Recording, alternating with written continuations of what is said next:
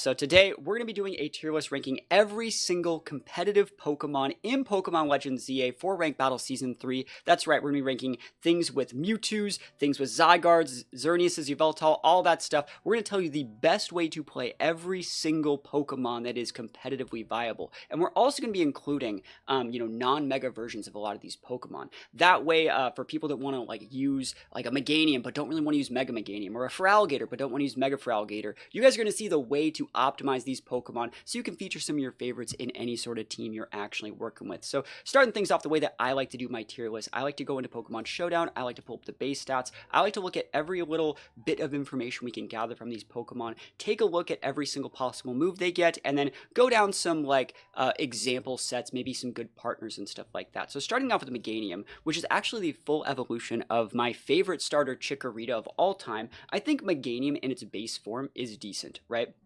It's a decent Pokemon. The biggest strength that Meganium actually brings to the table in this game, in my opinion, is that it's a solo grass type. And if you actually know anything about Legends ZA, you know that ground moves are premium in this game. The only way to really stop them is to have a flying type to nullify them, or have something like a bug or grass type to be able to cut that damage with their reduced typing. Now, the cool thing about Meganium, when you compare it to something like a Venusaur or a Victory Bell, is that Meganium is a solo grass type, so it's not taking that neutral damage to ground, it's taking a reduced damage to ground. So that's actually going to be really good. I would say the biggest fault Meganium's had over the years is just that it doesn't really get that great of a moveset. It gets access to grass moves. It gets Dazzling Gleam now, which you can use in your Mega form, but since we're just talking about base Meganium, I think one of the better ways to use this thing is probably, oddly enough, Curse. Curse with you get Earthquake, you get access to Bullet Seed. I know it sounds so weird, but I think this is probably one of the better ways to use this Pokemon because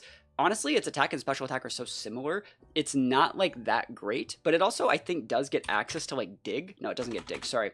There's a few other moves it gets. We sort it by physical, right? I think that it gets a few decent moves in this game. It should still get Iron Tail. It does get Leaf Blade, I know that. So I think that that's probably how I would be playing Meganium in this game. You turn it into the best that you can. You come in, swap in on that Excadrill, mitigate the damage from Earthquake, and just fire back your own Earthquake right back. So that's how I would be using Meganium. But that being said, I still think that it's probably in the D tier somewhere. Again, it's a full evolution of my favorite starter, but I still have to rank it honestly. I think that this thing has very limited move pool, and in a meta where a lot of those Excadrills are surrounded by Pokemon that have Ice and Fire coverage, the fact that this thing just walks up to the party with an Ice weakness means it's premium targets for things like Ice Beam. So I think Meganium is a really cool Pokemon, but I don't really think you're going to get a lot of viability out of it. That being said, I do think its Mega Evolution, Mega Meganium, is just a little bit better, right? So if we take a look at Mega Meganium and the differences between the two,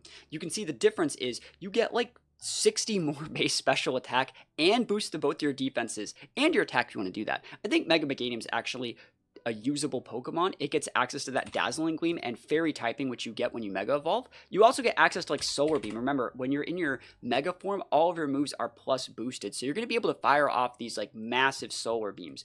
That being said, the rest of its moveset, again, is relatively lacking, but I would say the fact that it gets Reflect and Light Screen is going to be really, really nice. So I think this Pokemon is actually usable in a lot of situations, and before we get even further into the tier list, I want to briefly run down what each tier means, because I think a lot of people see Meganium in the D tier and think it's absolute garbage.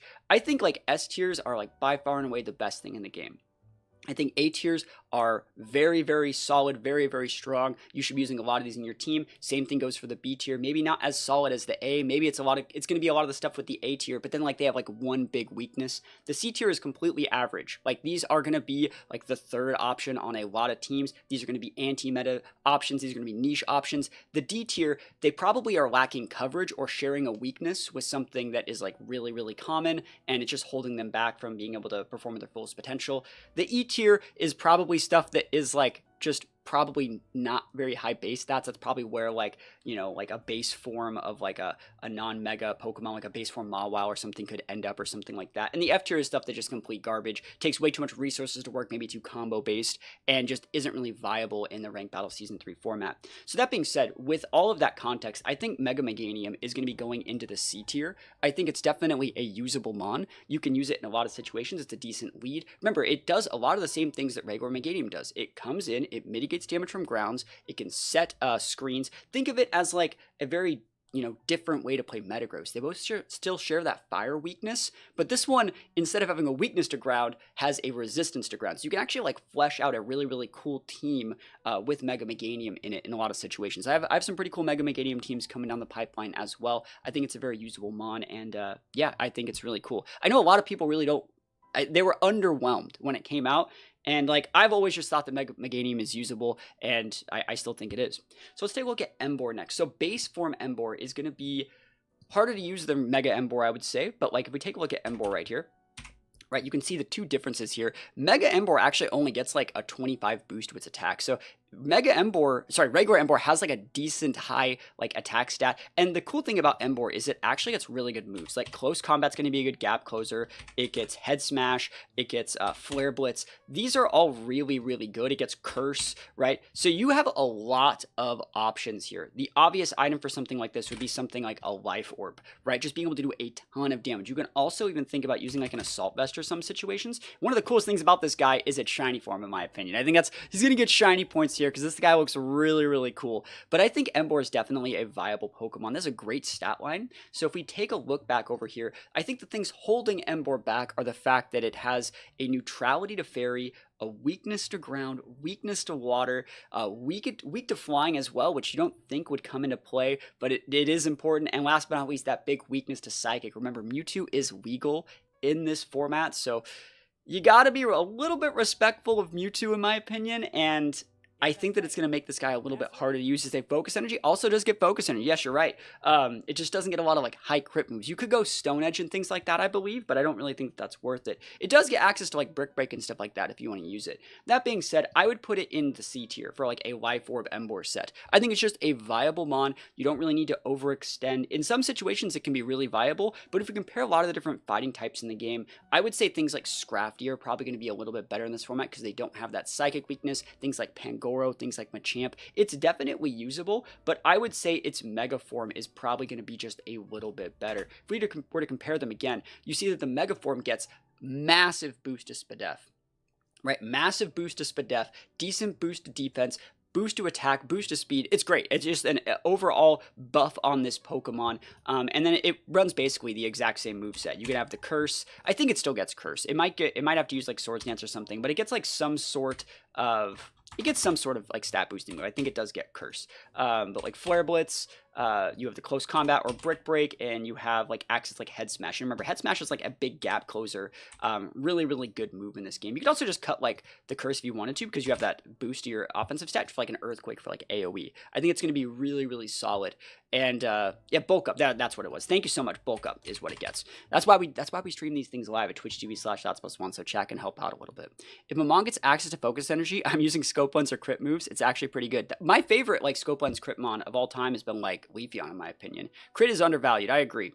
That being said, very, very viable mon. If we were to go back to the tier list, I would put this probably in the lower echelon of B, because it is one of those Pokemon.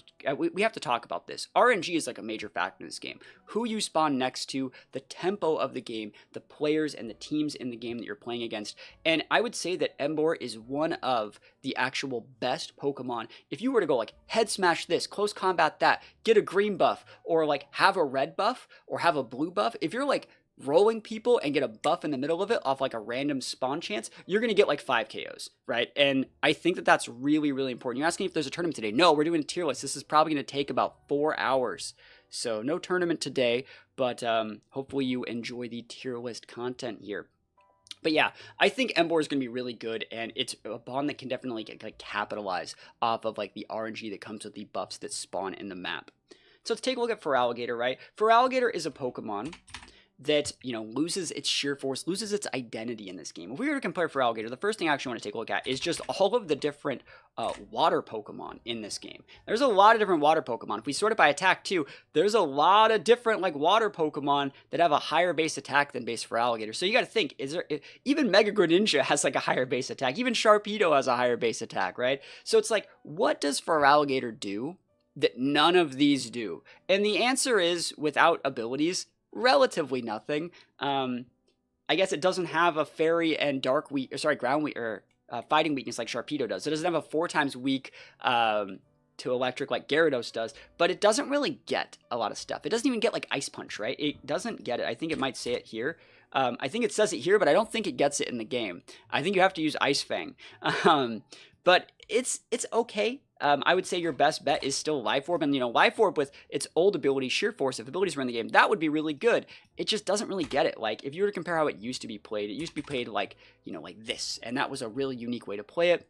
It just doesn't really get that anymore. It gets access to decent coverage moves in Earthquake. You have Waterfall, Liquidation. It gets Outrage. But realistically, this guy does fall short on a lot of different situations. I think the best way that I might play this, honestly, would just be Assault Vest and just kind of sit around, maybe not die, use it to gather Mega Energy. Going back to the tier list over here, it's definitely a Pokemon I would put in D. I would put it behind Meganium. It's usable. Bulky water types are good, but I don't really see this being a situation where Feraligatr's just dump trucking things without its Mega. If we were to go take a look at its Mega, though, which I think is actually a very viable Pokemon, it gets 55 more base attack. It gets 20 base defense, which is premium. It gains 10 more base speed def. Really, really good. I think one cool thing about this is while it's gaining its dragon typing that's bad against Xerneas, it's good against literally everything else. It's decent against Mewtwo. It's going to be able to do, it's going to gain a secondary stab. So you still have that waterfall, right? Or liquidation, whatever you choose. You have now a stabbed outrage. Right? I think this is really, really viable. I've thought this Pokemon is good for a long time. Still can go for earthquakes and stuff like that. I think it's just solid. And if we were to go back to this, I would actually put it up in the B tier. I would put it above the Emboar in my opinion, just because I really do think that Water Dragon typing is very, very unique. I think some of the things that Feraligatr is lacking is maybe some better gap closers. Yes, you have a waterfall or something like that. But I just think that it's one of those Pokemon that even if, the big thing that it's lacking is even if you are getting on something, you're not really one-shotting them if your outrage is on cooldown. And then there are a lot of popular fairies in this format. So that's the thing. When you go to compare this to a lot of the power creep from the legendaries, Feraligatr kind of loses a lot of steam because it can't one-shot things. You're not one-shotting Xerneas, right? You're not one-shotting a lot of the different megas in this format. You're not being able, you're mitigating damage from Metagross, but you can't one-shot the Metagross, right? And I think that that's one of the reasons why it's in B. I think some people might have put it in A, but I think top of the B tier is probably where this thing will end up. And that's also just going in with the fact that its base form is just so unusable outside of its Mega, in my opinion, versus Emboar and Meganium are both just usable. Well, Emboar is, sorry. And it just gets better when it Megas. Feraligatr is a little bit subpar that requires the Mega to be good. So if you're losing or you're running low on Mega energy and you can't really get your engine going, you can get kind of resource starved out of the game. So now that we've got the starters out of the way, let's take a look at Talonflame. Talonflame is going to be the next Pokemon that we're taking a look at here. And I think Talonflame is viable, right? One of the cool things about Talonflame, it is a flying type, right? So it's able to mitigate that damage and have, a neutrality to that ground moves. It does have a big weakness to electric, which is very problematic because every single team's gonna have a Thunderbolt somewhere. But I think Talonflame is really good. I think Talonflame, if you were to full attack investment this thing and just start swinging, it gets access to Flare Blitz. It gets access to Brave Bird. Those are two of the best gap closers in the game. You can just stick a Life Orb on this thing and build it just like you would in VGC from 2014.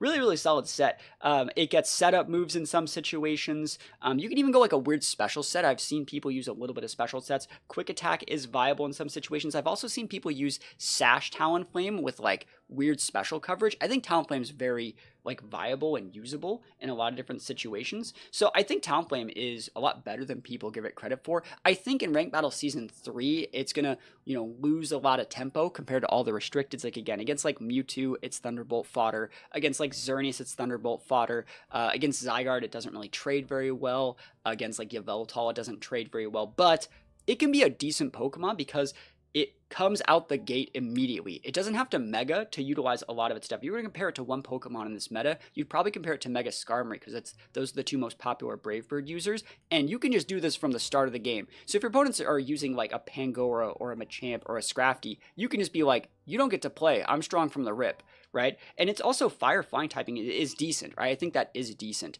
I would put Talonflame probably in near the bottom of the B tier, and that is solely just because it gets one-tapped by Hydro, Surf, Thunderbolt, everything. This thing is a wet noodle. Like, actually, the Mewtwo will come in and just, like, accidentally KO you with, like, a Psy Strike trying to hit something else.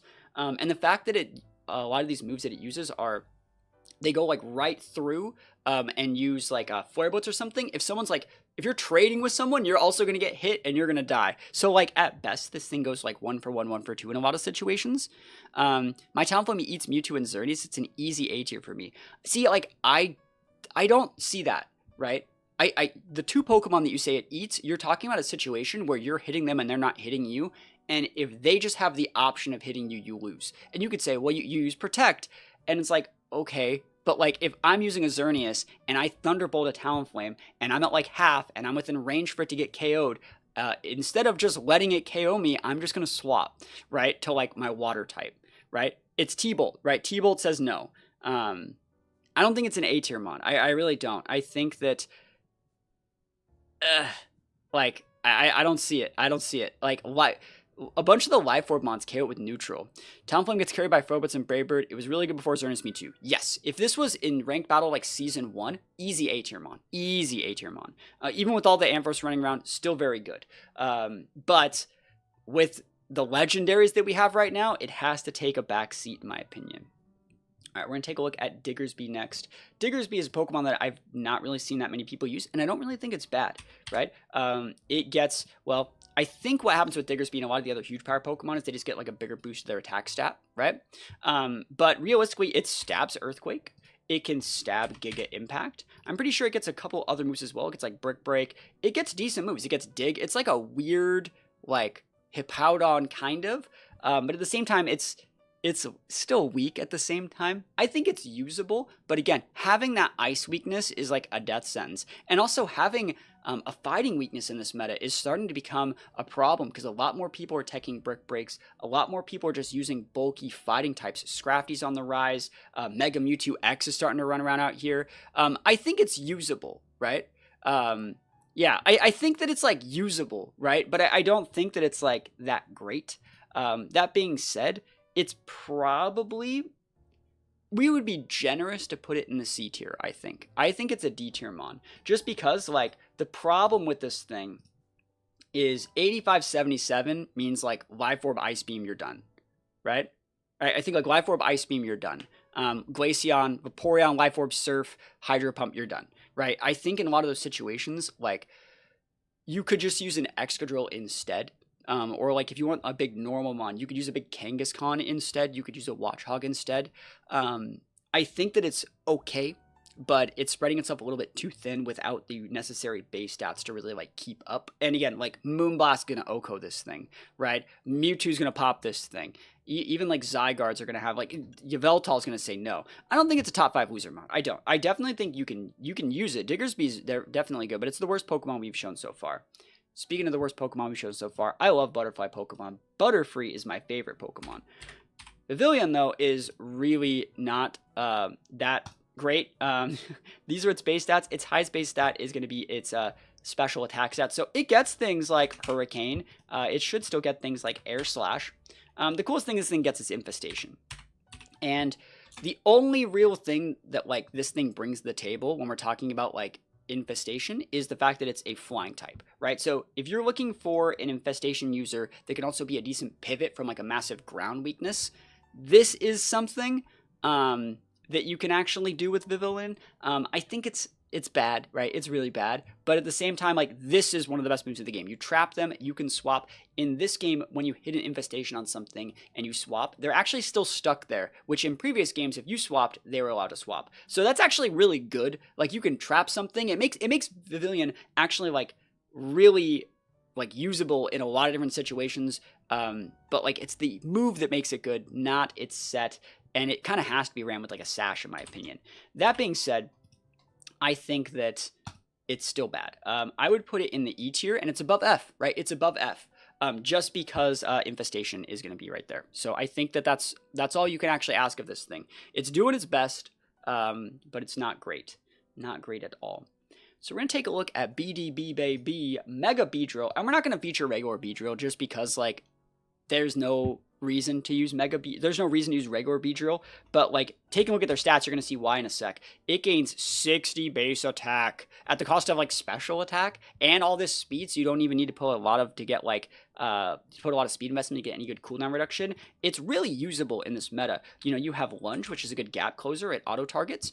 You have Poison Jab for Xerneas. So you break the Xerneas, you break the Mewtwo. You can go things like Outrage, right? If you want to break a Garchomp or a Dragon or like a Zygarde, you could even go something like a Drill Run if you want to be able to cut those fire Pokemon as well. Really, really cool mon. Yeah, definitely the definition of Glass Cannon. This is one that I like to use Protect on when I play. I think this is probably the best Pokemon that we've shown so far. It's optimized to deal with a lot of the meta. Now, one of the problems that like this guy has is when you want to Drill Run something, just like that Talonflame, and they're also hitting you with something, you can trade 1-for-1 in almost every situation with this guy, but you might also get KO'd, right? So like I think at best this thing's going like 1-for-2, 1-for-3, but it's probably at worst like a 1-for-1 in most situations. I would put it in the A tier. I think it's definitely a usable mon. This is the best format for it in the history of the game so far. This is the least amount of Skarmories we've ever seen.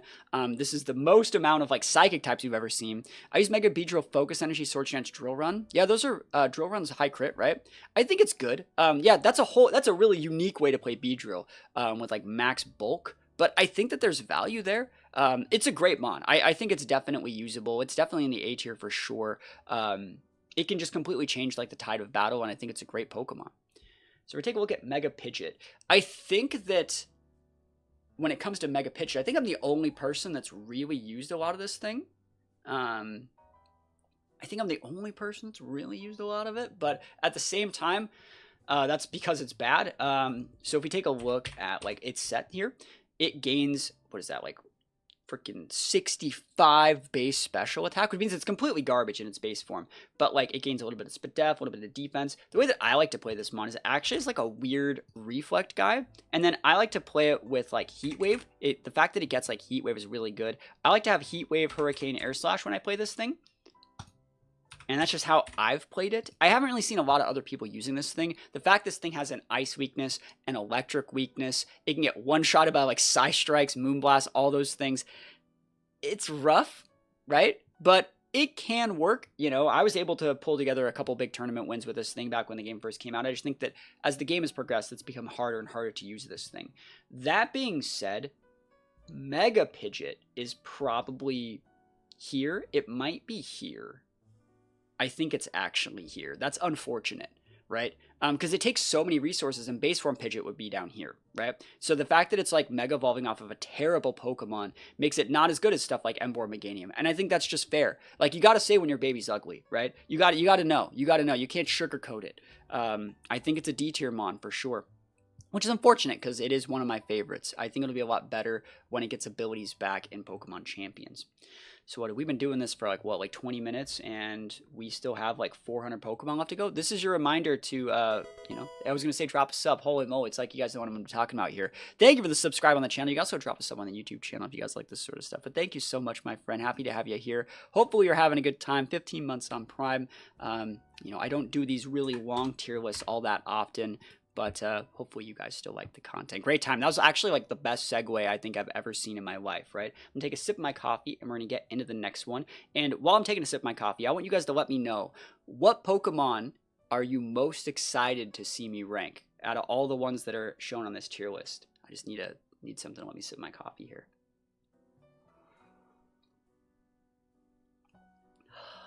Coffee's so good. All right, coffee is absolutely amazing. Life Orb Northern, that sounds really good.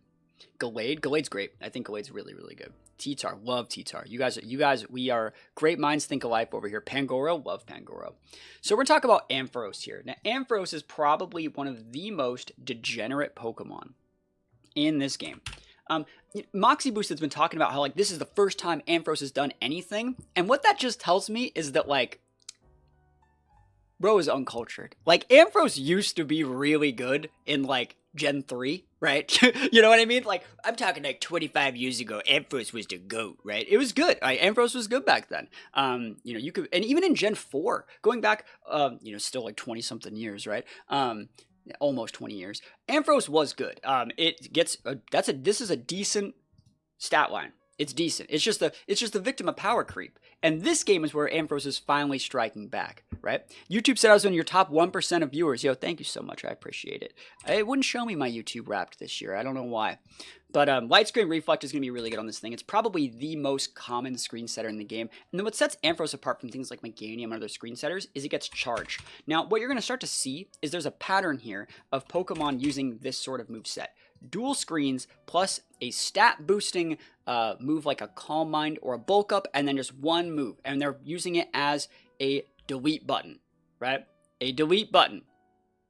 And, you know, Delphox can do this, Ampharos can do this, Electros can do this, Pikachu can do some of this stuff. I think it's good, right? I think that if you're just looking for like a decent lead to like learn how to play the game, this is really good. You can even build it with like a Magnet or a Life Orb or a Rocky Helmet or a Shukaberry. I think there's so many different ways to play this thing.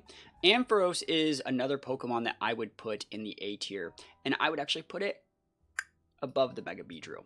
I think Ampharos is still very, very good. It's really obnoxious and it's super lame to play against. I'm sure everyone's loaded up into a game where like you're trying to do something cool and you fight 3 Ampharoses that won't ever hit each other because they don't want to use their one move Thunderbolt on another Ampharos. That sucks. Like, we've all been there. But at the same time, it's really good for a reason. Like, it is good. It's unfortunate and it's boring and it's lame, but like we have to give credit where credit is due. It's a very, very usable Pokemon, and since it is like the best screen setter, it can really like enable what I would say is like other like non-viable megas, like a Feraligatr, to be like really, really good. Taking a look at Mega Ampharos, while Mega Ampharos can still do a lot of the stuff that regular Ampharos can do, it's built a little bit different. It gains Dragon typing similar to Feraligatr, right? But it gains 50 base special attack. What I like to do with Mega Ampharos when I play this thing is you have your Thunderbolt, right? And then you get Dragon Pulse, which is a really bad move. It has like no range in this game, and there's a lot of fairies in this format, but you know what? This is a cool mon. I think one of the cool things about Ampharos and the Mega form is like it gets really, really unique coverage. It gets things like the Focus Blast, and like you could even put, this is like one of the worst moves in the game. I don't recommend this, but like you could put like Power Gem on it.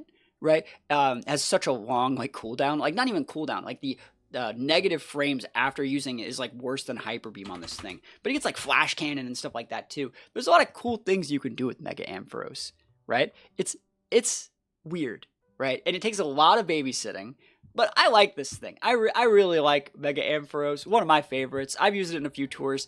It's definitely usable, but it's in the bottom of like usable. Like you can see it's kind of like right in the middle of like good and bad right here. I think it's usable, but it unfortunately does, you know, gain ice weakness, has that big ground weakness, gaining also a fairy weakness to Zerd, makes it really rough. I think it used to be a little bit better. I think in like season like 1 and 2, maybe even just season 1, you could have really got away with like just throwing a Megastone on your Ampharos and being fine. You say you still think Mega Amphi wants charge. That's the thing. Like if you still think it wants charge, it can, and charge is fine. But like I'm trying to find ways to feature things that aren't just exactly the same thing that their other forms are doing, right? For people that want to really have a unique Mega Ampharos experience, this would be the way to do it. Am I planning on doing a tournament this weekend? I don't know. I don't know yet. It depends on when we have the sub goal, I think. It depends on when we have the sub goal. I have to run a marathon on Sunday, so probably not on Sunday.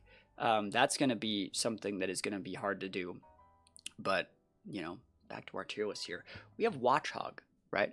Watchog, a Pokemon that is weird. This thing is bad, right? This thing is bad. It gets 85 base attack. There's a combo with this thing that I've seen people doing, and it's based around like Giga Impact, right? Is it Focus Energy Giga Impact? Is that the set that people are doing? I don't really know what the set is, right? I've just seen people doing it. Yeah, so it's like Focus Energy Giga Impact type stuff. and you're just trying to get your +2 crit from the focus energy, then the +1 crit from the scope lens, and auto crit the Giga Impact, and it's stab Giga Impact. So like it's a mini Kangaskhan. Yeah, it's not as good as Kang, and it's just for memes. It's just funny. That being said, set works, but like I joined a lobby one time when someone was trying this against me, and I just pivoted a T-Tar every time, and I was like, Lamau. Yeah, Workup's another one. Yeah. So there you go. That's the set, I think. So it's cool, but at the same time, like, it's not great. I would put it's here somewhere. I'm gonna let chat decide this one, because I think it's too deep. I think it's too deep. If you think it's usable enough to, right here, right, we can put it in E. I think you say D at worst.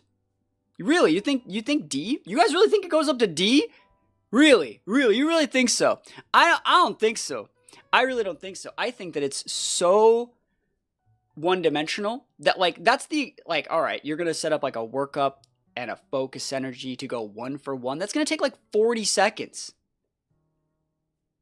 and like it just can't hit like a rock or a ghost. That's too deep. Yeah, Metagross. Metagross says you gotta be this tall to ride, homie. Yeah, I think it's down here. I'll put it in E for you guys that think it's a D, but I think that it's like too one-dimensional. Yeah. Anyways, I'm gonna put it in here. And let's take a look at Roserade. Now, Roserade won one of our tournaments, I think. I think it either won or got second. It's usable. It's a grass poison, which I would say is not good in this game. Like, you have that psychic weakness. You have a ground neutrality instead of a ground resist.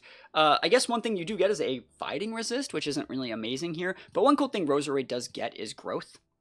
And I think the one that won our tournament used, like, Life Orb growth with, like, I think they had Giga Drain, but I think they had, like, Solar Beam. I think that was what, like, actually made it work. Plus, smooth Solar Beam boosted by growth is a lot of damage, right?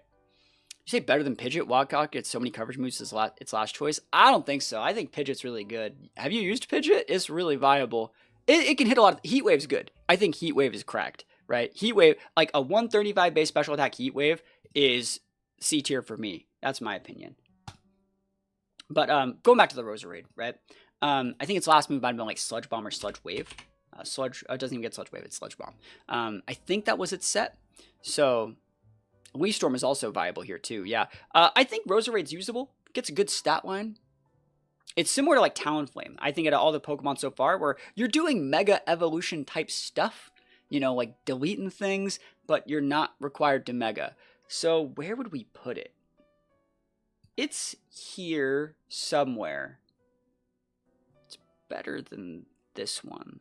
I'm looking at it right there. I think it's better than Mega Amphi, but it's not better than like an Emboar. I think regular Emboar is just still better than Roserade. And I think Mega Meganium is still, it's so nuanced, the thing that Meganiums do. Blue Bell, lots of mons can do damage. I think the fact that it has that ground neutrality is really holding it back. And in a Mewtwo-dominated meta, like, I'm being really harsh on a lot of these poison types right now. I'm being really unforgiving to anything with a psychic weakness in this format. Yeah, so that's going to be that. So let's take a look at a golden standard of the meta here, going to be Gyarados here.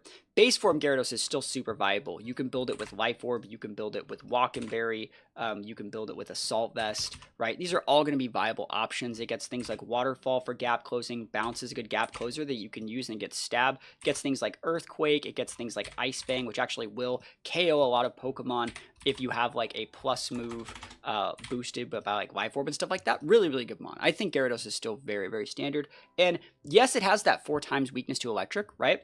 But you know what gets Thunderbolt. They know, you know, just don't eat the Thunderbolt. Like, if you can hold yourself to like 1 getting Thunderbolted KO per match, Gyarados is going to be great. Because Gyarados really plays in turn with like what else is good in the meta. Like, it's a perfect companion for Metagross. What's Metagross weak against? You know, like ground moves, fire moves. Gyarados resists both. What's Gyarados weak against other than electric? Like rock and stuff like that. Freeze dry, right? Metagross resists both of those. So I really, really like Gyarados. It's like the bulky Gyarados. People are talking about walking Gyarados. Sash Gyarados seems like a solid option as well. I think Gyarados is definitely an A tier mon. I would put it right here. I think Gyarados is better than Beedrill because it's so much more splashable. Yeah, Protect is also very nice. I think Gyarados is very splashable, and there's so many teams where if you just need like one Pokemon in the last like 30 seconds to get you like 1 or 2 KOs, you throw the Gyarados out, go for a Waterfall, go for an EQ. You can get a lot of different like KOs with this thing. I think it's still really, really good. So it's great. I think Gyarados is probably the most splashable Pokemon in the whole game. I think you can just last spot, throw a Gyarados on there. Easy peasy lemon squeezy. It's the de facto like bulky, like aggressive, physical water type for this game. Yeah, I still think Gyarados is great.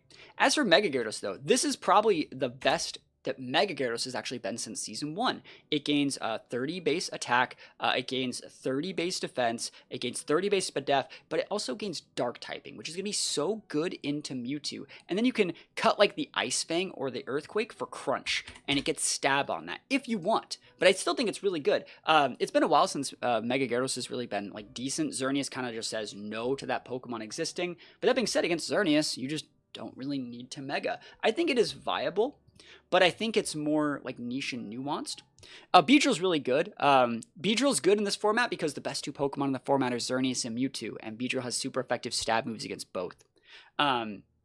Yeah, I think that Mega Gyarados is not A, because again, it's taking your Mega slot away from something that actually would need it. Like, I don't really see a situation where you're really funneling resources into activating a Mega Gyarados when you could be activating like a Mega Metagross, or even a Mega Chomp, or even a Mega Mewtwo X or Y, or a Mega Zygarde or something. I think that the energy would be better spent to do other stuff. I think it's top of B, just because like even when you do have that like situation where you are good against the Mewtwo, you're gaining like a fighting weakness to something else, you're gaining a fairy weakness to something else. Yeah, so you say Mega Gyarados should be above Beedrill? I don't know. Yeah, it's rough. I think that like losing the 4 times weakness to Electric can also be sometimes good, but like I think that also I will say Mega Gyarados has like a decent matchup in a Mega Metagross and stuff like that, with the Crunch being super effective. Yeah, I think that I think that Mega Gyarados is B. We can't just have every good Mega in A. That's not how it works, right? I think that A is really kept for like the very specific like few good Pokemon. If something's just really usable and very splashable with good typing, the highest it can go is B, I think, right? Because like Beedrill doesn't really excel, I don't think Beedrill should go to B. I really like Beedrill in this format. I really, really like it. And it's going to probably be the bottom of the A tier, but I really think it's very good. You got to play with Protect, though. It has to be played with Protect. Because, like, against, like, a Mewtwo, right? If you pop the Protect and don't die, right? On the Psystrike, they have nothing, right? They're swapping. They're leaving, right? So, that's my thoughts. Barbarical. I always put an N in that name. Barbarical. So, I'm not including regular Barb because, like, it's not good. You're never going to use this thing. The Mega Barb, though, it gains fighting typing, which is actually, like, good and bad, but at the same time, like, it's kind of cool. It gets access to, like, Brick Break, so it can be a decent Brick Break user. I think it also gets Close Combat, I think. That being said, you lose your Water typing. So, like, if you wanted, like, to be usable in your regular Barb form, it's not great. 140 attack is cool, 130 defense is cool. This is a usable Pokemon. I used it for, like, one video, and, like, I got so many Stone Edge KOs. This thing is just like slapping Stone Edges all across the world. You say it's Terrakion. It's just so weird. So it is like Terrakion, but Terrakion's good, right? Terrakion's strong. Terrakion's confident. This thing is a wet noodle and a half. I don't know why, because it has like decent bulk, but I do not like this thing. I do not like this thing. I feel like it dies to everything. Heavy Slam, Iron Head, all this stuff people are teching to beat Zern. Earthquake, right? This thing just has a weakness to like everything. Versus like, I don't think I'd feel that same way about Terrakion. But yeah, where would I put this guy? It's kind of rough to find where to make it work. And it's totally possible that like when I used it, I just didn't make a good team with it. It's better than the D tier. It's probably in C, but like, let's talk about this as a community, right? If we were to put it in C, right? I can't see a situation where this thing commonly goes for a 1-for-2, which means you get 2 KOs before you get KO'd, right? You can Mega Evolve, get 1 KO, and then you're going to get hit. While you're hitting something and getting that KO, you're getting hit by literally anything. Yeah, in a free-for-all, Tiger War gets it. Like, I don't see a situation where you're getting away with hitting multiple things, unless, like, your opponents are bad. So that being said, I think it's in C tier. It's probably better than Mega Ampharos, but maybe not. I think it's better than Mega Ampharos. Stab Close Combat is good. Yeah, I like the fact that it gets one-shotted by Earthquakes, Water moves, Fairy moves, Psychic moves, Ground moves. Like, that's not it. You know, with great like, it has crazy good bulk too, but like, that doesn't matter when you take every hit for super effective.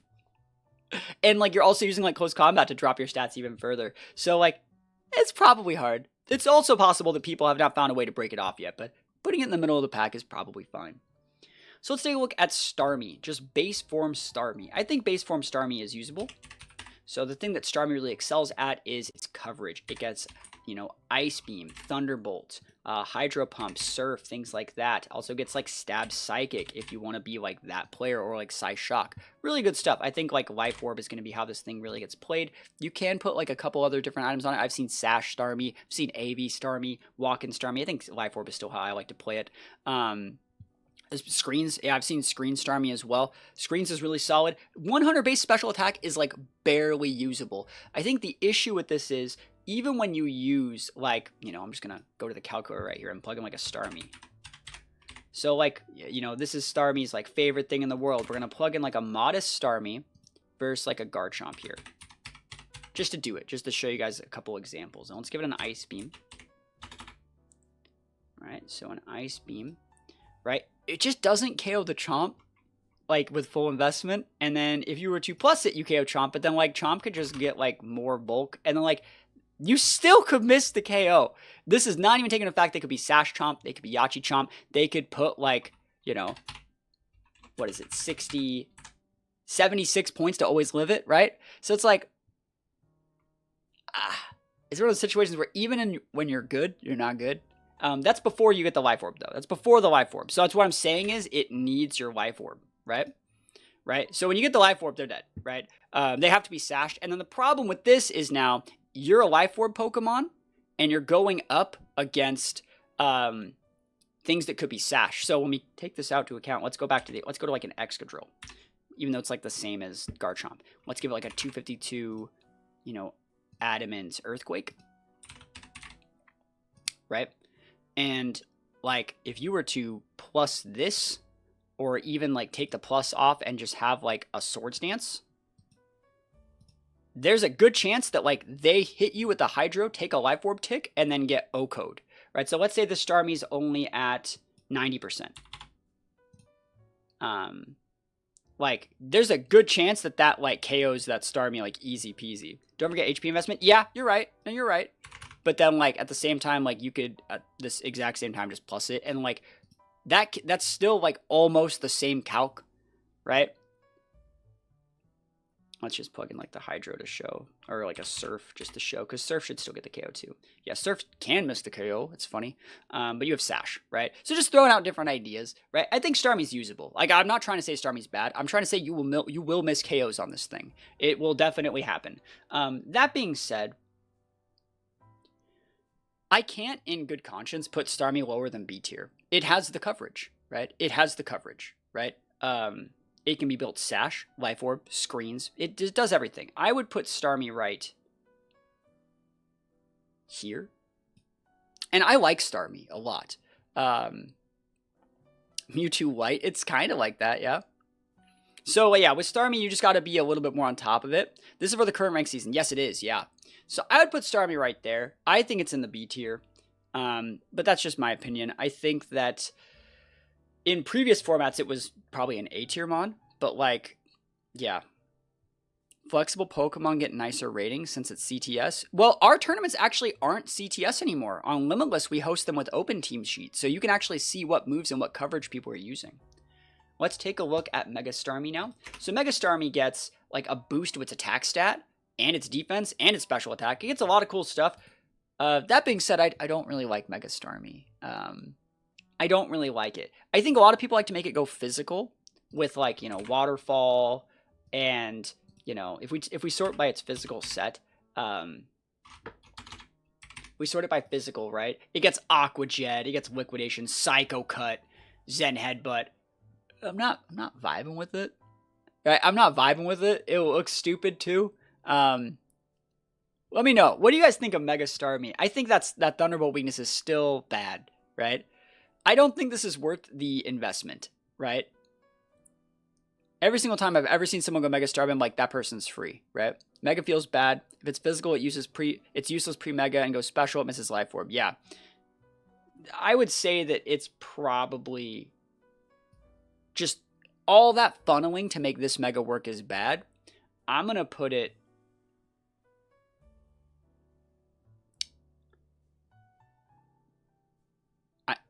I actually want to put it down here. I don't like this Pokemon. It can still go special too. It gets a 30 boost to its special attack stat, but that's like the same as like an Orb Starmie, right? Yeah. Just my thoughts. I don't like this thing at all. I think it's really bad. Because it takes like so many resources. You're using your Mega, right? You're throwing the game to make this thing work. Watchog is better. It is. Yeah, Watchog is better. And you're actually, let's be real. Watchog is probably here. I think Diggersby's still better because, like, Stab Earthquake, you can't say. I think this is correct. This is correct. Watchog is actually a little bit better. The Mega Starmie is shit though, right? Am I wrong? I think it's very bad. Recover Bulk Up, not worth. I actually don't think Recover is viable on any Pokemon other than Mewtwo Y in this game, and it's still not good. Just my thoughts. Recover's bad in this game. Yeah, I remember, like, I tried to make Recover work early, and I was like, this is just not worth it. Because you still have to target stuff to use it. It's just not worth it. So let's take a look at Forgis. Like, Forgis is a bit of a weird Pokemon. So Forgis is right here. And it gets decent base special attack, great base Spadef, which is not great. This is basically the Mega Malamar of fairy types. The problem with Forgis is it doesn't really get good coverage. And you guys have seen how not very viable Mega Malamar is. The fact that it only stabs like Moonblast and Dazzle, and then like it gets grass coverage, but that's about it.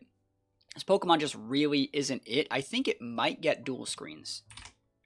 Nope, I think it gets a light screen. Light screen, yeah. Calm Mind, nah, not it. Like, yeah, it's not the sauce in this format, I think. It gets Psychic, you know, it gets...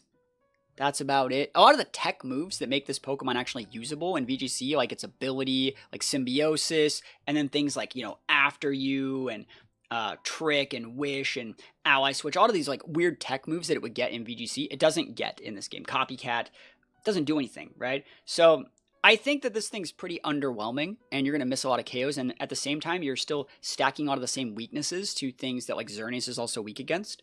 That being said, it's probably... I actually think this is an E-tier Mon. But I think it's better than Starmie. I don't think it's a D-tier Mon. I don't think it's good enough. I think this might even... I don't want to do this. How many Mons do I have left to rank now? All of them. There's 20, 40, 60, 80, 100, 120, 140, 160, 161 left to rank. Right? It's going to take a while. We're going to be here for a really long time.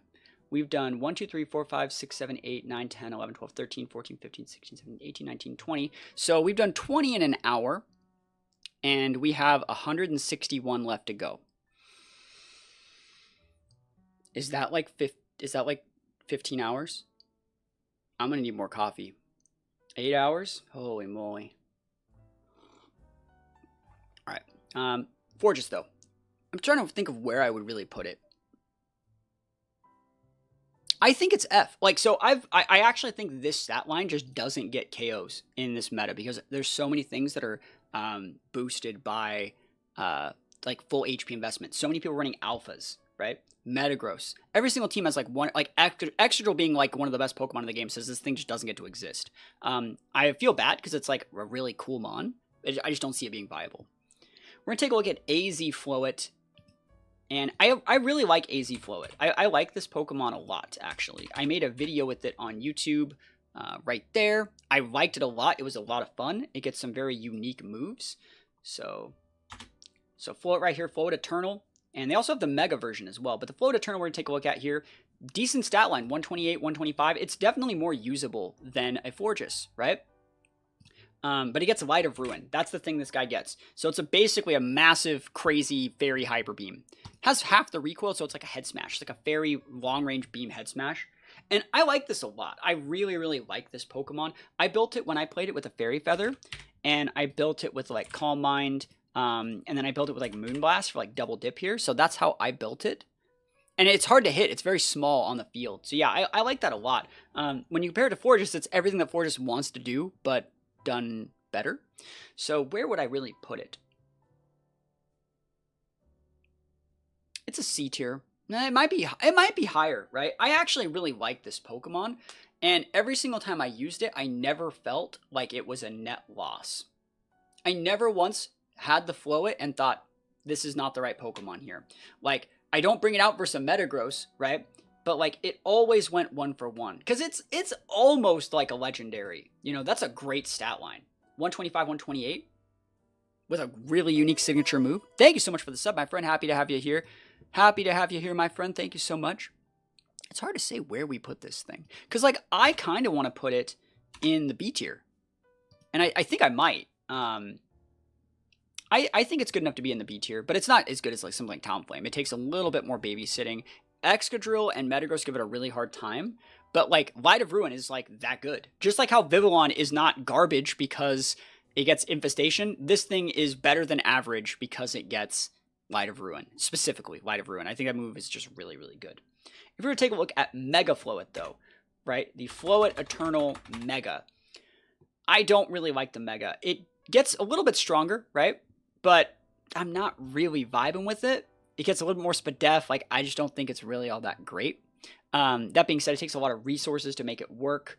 And, like, that's a crazy good ability for when Champions comes out. But, like, I don't think it's going to be super viable. I would probably put the Mega Floet because it's so resource intensive. Maybe a little bit lower. Like, it's better than Ampharos still, I think. And it's better than Barb. But I think that, like, Roserade is just a better Pokemon. Does it get Giga Drain? I think it might. Yeah, but, like, that's bad, you know? You would never use Giga Drain. Like, you would just use, like, a Moonblast or, you know, I have Hyper Beam when I played it too, like, just big beams. I think that's probably where I would put it, though. It's okay, but it's a lot of resources.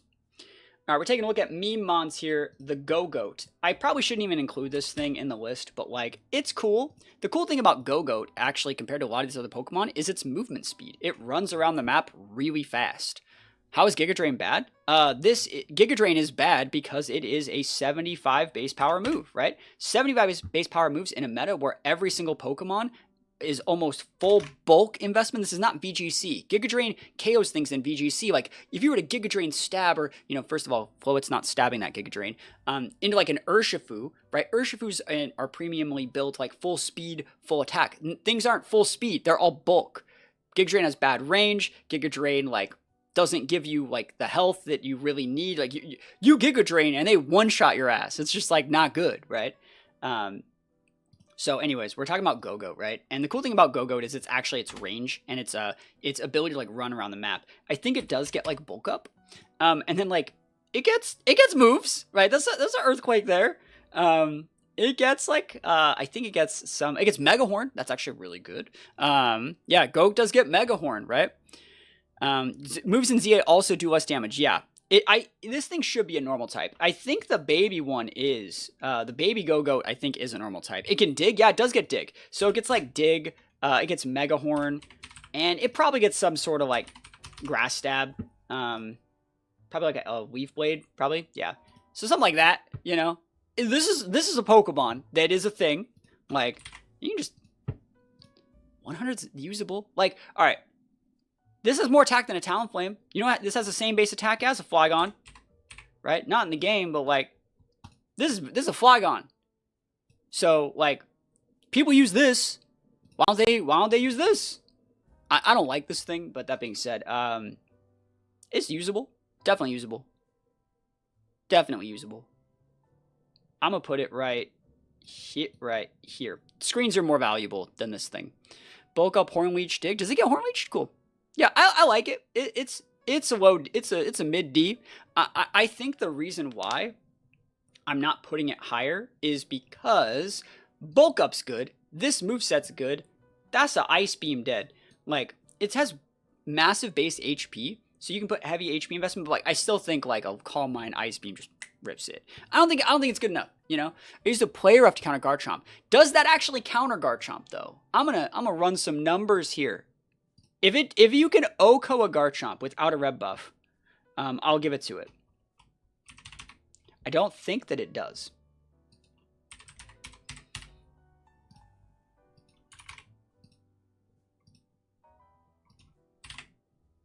All right. So, like, I forgot that it got Play Rough, though. Plus move. Boosted. Leaf Blade. Okay, so you gotta use 2 moves. I mean...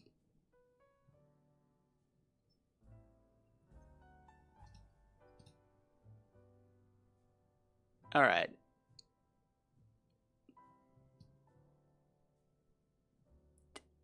This is the best you guys are going to get. That's the best you're going to get from me. I'm not vibing with this thing. But cuz that seems Play Rough is good. But that's the best we're getting here. I cannot put this thing. I can't. It's too much of a real. You really think it's gonna see? All right. This is now the new benchmark for like the bottom of the barrel usability. All right. I trust you guys. I listen to your feedback. I trust you guys. Yeah, the speed. That's the value with this guy. All right, let's go. This is the best you're gonna get. Don't ask me for anything else ever again. Yeah, I'm open to understanding. Like, the moveset's there. The base HP is there. The base 100 attack is there. It's there, right? But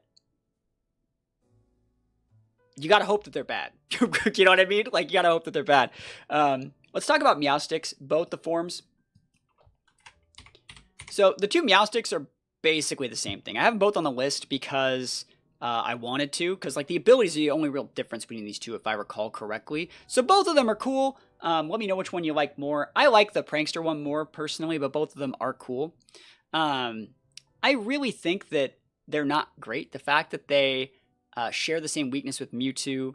You say the female's more offensive based. I think they get like roughly the same moves though. Like, the cool thing about Meowstic is it gets like Thunderbolt, right? And you can go like Nasty Plot, right? And you can get like Psychic. And there's probably like one other move that this thing gets. Dark Pulse, Earth Power. Does it get Earth Power? It says Earth Power here, but I don't know if it does. Get Screens. It does get Screens. It's not terrible. This is not like a Shipmon. Because it has like just enough special attack boosted by a Life Orb to be viable in my opinion. So like, I think it's okay. It's in the D tier. I would say it's better than Meganium. Both of these guys are. Thunderbolt is a really good move. You should try it. It is really good. It's just bad now because Mewtwo. Yeah. I think it would have almost been a C tier Mon. If you guys haven't played with Meowstic, try it. It's a good Mon. It's like a really weird Starmie, right? It's like a Starmie without the good water coverage. So people are comparing it to like a shit Mewtwo. It's like a shit Starmie, realistically. Gets Infest. Does it though? No way. No way. No. No way, bro. I don't think it gets Infest. That'd be nuts. Just wait for the Mega. If it gets a Mega, that's cool. It was one of my favorite Mons.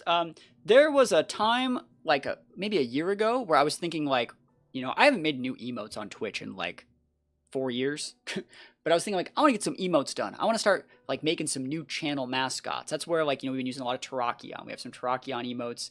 And I was thinking about maybe building like Meowstic into that like brand. And I didn't. I just used Meowstic and got the memes out of my system. But it's one that I actually do like a lot. I like it a lot. Yeah, thank you for the Prime sub. Appreciate it. Happy to have you guys here. If we hit the sub goal, we're gonna host a Mewtwo tour. I can probably get that done tomorrow if we hit the sub goal.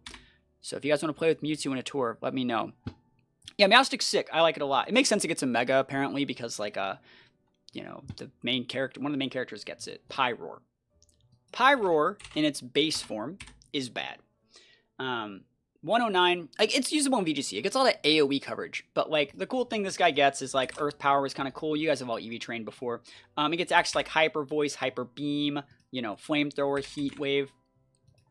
This guy's not great because it has the big water weakness and ground weakness. I saw one person get first place in a lobby with this. And I was like, huh, that's cool. And then, like, never again, you know. Only female Meowstic gets Earth Power. Huh, that's surprising. Well, good to know. Right? That being said, I think, well, let's put the female one on top then. I think Pyroar in its base form is pretty bad. Too many weaknesses. You know, let's compare it to, like, Diggersby. Like, they share the water weakness. Fire typing is not good. Just base fire typing, I think, is not good. Because, like, let's say you swap in on a Xerneas Moonblast and you take, like, 80%, right? You have a fighting weakness, you have a ground weakness, you have a water weakness, you have a rock weakness. I'm not vibing with this thing. Base form Pyroar, I think, is worse than Mega Starmie. I know, like, that's how good Infestation is, by the way. That's keeping this thing above water. And, like, a ground neutrality. The only neutrality this guy has is to Ghost. And I think that it just doesn't have the base special attack to actually do anything. 109, right? The fact that it gets a stab, like, it can almost work in a Chandelure, right? Chandelure can't really hit it that hard. You have an Earth Power, but, like, Chandelures, they're common and they're great, but I don't think it's enough to run regular Pyroar. Mega Pyroar, on the other hand, is a little bit more usable. It gets a little bit of special attack, right? A little bit. You get a little bit of bulk. So it's like, I think Mega Pyroar is a little bit more viable. But not by much. I really don't like this thing at all, dude. This is like the clunkiest mon. You know, Mega seems worse. It's not, because you actually, like, you actually can live through some things. You don't get tapped by neutral moves, right? I lived a Dragon Rush, you know? Like, it was awesome. Yeah, so that's the thing, is the Orb Pyroar could do better, but you get one tapped by neutral stabs. And this Pyroar doesn't have that happen to it, the Mega, and it doesn't take Life Orb Chip. Live Dragon Rush, like, mission accomplished, right? Yeah, 20 to all stats kind of blows. It does kind of blow. If it does happen to get, like, a really good ability, like people are speculating here, that could be how it's usable. But I think that it's, like, not good. I think that it's really not good. It's pretty suboptimal. The coolest thing this guy can do is stab Hyper Beam, and, like, Drampa does that. There's so many other mons that do that better. So, yeah, I think that it's pretty underwhelming. I tried to feature it on my side channel, and it was just, like, so hard to make this thing do, like, anything. Pangoro. Pangoro is actually really good in this format. So Pangoro, being fighting dark, it's finally time for this thing to make its presence known. It gets access to, like, a lot of different things. You get, like, the elemental punches. You get access to, like, you know, close combat. You get access to Brick Break, right? You get access to, like, poison moves. So you can go Poison Jab. You can go Gunk Shot for Xerneas. I still think you get access to, like, Earthquake. You get access to, like, Bulk Up. I think this is one of the better, like, Life Orb users in this meta. And the fact that it's a dark fighting means you actually are a great pivot into, like, Psystrikes or Mewtwo's. I think out of all of the dark types that are not legendaries, I think this is probably the best one. I think a lot of people when they saw, like, my Mewtwo video here, they were just, this one right here, right? I just went on a list of, like, 5 Mewtwo teams. Everyone was like, yo, you gotta try Scrafty. You gotta try Scrafty. And I was like, it's Pangoro. Pangoro is the thing that you want here. Scrafty's good, but, like, Pangoro's, like, better in, like, a lot of situations. Gunk Shot's nice, yeah. It's so good. Crit Focus Pangoro, I think that's probably what Tiger does, if I'm guessing. This is a very usable mon. I used it in, what video is that? Might have been this video, or this video is this one right here. This is, like, the only reason this team got, like, first place in, like, any of the games it was in. Yeah, I think that, like, Pangoro is great. I think it has a lot of good coverage. I think that it has good bulk, and I think that, like, you lean into, like, enabling that bulk with, like, Bulk Up. 95 base HP is good. 124 base attack is good off Life Orb. I think it's viable. I just don't know if, like, it's super viable. I do not think it is an A tier mon. I do not. I think it's good, right? But I don't think it's an A tier mon. I don't. I think it's really good. I would put it in the B tier, but it's way better than you give it than you're giving it credit for if you've never played with it. It's one of those Pokemon you're just like, huh, it lived that, it KO'd that. You're like really surprised. Maybe it's just because it's been garbage for so many years, right? Yeah, Yveltal and Zern cook it, but like against like an Excadrill heavy meta, like having stab fighting and dark with like potential ground and poison coverage is really good. You can just pop the Shandy, pop the Excadrill, Ice Punch the Chomp. It's one of those Pokemon that like out of nowhere, you're just like, whoa, I just got like 3 KOs, right? I actually really like this thing. I think it's probably right here. I would put it in B tier for Bear Tick. For Bear, right? But I think it's good. I think it's really good. I would say if you have not played with Pangoro, you definitely need to try it out. This is the one meta it's going to work in. And yeah, it has that weakness to Zern, but if you wait until the Zern's hitting something else and you just like gunk shot it, it's like dumpied, right? I really like this Pokemon. And like, again, B tier does not mean bad. These are all usable Pokemon from like this point up, in my opinion. So, you know, it's just kind of that third Life Orb option that's like stuck onto a lot of teams. And I like it a lot. So it's very, very viable. Next Pokemon we're going to talk about is a little bit of trash, though. Let's take a look at Garbodor. Man, I really miss G-Max. But, like, I don't miss all of G-Max. I just really miss G-Max Garbodor. That was such a cool Pokemon, right? First time joining the stream. Happy to have you here. I think Garbodor is garbage, literally. It gets nothing. 95 base. Even if you're stabbing things, like if you were to compare this to one Pokemon, you'd be comparing it to an Arbok, right? They're actually, like, kind of similar in that they both get that 95. They both have, like, terrible bulk. But then, like, Arbok gets coverage, right? Arbok gets the Earthquake. It gets the Ice Fang, the Thunder Fang, right? This guy, I think, still gets... It doesn't even get the Earthquake. I think it only used to get, like... Let's see what moves it gets. It gets, like, a whole lot of nothing, right? Gunk Shot, Seed... Like, doesn't get anything, right? It could blow up, right? It's not great. I do not think this Pokemon is usable in this game. It's definitely a bit of a meme. Not really anything. So this is by far the worst Pokemon in the game so far. So yeah, F tier. By far the worst Pokemon in the game. It sucks because like I like this thing. I like Garbodor. It's just all of the tech that makes this thing work. Like, you know, you used to use it with like weak armor, like, you know, weakness policy, like proc it with a bulldoze and like do a bunch of cool stuff like that. All the tech this guy would get, like clear smogs and hazes and spikes and all those other things, just don't work in this game. So unfortunate, never lucky. Dedenne. Dedenne is a Pokemon that was a little bit better in Season 1 that a lot of people like don't even remember is in the game, right?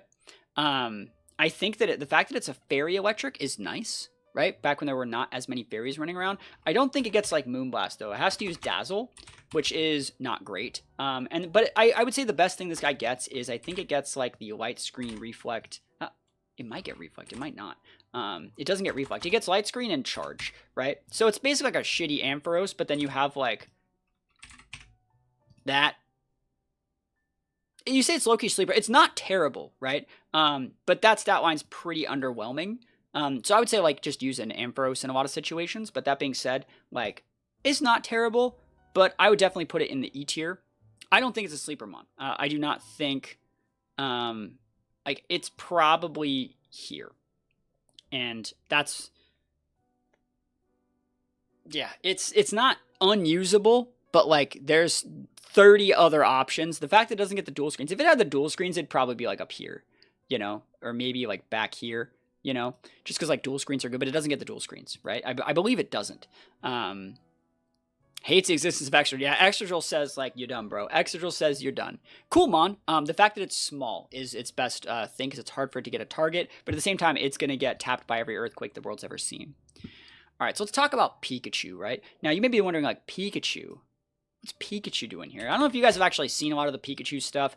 Pikachu can be built with the Light Ball to double its attack and special attack, and then you can go for like Charge Boosted, right? And I believe they go for Volt Tackle, right? I'm just trying to get this all correct, right? Pikachu, good Pokemon. This is like a super Ampharos. Does it still get screens too? I think it does. That's kind of how people, that's what people do, right? Brick Break, yeah.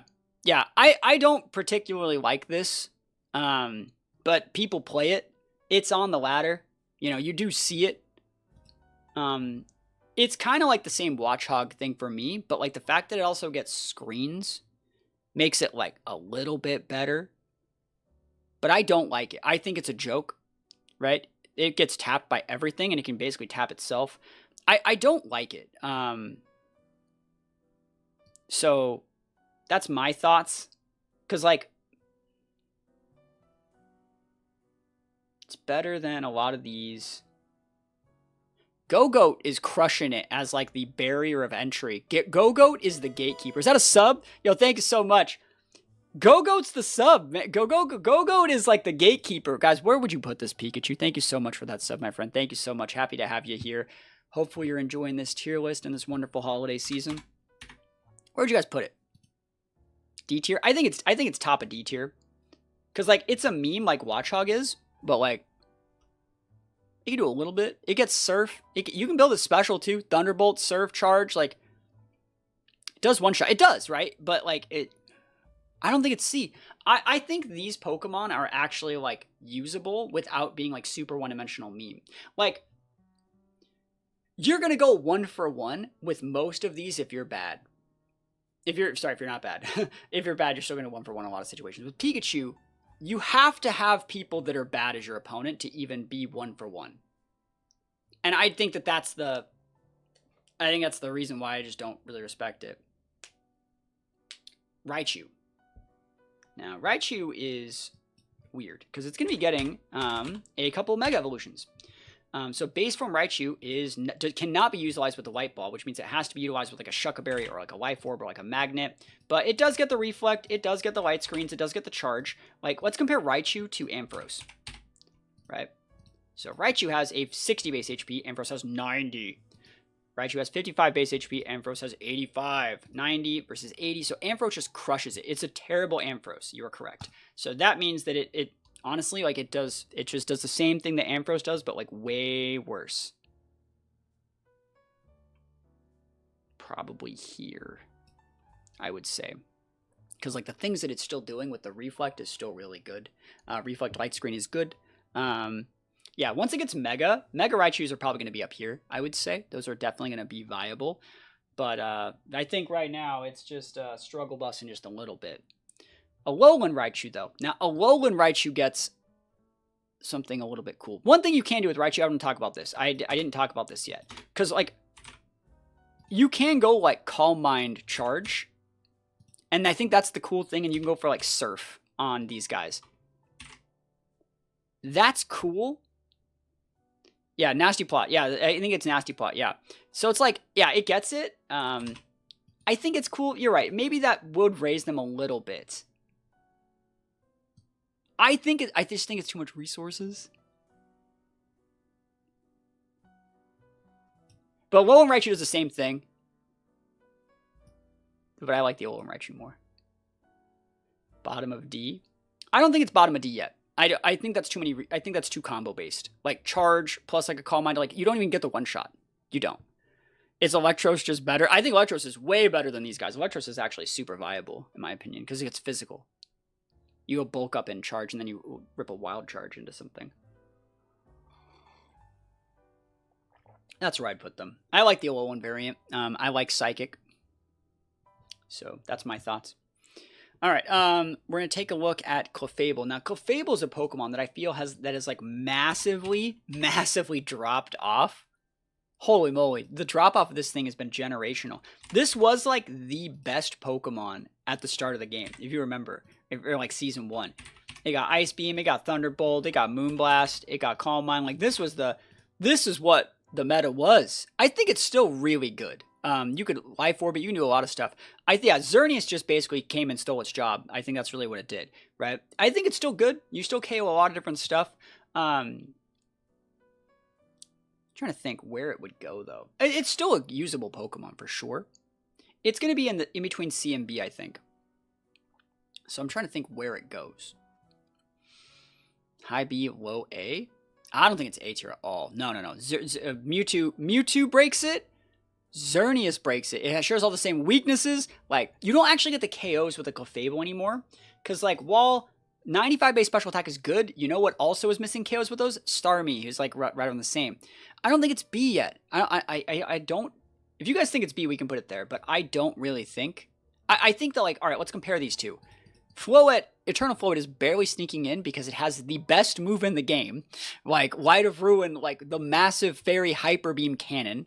And Clefable gets good coverage, but like,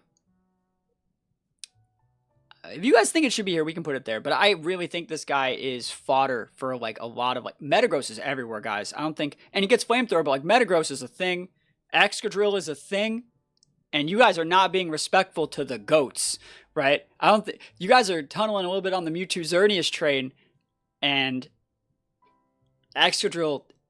Gengars are on the rise. Shandies are on the rise. I'm not vibing with this, man. I think at best it's right there. That's my thoughts. I think Gengar, Excadrill. That's where I'd put it. Because I think it's more usable than some of these guys. Let's take a look at the Mega, though. Mega Clefable is a Pokemon that I think will be very good once, like, Champions is out, right? Very good. 135 base special attack's good. Flying typing is going to be viable to make it like pair with Earthquake and VGC. It doesn't really benefit from its flying typing in this game, though. Like, Air Slash is what it gets, and you don't need to stab that. You just have better coverage, right? So you're basically just gaining an Ice Weakness. I think every single time I've ever seen anyone use this thing, and they go Mega Clefable, I'm like, oh, thank God you gained an Ice Weakness. You're dead. Ice Beam. Thunderbolt. Thank you, right? So I do not think this thing is very good. This thing is probably right here, I would say, because it still gets all the regular coverage, and the fact that regular Clefable is good means that, like, you get worse for trying to make it work. Yeah, means a Stone Edge, Ice Punch, yeah, Ice Beam, Thunderbolt, all those things. Yeah, it is not. You say that Earthquake immunity isn't enough to be scoffed at, but then, like, think about what is using Earthquake. Excadrill can Iron Head it. Garchomp can Stone Edge it, right? Clefable is just better than Floet? I don't think so. I do not think that regular Clefable is better than Floet. I think that AZ Floet or Eternal Floet is actually really good. I think it's really good because, like, Eternal Floet's really hard to hit, and it gets really good coverage moves. Like, I will always go like 1-for-1 or better with this thing. Yeah, extra pops with like Iron Head or Rock Slide, whichever one really. And a lot of the trumps right now are like Yachi and Sash, so it's like. It's hard to make, like, a Fable, like Moonblast doesn't just pop the Chomp either, you know? All right. Arbok. Now, I made a video with Arbok. Here. This video with Arbok. That was a fun video. Arbok is basically the poorest poor man who's ever been poor's Hippowdon. The thing about Arbok is if you gotta put your orb on it, right? It doesn't get, like, bulk up or curse. So, like, you have Ice Fang. And you have Thunder Fang, right? And you have like Earthquake, and you have Gunk Shot, but you have like Dig too. You can go Dig instead of Earthquake, right? This is a cool mon. It gets no bulk up, no curse, no swords dance, no nothing, and like it has base 95 attacks. So I remember the only way I was getting this thing to work was like I played enough games to get like red buff, and I got a red buff, and I just started freaking ripping people to smithereens. And I think any Pokemon can really do that. That being said, great coverage. Just bad mon. Great coverage, bad mon. Where'd we put it? It's in the E tier.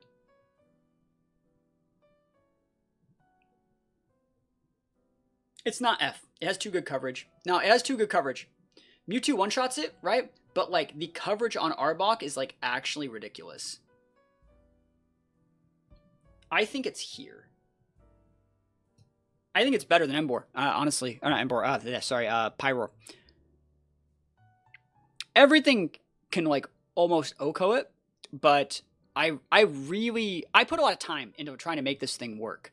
Put a lot of time into making it work, and I was satisfied with the results.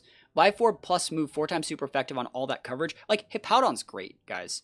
And this is basically a poor man's Hippowdon. So, like, you got to give a little bit of credit to one of the OG goats. Speaking of OG goats, we got Alakazam here. So Alakazam is not great. I would say that, like, you could Sash it. You could Life Orb it. Its coverage is really weak, and it's not very fast around the map.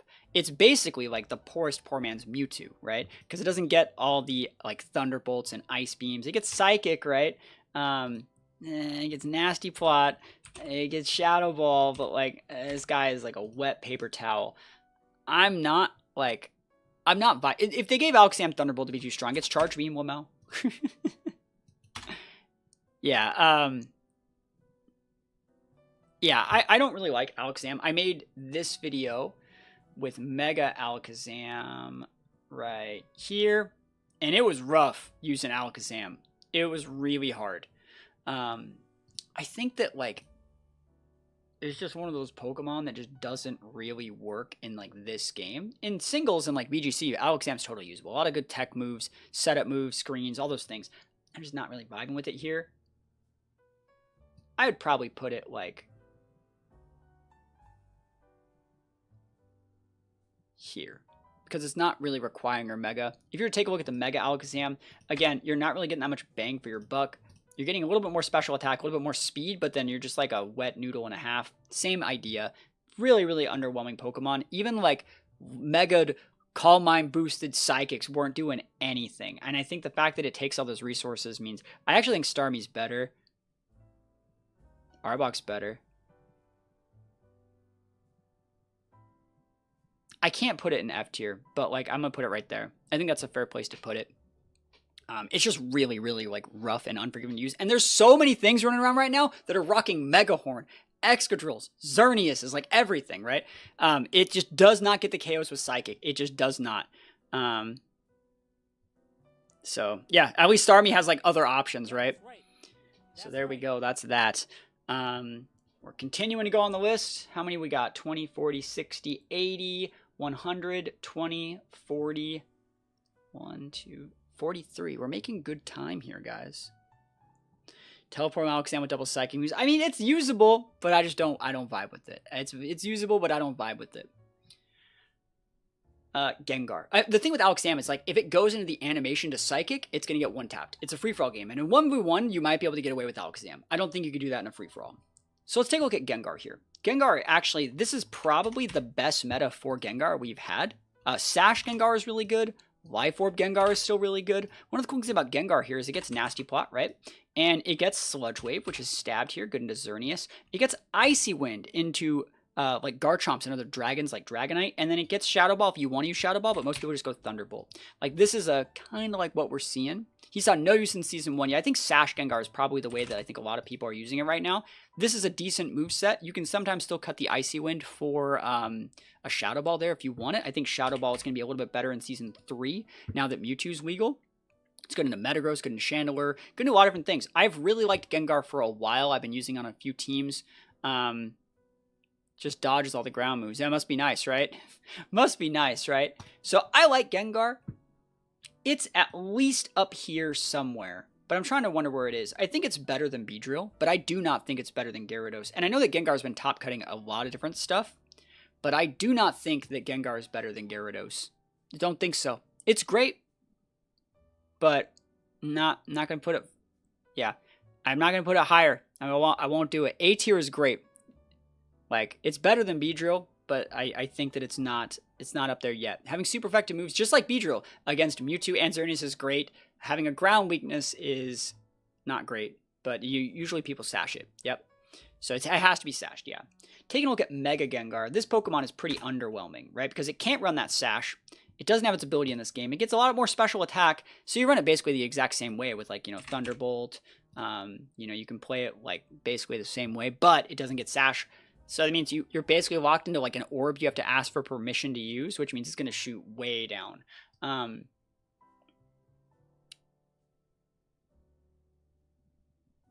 Here. That's fair. Yeah, and it still has great coverage. Mega Gengar is still like a threat.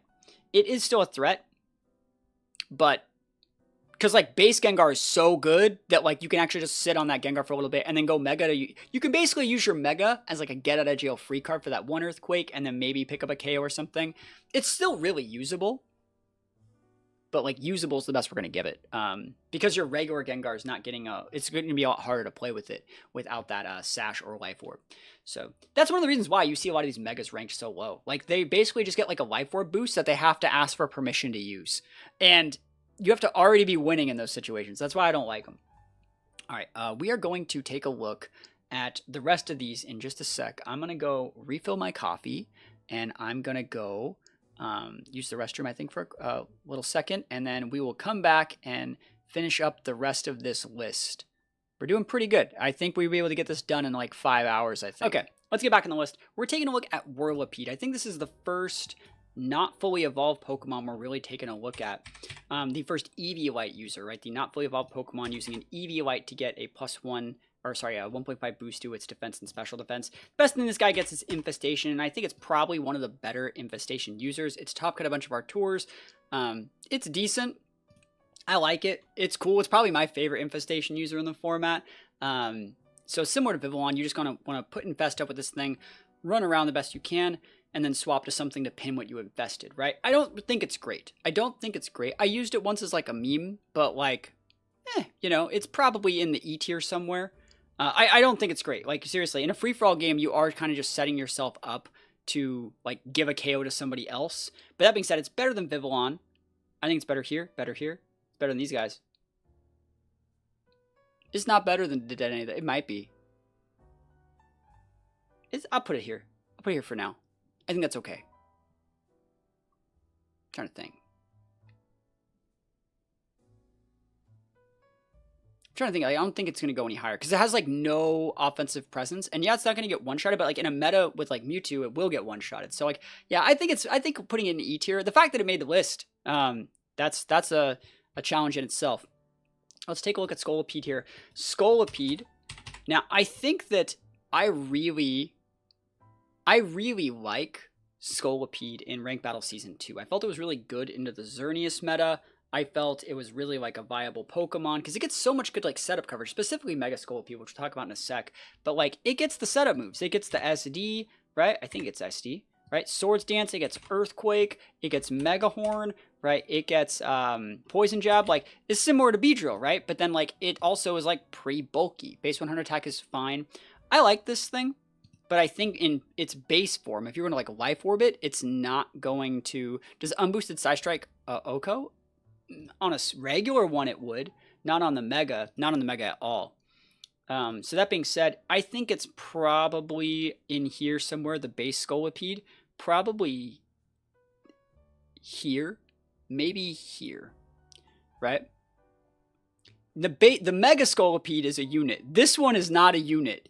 So the problem with both these guys is they both have a 60 base HP. You gain like 70 base defense, but that 60 base HP ain't going nowhere, right? So you still get tapped pretty hard. But that being said, the Mega Scolipede is good. I like this thing a lot. This is one of my favorite Megas. Probably, it might even be my favorite new Mega. Made a video for it right here. I like that video. I felt I did a good job with it. And yeah, I really liked it. So you say, where can I watch the VOD of what? The Scolipede? I just showed it, right? But I think Mega Scolipede's good. I think it's one of the few that gets a lot better. I think it's going to be even better once like we actually have like regular abilities and stuff like that. I like this thing. It's probably in the C tier though. I would say I would put it right here. I like this thing a lot. I like its coverage. It should live that Psystrike. It takes ground neutral. Oh, where can I work on the VOD of this show? It's going to be uploaded to YouTube probably in a couple days. So the full VOD's going to be edited, put up on YouTube in a couple days. That's probably going to be the best place to look at it. Yeah, I like this Pokemon. It has that fire weakness, has the psychic weakness, but I think in like the whole Excadrill meta that we're in right now with like Gengars and Excadrills and stuff like that with a Zern or a Mewtwo on their team, I like this thing. I really do think it's a usable mon and more people should try it because like it will threaten the Mewtwo with the Mega Horn. It's a gap closer. Like, you got shots. Yeah, subscribers can watch stream VODs on Twitch if they want, but yeah, that's how that works. That being said, let's take a look at the next Eviolite user we're going to be featuring, and that's going to be Doublade. Doublade's good. You know, Eviolite is going to be really good on this thing. The problem with all the Eviolite users is that their base HP doesn't change, right? So you're maxing out these like SPDEF and defense stats, but it doesn't really get that much. That being said, this thing is much better in this format than like any other format. You can go Swords Dance on it to give it a +1 on a base 110 stat, which is still really viable. It gets like Iron Head, it gets like Shadow Claw, Shadow Sneak. Other physical moves it gets are, you know, Brick Breaks. You know, I think it might still get like Close Combat. Night Slash is good. Sacred Sword's good. Like, there's a lot of things that it gets. Yeah, I really like this thing, and it keeps its like bulk when it goes in. So this thing's better than Aegislash, in my opinion. Barely, but I do think it's viable. I think it's a good partner for like some Mewtwo teams in some situations. I think like Mewtwo X with like the fighting psychic type, and I think this thing can be a good partner. I think it's probably going to be in the C tier. I'm trying to wonder where in the C tier it will be.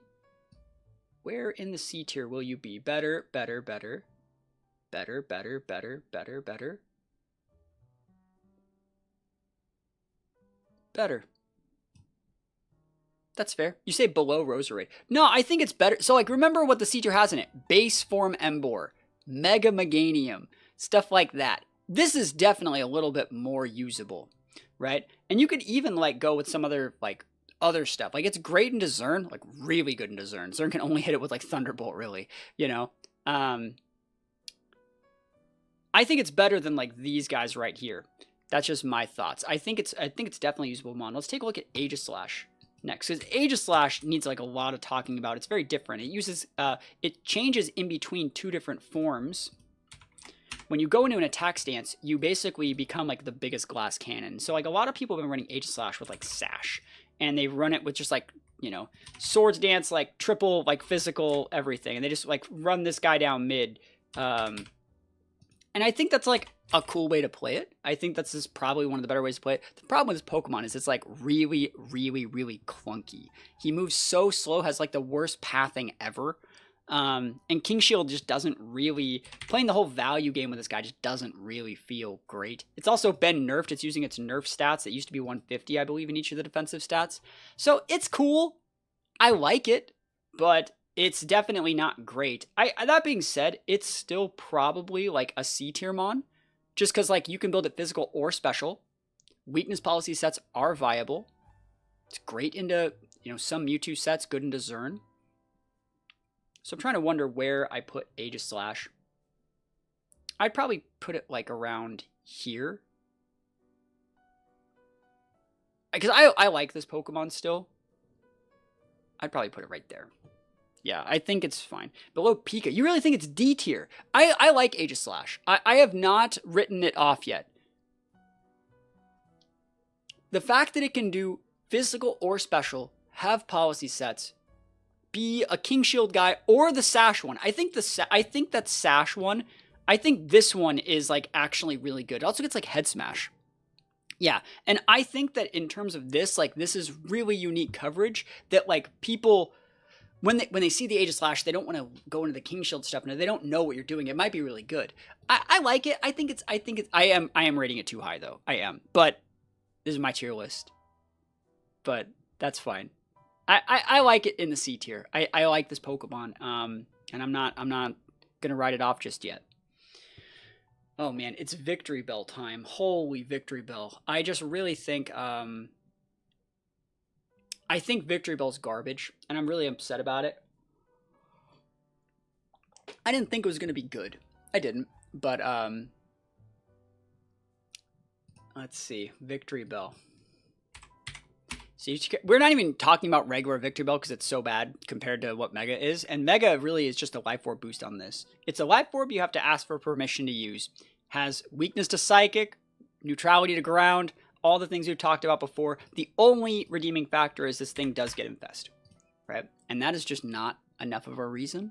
It has like, honestly, like better, it gets like Swords Dance and stuff like that if you want to build physical. Yeah, the bouncing is funny, but then it's like the biggest target ever. I do not like this thing. It is here. I'm looking at it. I'm like, it's same energy as Mega Pyroar, but with the same energy as Vivillon. It's right in between the two of them. Yep. You say it's worse than Viv? Nah, I think it's better than Viv because Victory Bell as a Pokemon is better than Vivillon in my opinion. It is. It is. Like just regular Victory Bell is. If you're just using them for the Infest, I think Victory Bell is better. But we'll see. I could be wrong, but I do think that it, like, your argument's correct. It could be, Viv has a ground immunity, and Victory Bell doesn't. Does it have a role against fairy types? No, that's the thing with Victory Bell, right? Great question, right?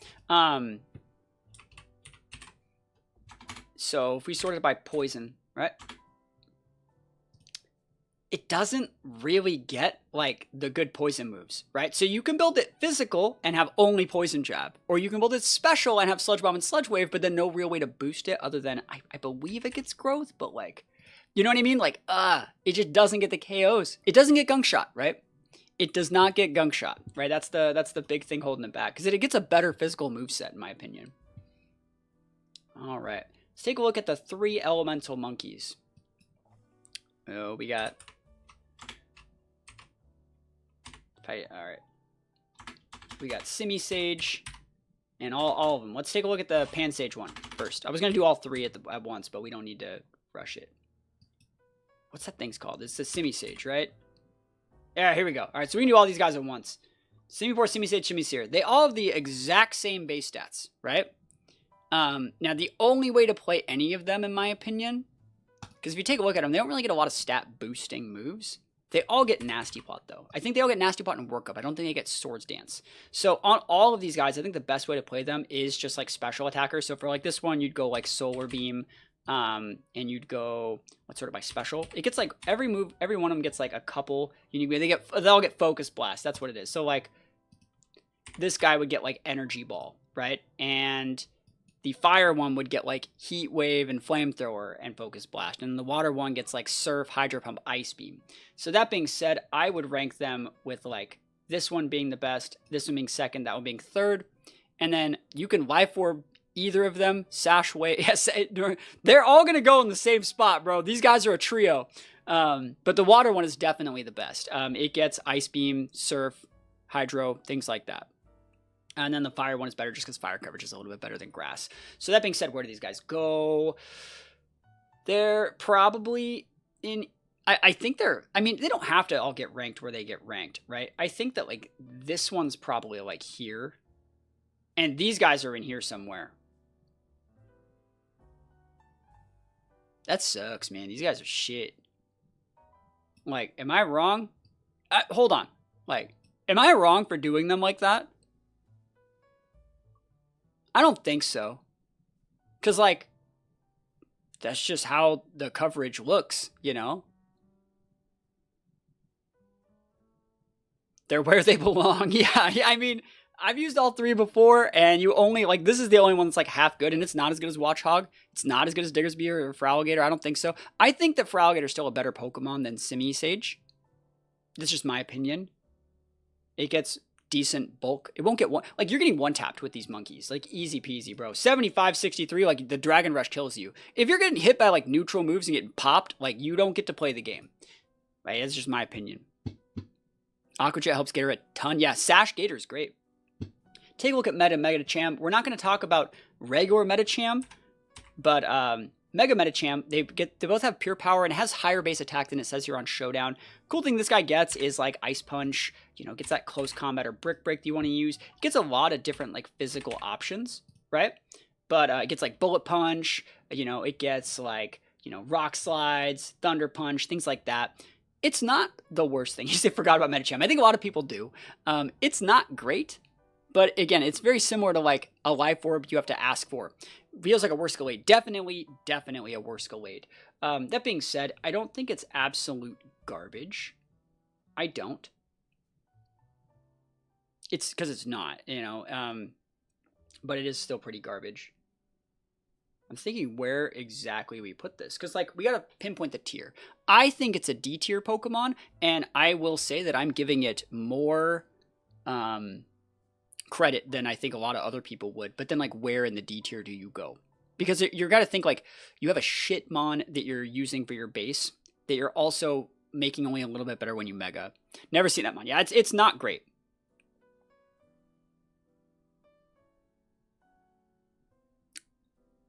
And it's not as good as Simisear either. Yeah, Simisear has Ice Beam, bro. Like, that Simisear, lower than Gator. Yeah, I think that lower than Gator would be good. I like Diggersby, though. I think Diggersby has a little bit of bulk. Medicham is a weird Glass Cannon Gallade. 60, 85, 85. Like, nah, that's not it.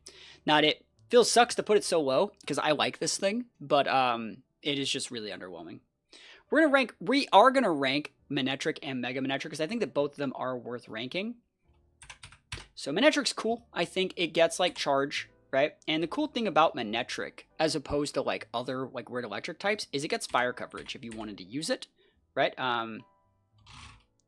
So it gets flamethrower, right? It gets overheat too, I believe. It used to get overheat. It might still get overheat. I've always thought it was weird that these guys got this move, right? Fire coverage is really unique on this guy.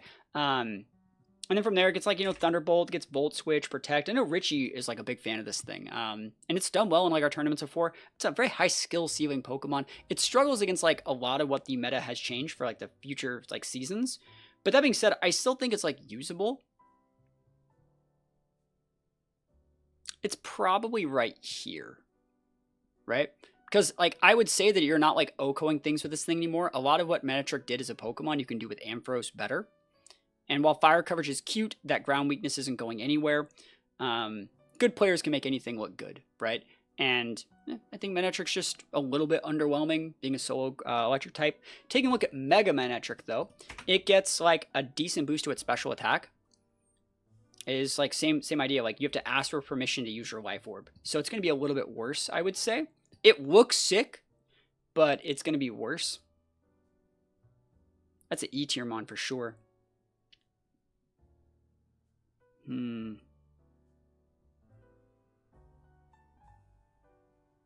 Thinking. I like it right there. I think Scolipede is good. Below Raichu. Yeah, we have about the same idea. I like Scolipede. I think Raichu is better than both of them, so like I still think that's fine. I think it's a good place to put it. It's in like the little bit above middle of the E tier. Yeah, man, our F tier needs to get some more Pokemon, and we gotta keep going, man. The F tier needs more. It needs more garbage, right? We're giving too much of these guys credit, man. We're being too kind in this Christmas season. So here we go, Gardevoir. I actually really, really like Gardevoir in this meta. I know it has a weakness to, you know, the things Mewtwo and Xerneas are both weak against, but I think that it's just so good. It gets Thunderbolt, right? I've been trying to make like this sort of set work with like this sort of stuff. And I think that like, I'm almost onto something in like my own games, just because I like this Pokemon. I think it's viable. I think the Mega is a little bit better, right? But it gets dual screens, I believe. So it gets Light Screen, it gets Reflect, right? It gets a lot of cool stuff. You can build it like, it's a fusion of Mewtwo and Zern. Yeah, I vibe with it. I think it's definitely viable. I think it's in the C tier. I think it's probably right in between these two is where I would put base form Gardevoir. You can Sash it, you can Orb it, you can Rocky Helmet, you can Fairy Feather it. It's very fluid. It can do a lot of like little things, and it's gonna get one-tapped by a lot of stuff, but like it's just usable. Fairy Stab is good. You know, it gets Moonblast and things like that. Should have definitely put like Moonblast on that list right there over the maybe like Shadow Ball or something. But yeah, I like it. I think the Mega Guard though is actually really viable. So Mega Gardevoir gains like a huge boost to its special attack. This guy is just like a ton of damage. This can actually one-shot so many things. So you have like Thunderbolt, Moonblast, Psychic. Big damage on this thing. Big damage. It's definitely enough to get the OHKOs. So it's built kind of like a Mega Delphox, but with more like fairy energy, and I really, really like it. I think it's in the B tier. I'd probably put it behind Pangoro. It's very usable in this format. I think a lot of people are sleeping on Gardevoir, and while you have like a lot of like the same weaknesses, I think it stacks up really well into like a lot of the Mewtwo's. Megagard is asking why I got 20% of attack instead of 20 defense. I know, right? That's just kind of how Megas were built a decade ago, right? I think it's definitely usable, though. I think it's better than Feraligatr and Starmie and stuff like that. But at the same time, like Gyarados and Pangoro are obviously still like a class above it. But I still think it's good. I think it's very, very usable. Guard is still great with or without Zern. Yeah, I think that like if you want Zern energy on your team, but you're already using a legendary, like if you're using like a Zygarde, Mega Guard is like a really good Pokemon. If you're using like a Yveltal, Mega Guard is still really good because it gives you that fairy energy. Yeah, Mega Pyro's here to remind us it could always be worse, right? Holy moly. So let's take a look at regular Gallade. Regular Gallade, I typed in regular. Gallade's cool, right? So Gallade, like I made a set back at the start of the game that was like, I don't even think I was the creator of this set. I think that people were just kind of using it. Like ice, like dual screens and elemental punches. You can cut one of these for close combat if you want. Let's see. Did they do Mega for Charizard like in X and Y, but in ZA? They will be, probably, in the new DLC that's coming out. There's going to be probably a new form. But yeah, I think this guy's really good. I think the best thing about Gallade is actually its movement speed. It's very fast, and I think Gallade is a really usable Pokemon. It's one of the more aggressive screen users, where you start the game off with screens, you pivot out, but in the late game, if they're stacking too much electric weakness, come in and Thunder Punch it. Stacking too many dragons, come in and Ice Punch those things out before swapping. So like, you are screening, but like, not everything can approach you to actually threaten you. So I actually really like this as a screen setter. I definitely think it's in the B tier. I think it's better than Starmie, but I don't think it's better than like a Mega for Alligator. I think that's a fair place to put it, but I do like it a lot. I think as far as screen setters go, it's very good. I think Mega Gallade is actually also a very viable Pokemon. It gets a little bit more than, it gets 40 base, right? Yeah, Gallade's great. I think Gallade's really, really cool. It like gains a boost to its defense as well. And then this one goes a little bit harder. I think actually like in a lot of situations where you want to use like a Mega Mewtwo X, you could honestly use a Gallade. And it's like a really, really usable mon. It gets like bulk up. I really, really like this thing. Like bulk up on this guy with like Brick Break. Very, very solid.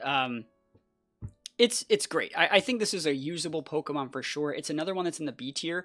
I think this is very similar. Like they go kind of peas in a pod, right? I like Mega Gallade. It has super low cooldowns. Yeah, there's like a viral video that was going around with like 3-second elemental punches Gallade, and like you can one-shot a lot of different things. B tier is definitely good. Like it just takes a little bit of resources to kind of make Gallade work than you know, a lot of other stuff. But that being said, great Pokemon. Good into the meta right now. I think you have a lot of like solid options, and yeah, just solid. I think it's just solid. We're going to take a look at Houndoom next. I thought about not even including Houndoom on the list, like base form, because we can compare their two different forms. But then I thought to myself, like, actually, regular Houndoom is just better than Mega, and I got to include Mega Houndoom in the list, right? So base form Houndoom is better because you can go Life Orb or Sash on it. I think Sash is still probably the better way to play this guy. Again, it's Mega is just going to be, you know, playing Sashless without like having to ask for permission to utilize your Life Orb for that stat boost, right? That being said, Houndoom is almost usable because it gets like dark coverage, it gets Heat Wave, right? It gets like Sludge Bomb. So like that's cool coverage, but like it's still bad, right? That being said, Houndoom is going to be better than its Mega form. I think its Mega form is better than Mega Pyroar. I think I ranked that the same way, but not as so. Mega Houndoom is going to go in between these guys, right? Gets Plot and Solar Beam. It does. Yeah, it does get Plot and Solar Beam, but I think Mega Houndoom is regular Houndoom, is right about here. I think that's probably a good place for regular Houndoom. That's just where I would put both of them. I think it's cool. It's a cool mon. Having that dark typing is better in this format than in any other format. But like water weakness, fighting weakness, ground weakness. What item on base Gallade? I go Rocky Helmet when I play it on base Gallade. On base Gallade with dual screens, if you're playing a dual screen Gallade, you definitely don't need a Sash because you're going to be setting a screen. So like I would just go with like either a damage reduction berry or like a Rocky Helmet. Really like the Rocky Helmet on it. Feel very comfortable with that. That way you're like picking up KOs on things. Even like, so if a Garchomp Dragon Rushes you, you're going to live and you're going to Ice Punch, and the combination of both those will make sure you still get your KOs. Mega Altaria. I think there was one Mega Altaria. And again, I also think that like base Gallade should just be a dual screen setter. That's just my opinion. Mega Altaria is really cool. Let's just compare Altaria. And again, I'm not including regular Altaria on the list because like regular Altaria is like really garbage. But Mega Altaria is also garbage, but it gets like 110s in most of its stats. And that's garbage. And it was better in Season 2, but now it's just bad, right? You get access to like a bunch of different stuff, right? You get access to like, I think Heat Wave. You can be physical if you want to go like player rough. It gets good moves. I think it still even gets access to like ice beams and stuff like that. Like these are all good moves, but it requires you to go mega. And then even when you do that, you're only rocking like a 110 in either of your offensives. So like, you know, we were talking about Pyro not getting KOs. Mega Altaria is like not getting anything, right? So that being said, where would we put it?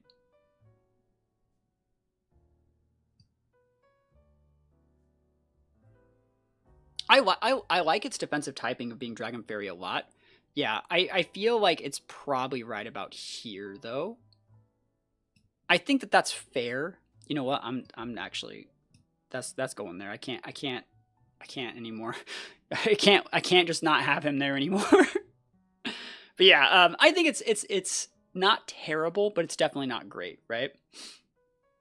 So I do not think Mega Mewtwo Y is as good as you guys think it is. Mega Mewtwo Y is definitely the sleeper of the three. Mega Audino. So another Mega, right? Let's look at Audino.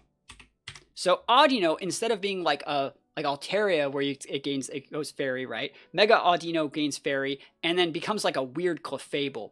But the problem is it only has 80 base special attack. You get the Ice Beam, you get the Thunderbolt, you get the full package, but you become worse than a regular Clefable, right? Again, like we have it right here. We have the Ice Beam, we have the Thunderbolt. You also don't get Moonblast, you have to Dazzle, just like a Meganium does. Do not like this Pokemon. I really wanted this thing to be better. I really was like trying to make a core work with like this thing in Chandelure for like perfect like defensive typing to mitigate Dark and Ghost and all that different stuff. It just never came together. Really, really underwhelming Pokemon in my opinion. It's going to be in the F tier, but probably like here. And I'm so sad. I tried so hard to make it work. Do you have Reg F content planned? I have a Reg F video going up on YouTube tomorrow. Damn. Ask and you shall receive. There's a Reg F video going up on YouTube tomorrow. I'm trying to make about 2 Reg F videos a week on YouTube. You know, we made this one. We made this one. That's a Reg H video. We made... Where was it? Where was it? Somewhere. I lost it. Right here, we made this one, right? So, like, Reg F video tomorrow on YouTube. So, by the time people watch this on YouTube, that video will already be up. Yeah, so defenses don't really get you anything. Audino just doesn't really cut it in this situation. Speaking about other underwhelming fairies, these guys both suck. Aromatis. I can't even believe I know all the names of these things. This thing's so much better with, like, you know, in VGC or singles like Trick Room. It's not in the game, right? This thing has like cool stats, no damage, right? There's no reason to use this thing. You guys cannot convince me that there is. It ain't getting nothing. Like all the cool tech this guy gets is just completely gone in this game. Like Aromaville is a really cool ability that like isn't in the game. Like it used to get Trick Room, it used to get Disable Encore, have a sub 30 base speed. Like, nah, nope. It has 99 special attack. Didn't top one of your tours? Nah, I don't know about that. Like, if it did, you know, lightning can strike once. You know, they say lightning doesn't strike twice, but it can strike once. I guess it's 99. Like, is the poorest poor man's Clefable. It's not F, right? It's not. Thunderbolt, Fairy Coverage, Nasty Plot, Calm Mind, it's usable. But, it's around here for sure.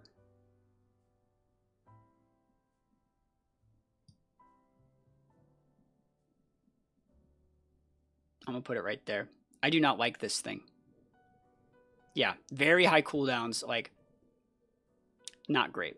And the only thing worse than it is its counterpart is Slurpuff. Slurpuff used to have a really cool, like, unburdened citrus berry, like, belly drum set. That's what you used to do with this thing. And you would max out this subpar attack stat. Now you can't do that, right? None of these things are an option. So it's just stuck with like the worst stats ever. Slurpuff is worse in every way, right? It just doesn't get any of the cool tech. It gets the fire coverage if you want to go special, but just not really gonna be it. Oh no. Oh no. Oh no. Yeah. Goodbye. Goodbye, fairies. Yeah, Thunderbolt plus 99 base special attack is usable, is enough to be up there, I think. And now we've gotten into the EVs, right? Let's do a little thing here where we rank all the EVs in their tiers right here. I think Vaporeon is the best EV. Calm Mind, Hydro Pump, Surf, Ice Beam, really, really good coverage. I think Glaceon is probably the second. Same idea, but with Freeze Dry being able to hit those water types are super effective, right? I think that there are arguments to be made for both Flareon, and Leafeon to be really good. And then I think Jolteon is okay. I think Espeon is okay. I think Umbreon is okay. I think Sylveon is okay. Sylveon's probably right here. So I think that stuff like this, I really do not like the Umbreon play. You say Umbreon Screens does not die, but that doesn't get you anything. Like, the whole point of this game is to get as many KOs as possible. Not dying is not an option. That is not a win condition in this game like it would be in any other Pokemon game. Thank you for the follow. So I think that, like, this is probably the list of how that these guys would go down. And again, it's Calm Mind boosted range special attacks, Calm Mind boosted range special attacks, but now with Freeze Dry Stab. This guy's going to be physical with, like, Life Orb, Flare Blitz, Dig. Same idea here. You can go with, like, a Scope Lens set, right? Scope Lens set with this, with, like, Leaf Blade, High Crit. It gets access like Iron Tail stuff. This is the same idea between, like, the Calm Mind sets, but it's, like, less range, because, like, the value of these two is they get, like, Ice Beam and other snipes. Jolteon is just kind of mid. Espeon's pretty lame because it's like this is a poor man's Mewtwo here because it gets Psychic and no other real coverage. And then Umbreon gets dual screens and things like that, but it just doesn't do any damage. So that being said, where would they all go, right? We're going really fast to the EVs because I feel like they all have a lot of the similar playstyles. I think Vaporeon's in the B tier. I would put Vaporeon probably right here. I'd put Vaporeon right here. There are also arguments to put it right there. I think that's also something that could be fair, is putting Vaporeon right there in that situation. Just because it is, like, probably the best water type for, like, ranged water types in the game. But I don't know. Actually, no, I'm gonna put it right here. I think it's better than Mega Gyarados. It's good. You slap a Life Orb on it. You optimize it for Life Orb optimization. Take 1 less HP every single time you attack. Great bulk. Gets Calm Mind. I really like this. Glaceon would probably be the one that goes right there. Glaceon's still really viable, which is hard to make it work in this format just because Mewtwo's running around. You know, both of these guys probably would have been higher in a non-Psystrike dominated meta, but since they're, like, stacking Calm Minds, and since they do have a relatively weakened defense stack compared to the other, you know, evolutions, some of them, like like Leafeon, for example, have a much higher base defense. Psystrike just melts them to pieces, right? As for the Flareon, I think Flareon's where you start to go into, like, the C tier category, but I think it's better than some things. I think Flareon's usable. I think Leafeon is also in this tier, but more near the bottom. I think it's better than Aegislash. And then you get into Sylveon, which I'll put at the very bottom, behind the Go-Goat. I think that that's fair to put that right there. Yeah, all of their HPs are not great on the EVs, other than the Vaporeon, right? And then, like, this is where I think we start to get into the lower tiers of these guys.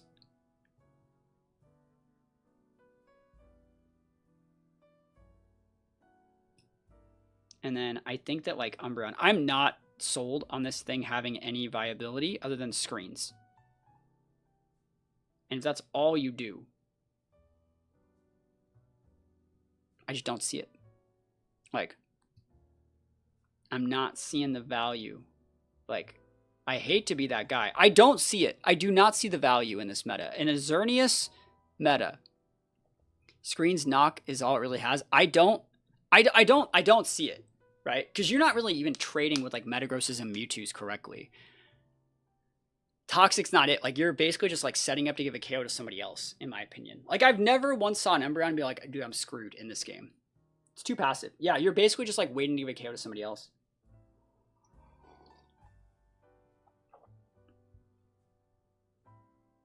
Maybe. Yeah, but I don't see it, you know? Just my opinion on that. All right. So we kind of cheated with that one because we didn't have to go break down all the stats because, like, I feel like all the EVs have a general same play style. Let's take a look at Mega Lopunny next. So we're not taking a look at regular Lopunny just because its base stats are so bad, right? But Mega Lopunny, it gets worse in this game than it actually was in like regular games because it doesn't have Scrappy. So it means you actually can't hit Ghost, but it does get access to like Brick Break, Close Combat, right? I like this Mon. It gets access to like Giga Impact if you want to do a big Giga Impact. That's kind of like how I was playing it. And then I think it does get like Ice Punch with like Bulk Up. So this is how I was, or not Bulk Up. Is it Curse? No, does it have a stat boosting move? I don't remember if it did. It might have to just use like Work Up or something, and that's not worth it, right? Or like Power Up Punch. Lamau. It gets Sword Stance. There it is. Cool. Yeah, I was like, I had a move on it. It doesn't get Bulk Up. That's funny, but it gets Sword Stance. So like, this is the set that I used. It was okay. It kind of went 1-for-1 at best.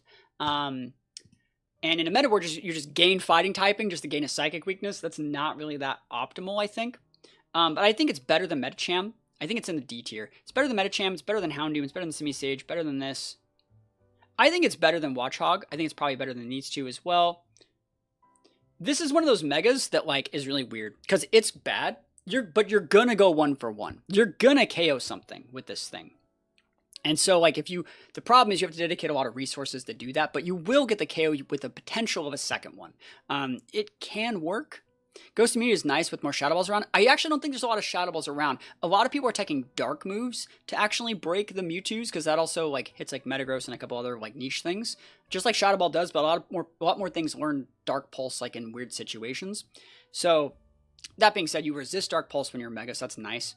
Yeah, don't think it gets stoned. You just get Ice Punch. Ice Punch is fine. I think it's usable. Maybe I like it a little bit more, but like I used it for this video right here. And it was surprisingly good. The Giga Impact Big Stab, it has just enough attack at 136 to actually get a KO of something with like these big moves right here. So the fact that it gets really, like what's compared to like a Feraligatr, right? Mega Feraligatr, it's a higher base attack, but like a lot of its moves are like 70 and 80 base power. This thing's only using like 150 and 120 and like a move that's usually 4 times super effective. So actually it's just like a lot better than like you would think that it is. Mega Bandit. I like Mega Bandit a lot. Yeah, I think Mega Bandit's another really cool mom that's probably better in this format than people give her credit for.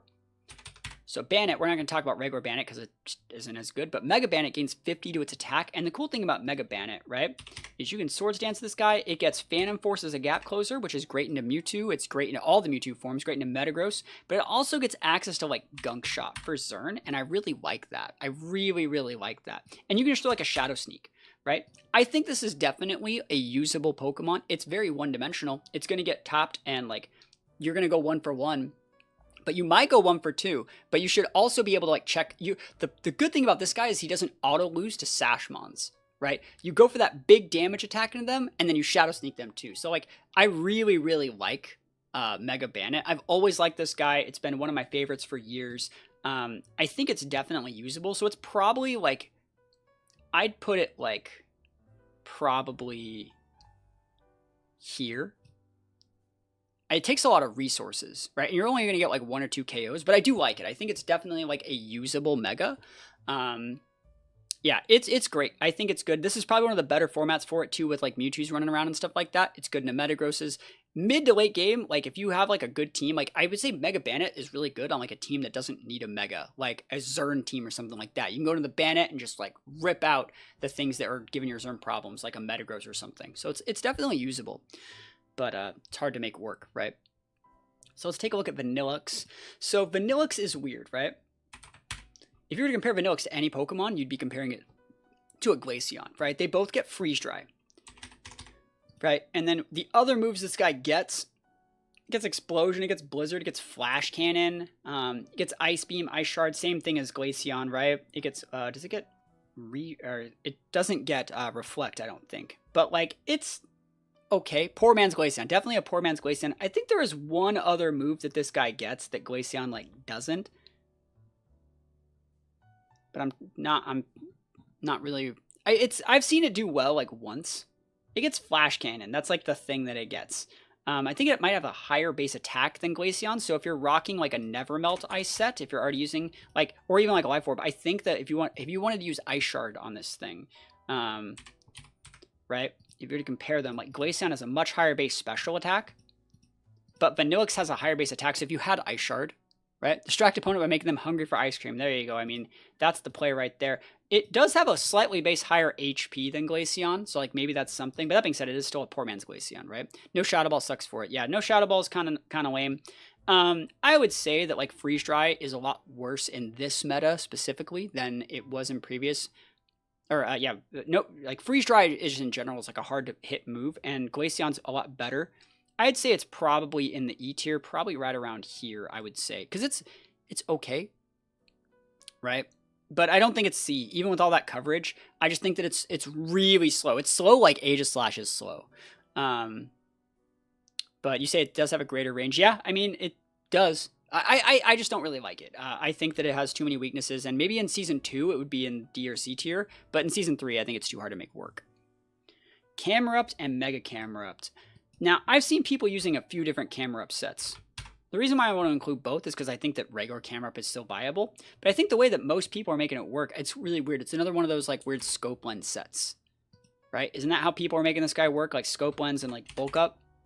Or scope lens and maybe do they use like Swords Dance or something?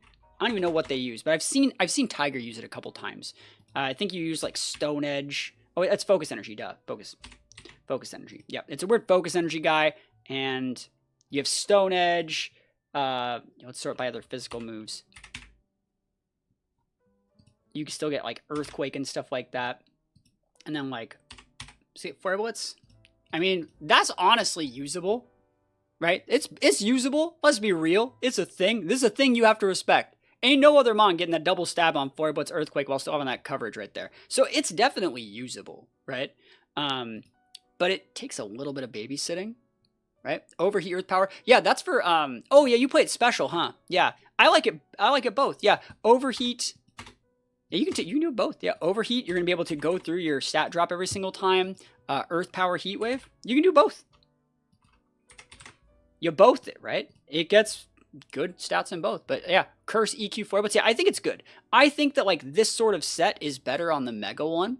Because you get like a big boost to like your special attack. 40. But that being said, regular Camerupt is viable. You just don't you don't auto crit in the Mega, right? But I like the Mega one. I like the Mega. I think regular Camerupt might be just a little bit better though, because it's not as reliant. So let's see, where do we put this guy? Like how many times could we show Scope Lens Focus Energy in class and have it actually be good? Into Xerneas, it's actually pretty good. Into Mewtwo, it's viable. Into Excadrill, rough. Into Garchomp, rough. Into Skarm, good. Into Shandy, good. I actually think it's better than I'm giving it credit for. So it's probably right around like here. You beat Excadrill if it's not Sash, but like, holy shit, like give me a non-Sash Excadrill and I'll give you a Lamborghini, right? You know what I mean? Like that's not a thing, right? Yeah, I think that that's fair. And then the Mega one. Mega one's in D tier. But, like, it's near the top, I would say. I like the Mega one. I've used it in a couple tours, and I like it, right? Yeah, you ignore screens. That's why I'm putting it so high in the crit one. Like, going through screens is really underrated, right? So, I like that. And the fact that you can build it, the first one, you can build it physical or special. I really liked that a lot. Much better than I thought it was going to be. So very, very cool to see it placed that high. And ground types are premium. Like it allows you to use things like Gyarados and those mons that have those big electric weaknesses and make them actually viable. So I think it's really, really good. All right. Hippowdon, talking about ground types. Oh man, my boy Hippo. Love the Hippo, right? So like back when the game first was out, like this was the cruise control for cool Pokemon. You got the Stab Dig for the gap closing, the Ice Fang. This is one of like the first like really cool mons that I think a lot of people really started using. Like this is when we first started to see like lesser used tech. Like if you go back on YouTube, I think I was one of the first people to really make it work. With like Hippowdon and Glaceon and stuff like that. I love Hippo, and you can still make it work with like an Expert Bolt or a Life Orb now. I like this thing a lot. I think it's really, really. I think it's still usable for sure. It's good in Xerneas and Mewtwo. It's decent in like Yveltal. You can build it with AV in some situations too. Thank you for the follow. I like this thing a lot. Great base attack. 112 is higher than normal.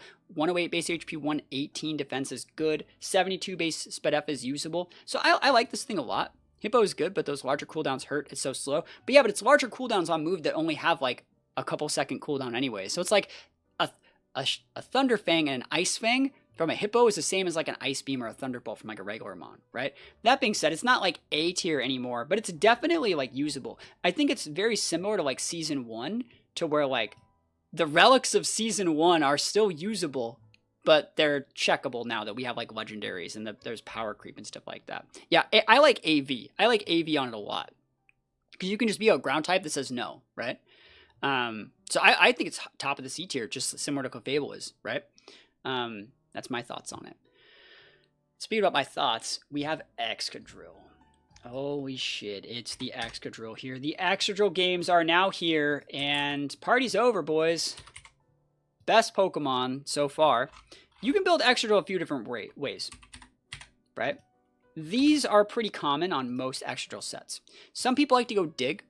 Some people like to go Iron Head to check Zerns. I actually don't think you need Iron Head. I like Rock Slide. It does not get Stone Edge. I like this because it lets you not just auto lose to like a Talonflame or Zard or like anything that's flying.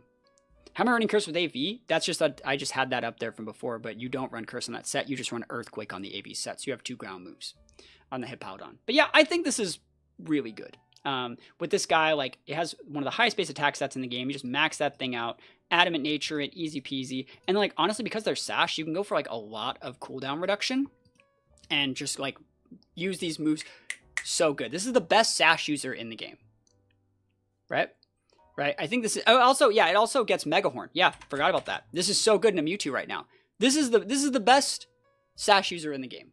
This is one of the best leads in the game. You're gonna be able to break so many different things with this. I think this is easy our first S tier Mon. It's our first S tier Mon. We've been doing this list for a couple hours already. We finally have a S tier Mon. Because like the cool thing about Excadrill is like, if you get that Swords Dance up, you can just walk up to the Xerneas and hit it for like 85% with like an Earthquake. And Earthquake hits everything. Remember, there's not really any checks to ground Mons, right? The only thing they can do is be flying. And if they're flying, you can have like teammates to capitalize on it. Drill Run, Rock Slide, Mega Horn. Yeah, I still like the Earthquake over the... I would probably cut the Drill Run for the Mega Horn if I were to make the new set for Excadrill. Because like Mega Horn can be your gap closer. And I still like the Rock Slide. I still do. People don't see it coming. Like, there's really weird Mons that they don't really expect to get KO. Like, when they have Dragonite, they think they're so good into the Excadrill, and like Swords Dance Rock Slide just says like, yeah, that's right. Dumpy, right? It's so right. Good. Thank you so much for the follow. Appreciate it, my friend. But yeah, I really think that Excadrill is very, very viable. Any team would benefit from one of these on their team. Very solid, very low risk to have one on your team. And I tend to actually like my Excadrills in the late game. I like to open up with something that allows my like feature Mon to work. So like you can open up with your Life Orb user, open up with your Screen user, come with a good Mega in the middle of the game, and then like maybe about the last minute when you're trying to get a few extra KOs, just bring out that SAS Excadrill and just start trading really effectively with things. That's how I like to play it. But yeah, it's great into Gyarados and Yveltal too. I really, really like Excadrill. Very, very solid Mon. And we're taking a look at the Mega Excadrill. Different, right? The problem with Excadrill, and specifically Mega Excadrill, is while you gain 30 more base attack, again, this is one of those situations where you're asking for permission to utilize your Life Orb, and you don't have that Sash. And since Excadrill, I would say, is one of, if not the most popular non-legendary Pokemon, every Excadrill is walking around with like all this ground coverage, and you don't have a Sash. So Mega Excadrill is definitely usable, but like it shoots way down, like way, way, way down. Because like I would say it even shoots lower than like Life Orb Excadrill would, just because like it takes so many resources, right? So it's like, I think Mega Excadrill, you still have to respect the damage, right? And you could utilize the Mega as like a get out of jail free card, but I think it's probably about here. That's still really good, right? But I think it's just, Sash is just the way to play this thing. It's still definitely usable. Like top of C tier is good, but like it gets one tapped. Like every team has like 4 or 5 different ways to one shot this thing. And while it has a good base HP, its defenses or special defense specifically is really lacking.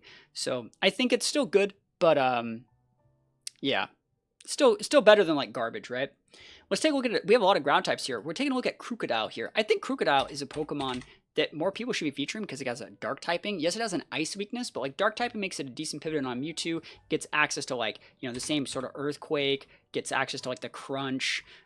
Gets access to like so many like good things. 117 is like a good enough base attack stat to actually be viable. And then it gets access to like dig, it gets access to like close combat. I think it gets access to like enough moves to really make it viable. Gets Iron Head in a lot of situations, knockoff, outrage, rock slide. A lot of really good coverage moves on this thing. Gets bulk up, people are saying. I mean, I haven't really used it with bulk up yet. When I played it with an assault vest, right? I played with assault vest with like dig, and then like I think I had like one other like tech move, maybe like the CC or something like that. I don't remember if it was CC, but it was something like that. That's when I played it, and I thought it was okay. It's definitely one of those Pokemon that like I wanted a little bit more every time I play with it. I wanted it to be more like an Excadrill when I wanted to Earthquake, and I wanted it to be more like a Pangoro whenever I use a Dark move. So it's like a little bit of a middle ground between like that Pangoro and an Excadrill, and I feel it like falls a little bit short. But that being said, I still think it's like usable, but probably just barely. And this is the only format where it's really going to be viable. It still has that weakness to Fairy. It still has that weakness to Ice.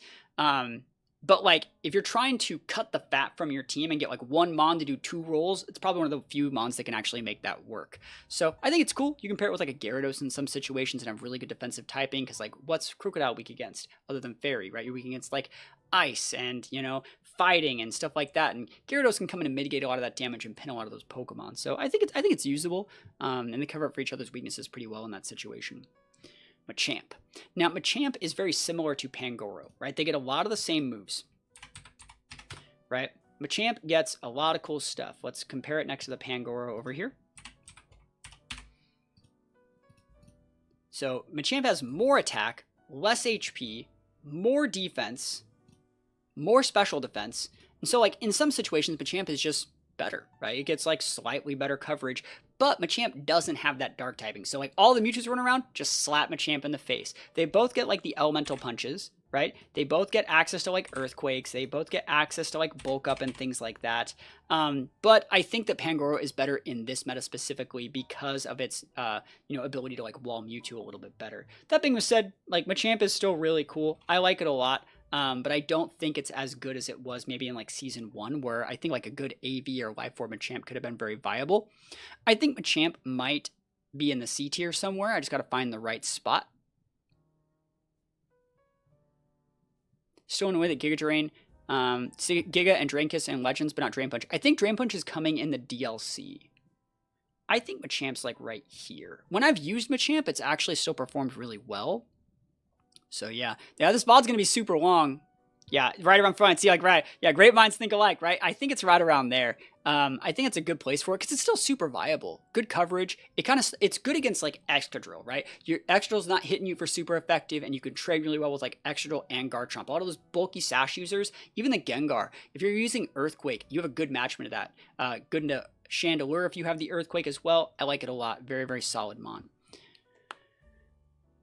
All right. If we're honest to Talon, what Machamp is to Pangoro, that makes sense, yeah. So Garchomp next. Garchomp is amazing. So there's a lot of different Garchomp sets that are running around right now. Sash Garchomp is pretty popular. Life Orb Garchomp is on the rise. Yachi Berry Garchomp is still my personal favorite. And we're also still starting to see like Rindo Berry Garchomps to be able to cut damage from, not Rindo, sorry. What is it? It starts with an R. Roselli Berry to be able to cut the fairy moves, or even like a Haban Berry, right? To be able to cut the dragon moves. The cool thing about Garchomp is it still gets Swords Dance just like Excadrill. It's basically an Excadrill with like a different gap closer because it utilizes Dragon Rush. It's the best Dragon Rush user in the game, gets that big Earthquake here. And then you can go for like this last move can be a Dig, it can be a Protect, it can be a Stone Edge, which I really like. I like Stone Edge on this thing. And Garchomp has the same base attack as Excadrill. So like if you're looking for like a good Sash Mon, a good Life Orb Mon, a good like just carry, sticky, like valuable Mon that doesn't have a weakness to ground, you know, Garchomp is a better Excadrill. It just has a weakness to Dragon and Fairy instead, and Ice, right? So I really like I really like Garchomp. I love this thing. It's absolutely amazing. It's another S tier Mon in my opinion. I still think it's an S tier Mon. I think that some people might put this in A, but I still think it's an S because it can do so many different things. And it has enough damage to still one-shot things. You can build it so many different ways, and all of them are viable. I would put it in the S tier. Garchomp's going to be probably the very bottom of what the S tier is, in my opinion. And I think if other people were to like make this list, they might not put it in S, but I will. And then Mega Garchomp. Now, Mega Garchomp, you're starting to see a pattern where like there's a Pokemon, and then it gets a Mega, and the Mega is just worse because it can't hold its defensive item. Same thing, Excadrill, Gengar, Gyarados. I would say Garchomp is the same, where Mega Garchomp is not as viable as regular Garchomp because it can't hold those defensive items or offensive items, but the fact that you get like 40 more points to your attack means you get a little bit more than a Life Orb would be. You get a lot more bulk to your defense and Spadef, and Mega Garchomp is actually probably, out of all those that I listed, the one that has like one of the better Mega evolutions, because like this is still just really good. Like a Red Buff Swords Dance Mega Garchomp, I don't care if you're Xerneas, you're getting Earthquaked and you're dead, right? You're Mewtwo, I don't care, you're dead, and I'm going to eat the Ice Beam too if I have a blue buff, right? So I still think that Mega Garchomp's still really good. I don't know if I would put it in A tier. It's either going to be right here or right here, and I want to let chat decide where it goes, because I really value Garchomp, and the fact that it is using an S tier mon that's already on your team and just getting better, I think it's A tier if you were to ask me personally. I still think this thing is like cracked. Like Mega Garchomp just comes in and says like, you gotta be this tall to ride, homie, and I'm not going down. Some people are saying B, bottom of A. See, like I think we're all in the right spot. I think I am going to keep it in the A tier for now. No way it's worse than Beedrill. I think Beedrill's good in this format. See, that's the thing, is like, I think this is the one format where Beedrill can actually have like that massive value. That's where I think you can KO, like, all right, the game where it's like Beedrill versus all the Mewtwo, just like pop the Zern, pop the Mewtwo, pop this. Like I love it. Is A tier Gatekeeper. Like that's the thing. Like the Beedrill. All right, so like Beedrill is really good. If I have a Beedrill and you have a Mewtwo, and I can protect or hit you before your Side Strike, or I see your Side Strike's on cooldown or something like that, what that means is you have to swap. What that means is you have to get rid of your legendary before I do anything. I don't need to overcommit. You swap, I swap. But since I force you to swap first, I'm the one pinning what you swap back into, right? I really like Beedrill. I love Beedrill in this format. Yeah. And it's the cooldown on the Beedrill too. It's really good. All right, Carbink. So I've tried to make Carbink work before, and it is suboptimal at best. So similar to like Umbreon and a bunch of other things, its whole kit is built around like bulk and setting like screens. It gets Light Screen, it gets Reflect, and it gets like Stealth Rock and like Moonblast. That's basically all this guy gets. It's not great. Same problem as Umbreon. Yep, it's the same problem. It just doesn't really do it much. It gets Light Screens, and then the cool thing is it gets Moonblast, but then it also has like 4 times weakness to Steel, weakness to Ground. It's not going to be great. It's definitely probably like here, I would say. Because like it gets dual screens, but it does not do anything with them. A lot of these other things get screens too, and it just doesn't work. Carbink is very not great. It's the only one of these that has a weakness other than Simisage to Excadrill too, so it's low. And I included Sableye on this list only for the fact that you can build Sableye with a scope lens and go for like, I think it does still get the focus energy. Or what is the move that Sableye uses to go for high crit? Is it just like a 50% chance to crit? On like, a lot of its moves like, what is that? Like Shadow Claw's like high crit plus scope lens. That's like the only thing you can do with this guy. Other than that, it's like a full support mon, but it's not great. I think, I thought it got focus energy, but it gets just bulk up, right? And that's just better on like the other Sableye, right? So it's not great. Sableye is really underwhelming as well, but I wanted to include it. So that being said, I think it's probably also in the F tier just because it's like so underwhelming in this format. But I wanted to include it because I think that it's worth it. And then we'll talk about Mega Sableye. So Mega Sableye is another like not great mon. Yeah, 50% crit on Night Slash. Yeah, it's Night Slash and Shadow Claw. Thank you so much for confirming that. It's worth mentioning, right? But not really. So we're taking a look at like Mega Sableye here. So the difference in Mega Sableye is it gets a lot bulkier, which means that sort of set. If you are going for the 50% chance for like bulk up, you can do the same thing with like, if you just wanted to go like, instead of bulk up, you can go with like a Calm Mind set because you don't have the other percent chance for crit and go with like Dark Pulse. You can go Shadow a Shadow Ball. Like, this is usable into like Mewtwo pretty well. This is like okay. And then he gets access to like Dazzle, which is bad. You know, a couple other moves. Ice Punch is not great on this set. I think it's like one other. It gets like Psychic. It gets one other move that's definitely like usable in this situation, but not really. I don't think it's that great. I think it's still like an F tier mon, but I think that like it could almost be good. I think that Mega Sableye is better than regular Sableye. I'd probably put it like right here. It's just really hard to make it work. Just because again, its whole kit is kind of built at like mitigating damage, and it just doesn't really vibe. But you know, we're doing the best with what we have. So the next mon we're gonna be talking about is gonna be Mega Mawile. So similar to like Medicham and a lot of the other like pure power users, it has a higher base attack than it says. Well, it's not even pure power, it's huge power. Mega Mawile right here.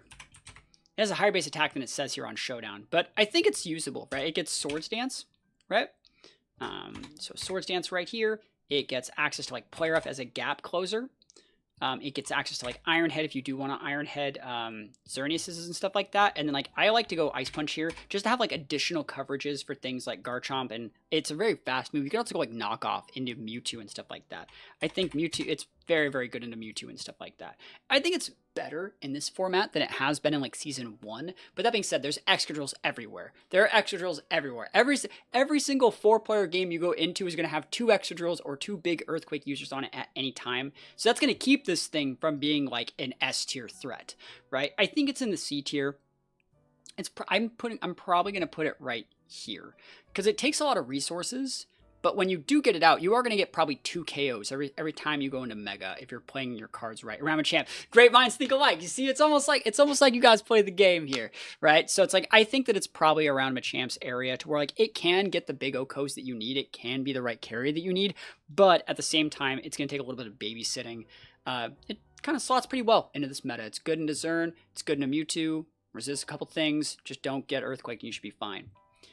Absol up next, can be Mega Absol. Don't want to include the regular Absol just because it's not very good. But Mega Absol, you know, a lot of people need to take a look at it. You know, we've made a bunch of videos on Mega Absol. They look at this base 150 attack, but then like all of its moves are bad, right?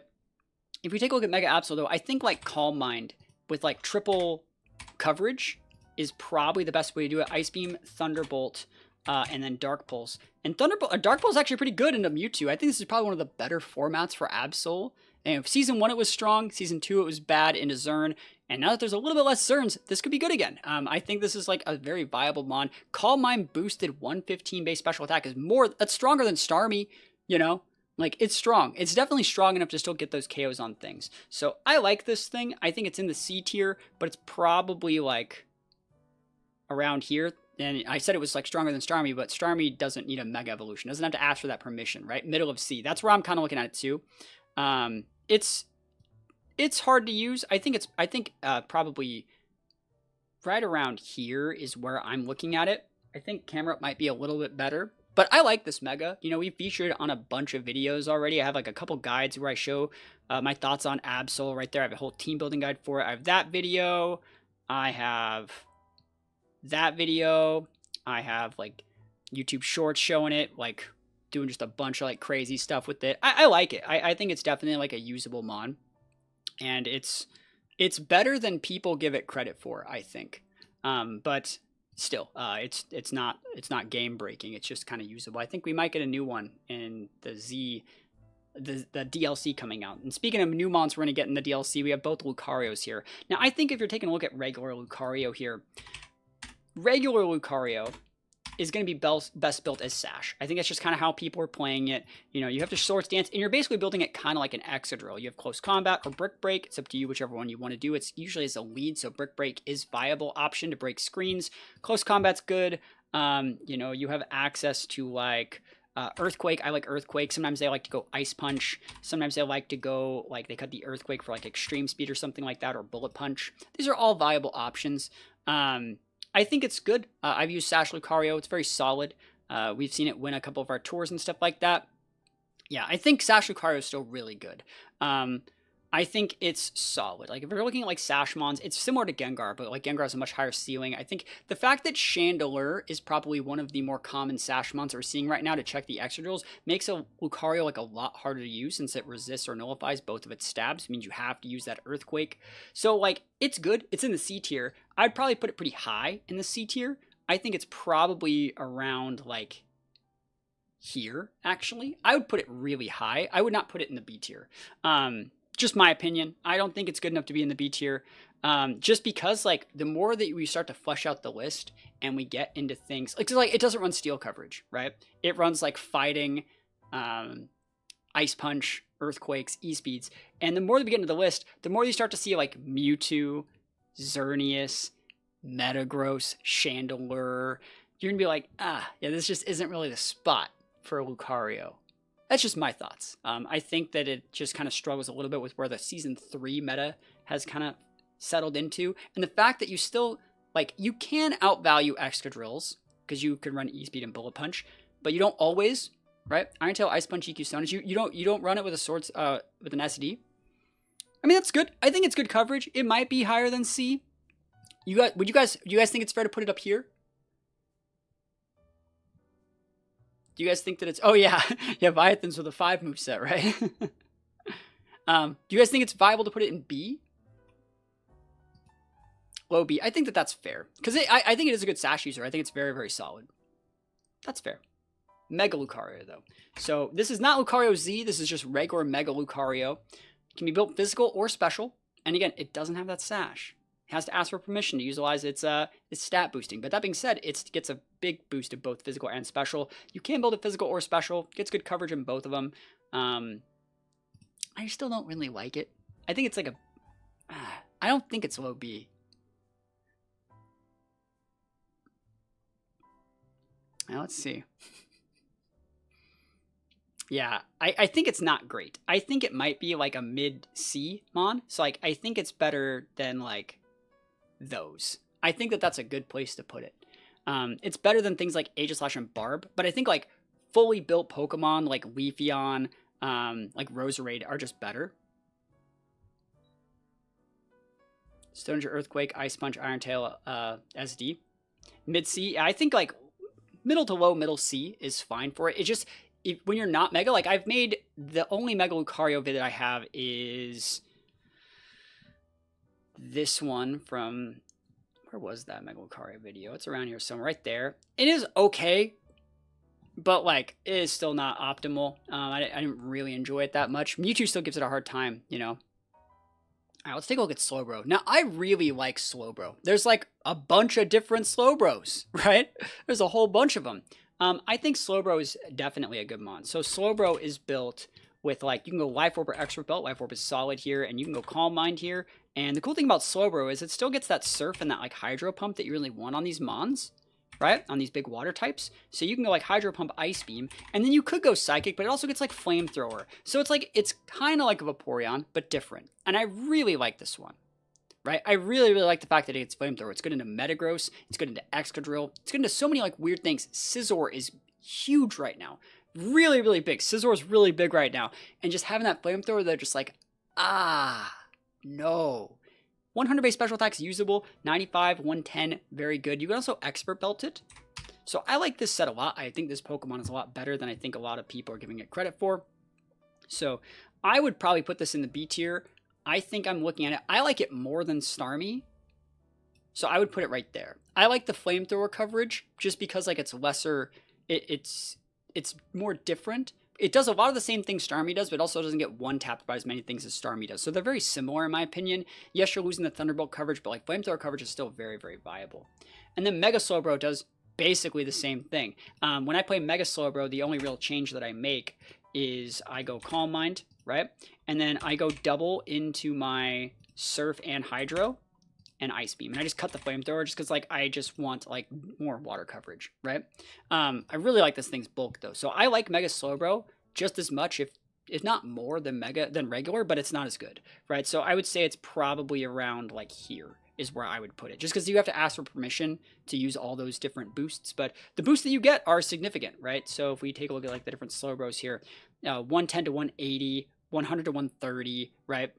but like you're losing out on like the item immediately, right? So I think it's good. It's still a B tier mod. I really like it, by the way. I think it's very good. Even though it has an electric weakness, even though it has like dark and ghost weakness, which are not as good in this format, I still think it's very viable. And then Galarian Slowbro. Talk about like the worst thing ever. Bro has ground weakness and psychic weakness. Like, that's like the combo plate for like the worst thing ever. And then its move, I don't really think Shell Sidearm works the same way as like it normally would. I'm not gonna lie, I've not used this thing yet. This is probably the one mon in Legends ZA that like I have not used, but I've used a ton of Mega Slowbro just on my VGC channel. So I don't really vibe with this thing. I don't think it's very good. It still gets a lot of the bulk that Slowbro gets, but it's not as good. It's not as good. Curse is good on it, but the same problem with all of them being extremely slow. Yeah, so it's like it's a D tier mon because like Psychic Poison is cool, but it's not great. Probably around there. Yeah, theoretical good matchups just avoid you. I know, right? Yeah, I think that's probably around there. And then Galarian Slowking is roughly the same idea, right? It's more special attacker based, right? So Galarian Slowking. So same thing. You can see you have like more Spadef than defense. And I actually think it's better to have more defense than Spadef, in my opinion. You get a little bit more special attack though. So like I would say this one might still just be a little bit better. I'm trying to find like any viability for this thing and I'm not seeing it, right? Excadrill says you do not get to play the game. But I think it's a little bit better than the Slowbro variant. So right there is probably where I would put it, but that's just me. I think it's just, they're really rough in this format. And in other Pokemon games, they've been great. They've been really good, like anti-meta, but they're too deep. Like the Earthquake weakness just packs them up, sends them home, in my opinion. And the Ghost weakness, Dark weakness, like every single like restricted other than Xerneas says these guys are just donezo. And Xerneas can just tech Psychic, even though it's not going to happen. Taking a look though at Slowking, the regular Slowking, I think Slowking is very similar to Slowbro, right? So Slowking is right here. It's basically a Slowbro with more Spadef. So if you're more afraid of those Thunderbolts, it's good. You're getting more value out of that Calm Mind, right? So it's basically the same way as Slowbro. That being said, I like Slowbro just a little bit better than Slowking because Slowbro has, it takes less damage from like Excadrill. So it's better, it trades a little bit better.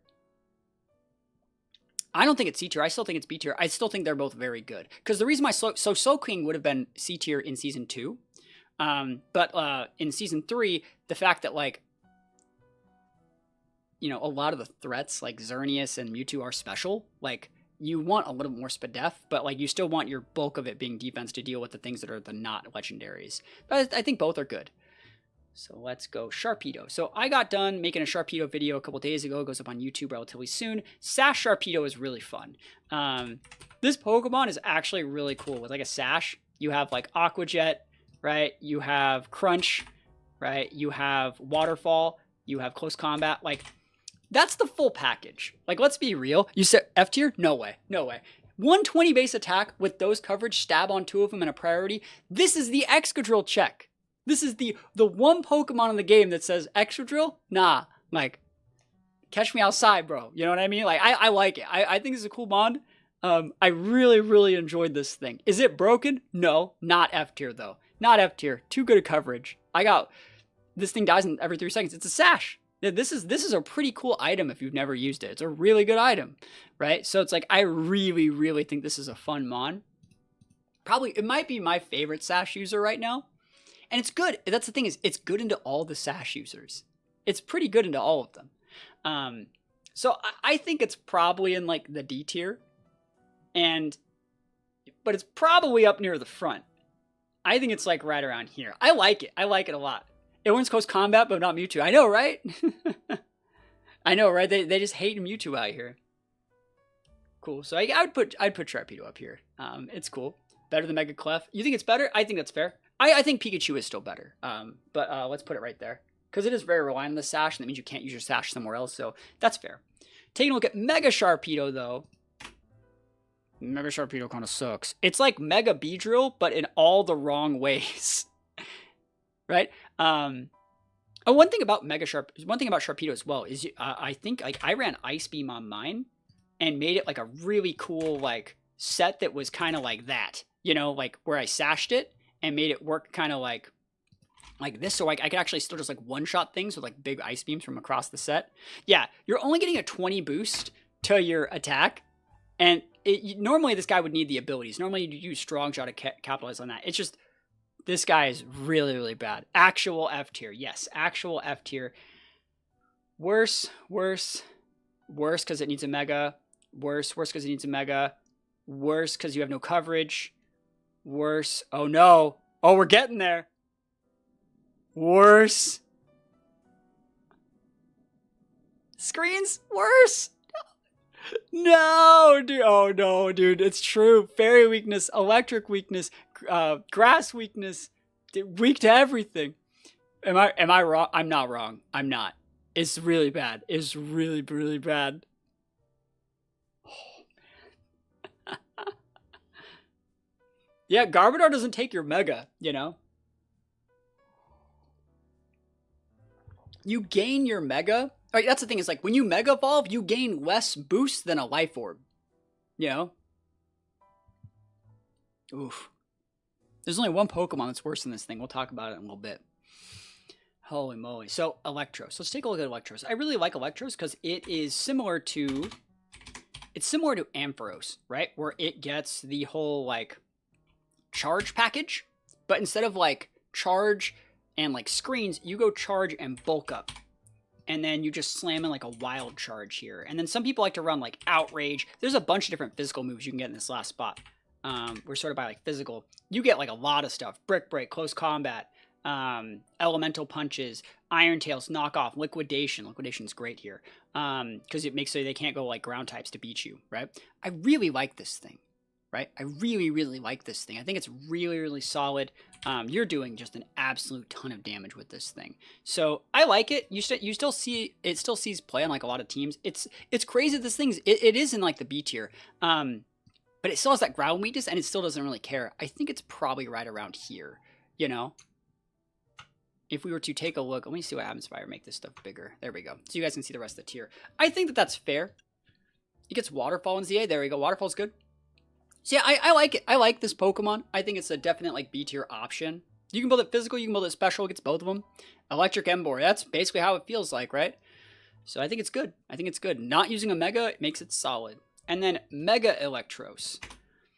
It gains 30 base to its special attack. It gains 30 base to its attack. And then its defenses roughly stay the same. You get 10 boost to your Spadef.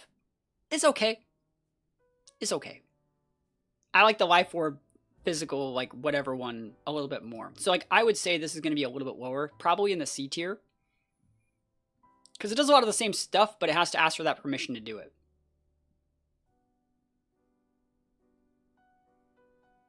That's a fair place for it. Yep, mid-C. I think that's fair. I think it's better than... I think it's worse than Meganium, but I think like it's probably still better than like a Gardevoir. It still can be like a carry. It's bulky enough to not get KO'd by things. I think that's fair. Alright, let's take a look at Dragonite. Dragonite is up next. So Dragonite's a bit of a weird mon where it can do so many different things, right? But I think that like regular Dragonite, my favorite set that I've actually found is just sashing it. Just leading it with like a sash. And then it has like Earthquake. It has like Ice Punch. It has like Dragon Rush. And then you just go with like E-Speed here. I like this. I like this set. You can go E-Speed, Earthquake, and extra drills. Ice Punch are the dragons. Dragon Rush are the dragons. I like it. I think it's just a solid set. I've also had value with like Life Orb. You can get relatively low cooldown reduction on a lot of these moves and stuff like that. So I think it's cool. It's definitely like a usable flying type. You're using it as like a ground type pivot to, you know, mitigate damage from ground types and then hopefully be able to repin them with like potential super effective moves like Ice Punch, be able to finish things off with E-Speed. I think it's a cool Pokemon. I think it's definitely viable. The fact that Dragonite can actually be built physical or special is really cool as well. You could go with a special variant with like Hurricanes, Heat Waves, Ice Beams, stuff like that. Very, very usable Pokemon. I'm trying to think of where I would put it. It's probably in the B tier, I think. It's probably right around like... I think it's better than a Mega Slowbro, I would say. That's probably a good spot to put it. You guys can't see it right there, but I think it's not as good as Talonflame, because I think Talonflame is still very viable. But I think it's good. And then, yeah, I think around town. There we go. See, like, great minds think alike. Holy moly. Like, there's a slight delay on Twitch, so they're typing that up right when I'm putting it around. So it's cool to see, like, we have the right ideas here. Shows that there's, like, an actual, like, coherent, like, thought between everyone. People are picking up the information we're putting down and putting stuff in the right spot. As for Mega Dragonite, though, I think Dragonite has a good Mega. It gains 40 boost to its special attack and becomes mostly a special attacker. So that would look something more like, you know, Draco Meteor launching, a little bit more Ice Beams for pinning other dragons. It gets a lot of good, like, you know, it gets like the Hydro Pumps, it gets Hurricanes, it gets a lot of cool coverage moves. I think it also does get like Heat Wave and stuff like that. So there's a lot of really good stuff.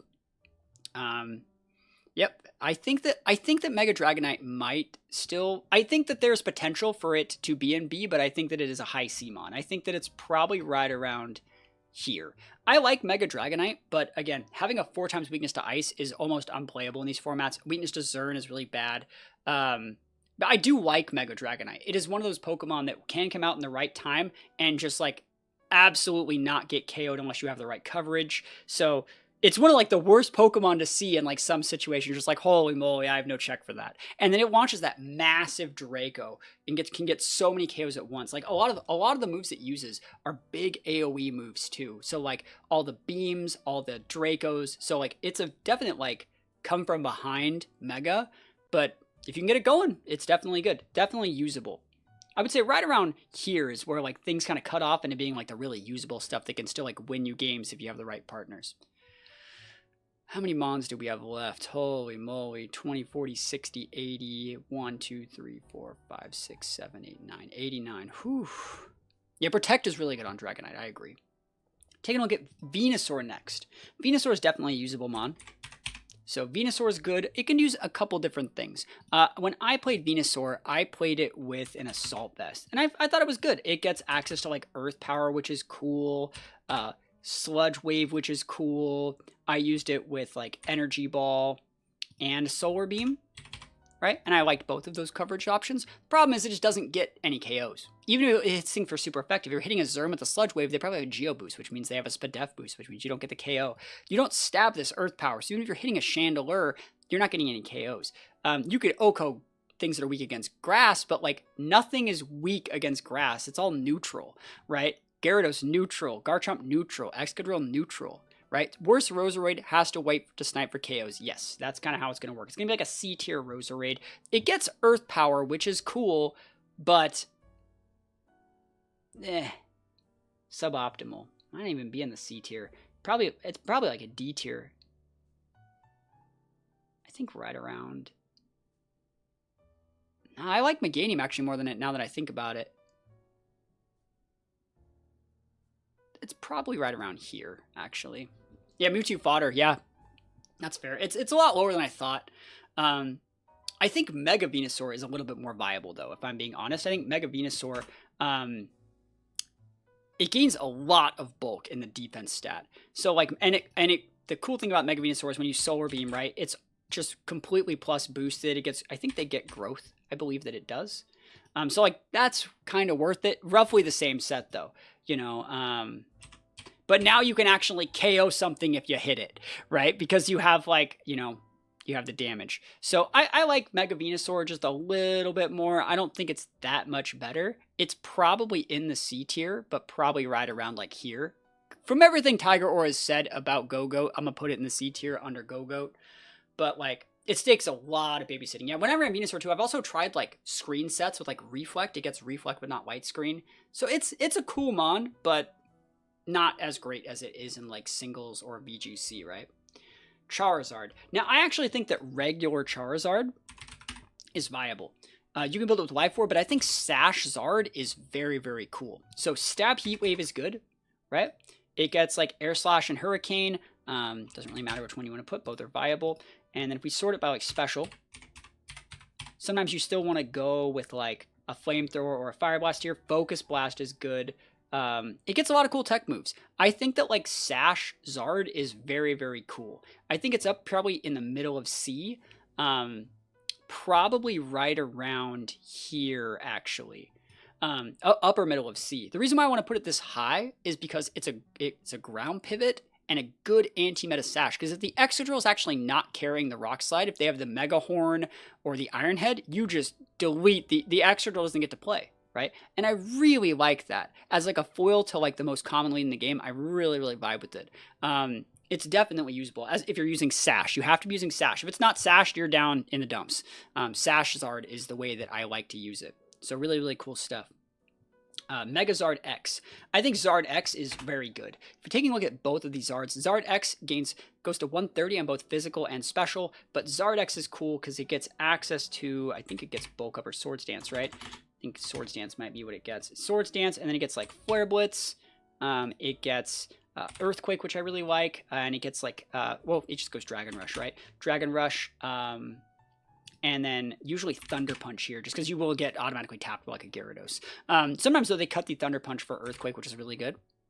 Yeah, I really like Zard X. I think it's very good. Upper B, really good moves, needs permission to speak. Well, I think that, like, it's one of those ones that, like, will get you, like, 2 or 3 KOs every time, right? I really like Zard X. I would say Zard X is probably right here. It might even almost make its way to A. SD Flare Blitz into a crowd of fighting Profit, right? I really like Zard X, and I like the Earthquake on it, as opposed to, like, that Thunder Punch, but that's just me. I think it's definitely, like, one of the better Megas in the game.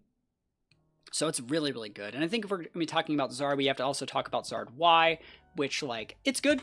It's basically like a super life-orbed version up of Charizard, you know, the base form Zard. But the same thing is you don't get that sash. So it does the exact same thing that base form Zard does without the sash. So it's going to shoot down quite a bit, but it is stronger. It gets like a 50 base. So I would say it's probably around, like,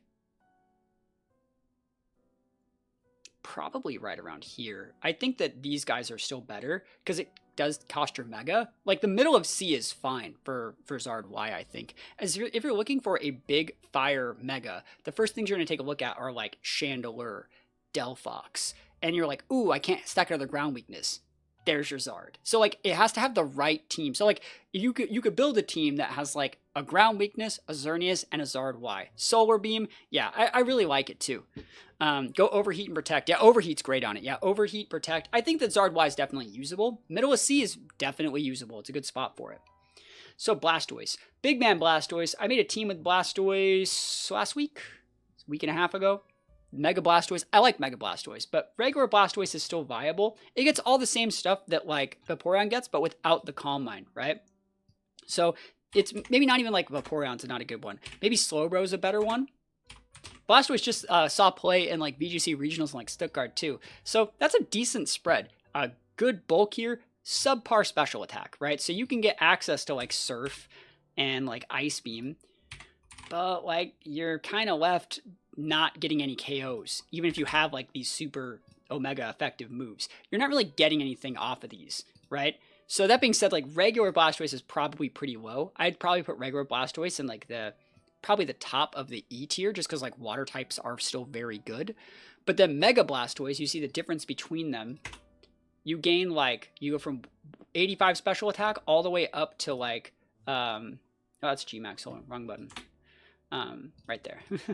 All the way up to 135, which is definitely good. And so I played this with Workup, which doesn't last very long. You only get to use, like, 2 attacks if you do it, but I got so many KOs with this thing. This is one of those weird mons that, like, we've talked about this a couple times, but if you get without, like, 1 red buff or blue buff or, like, a heal, this thing's gonna get you, like, 4 or 5 KOs. It's so underrated. I really like this thing.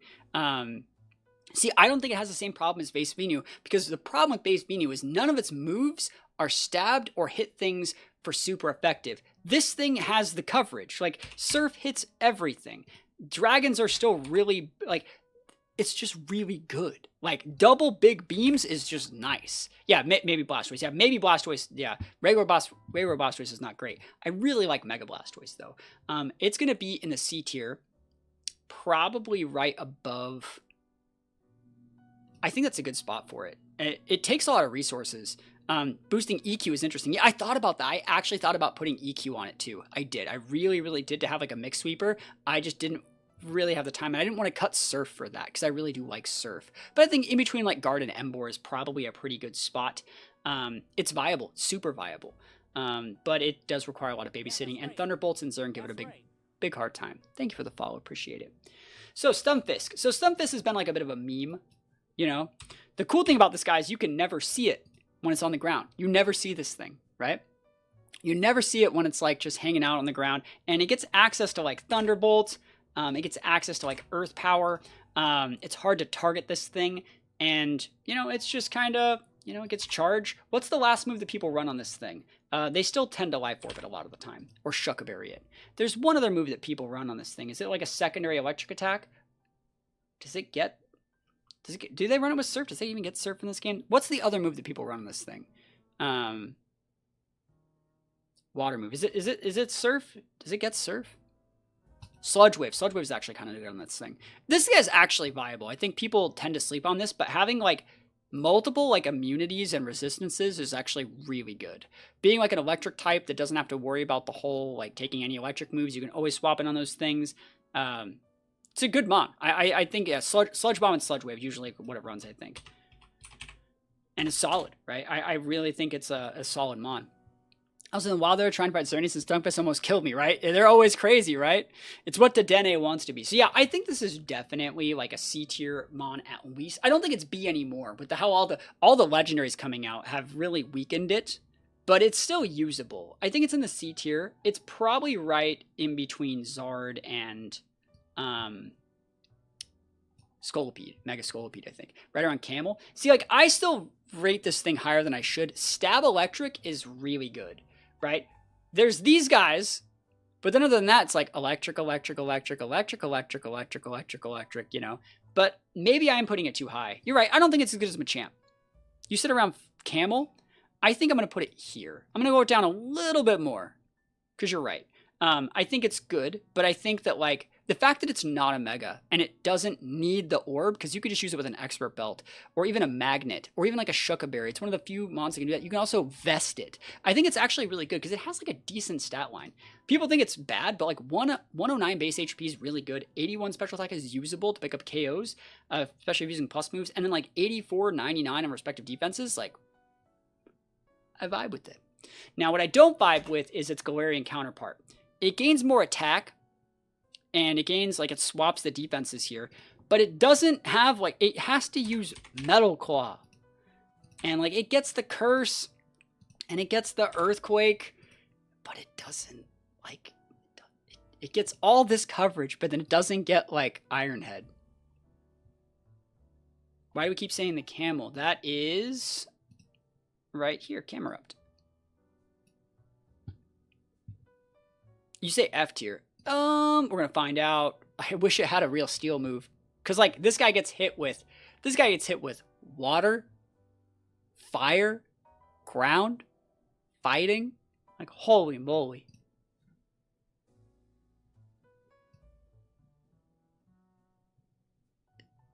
Stab Earthquake though, guys. Stab Earthquake. Stab Earthquake. I value Stab. Like, I have Diggersby in the middle of the D tier just for Stab Earthquake.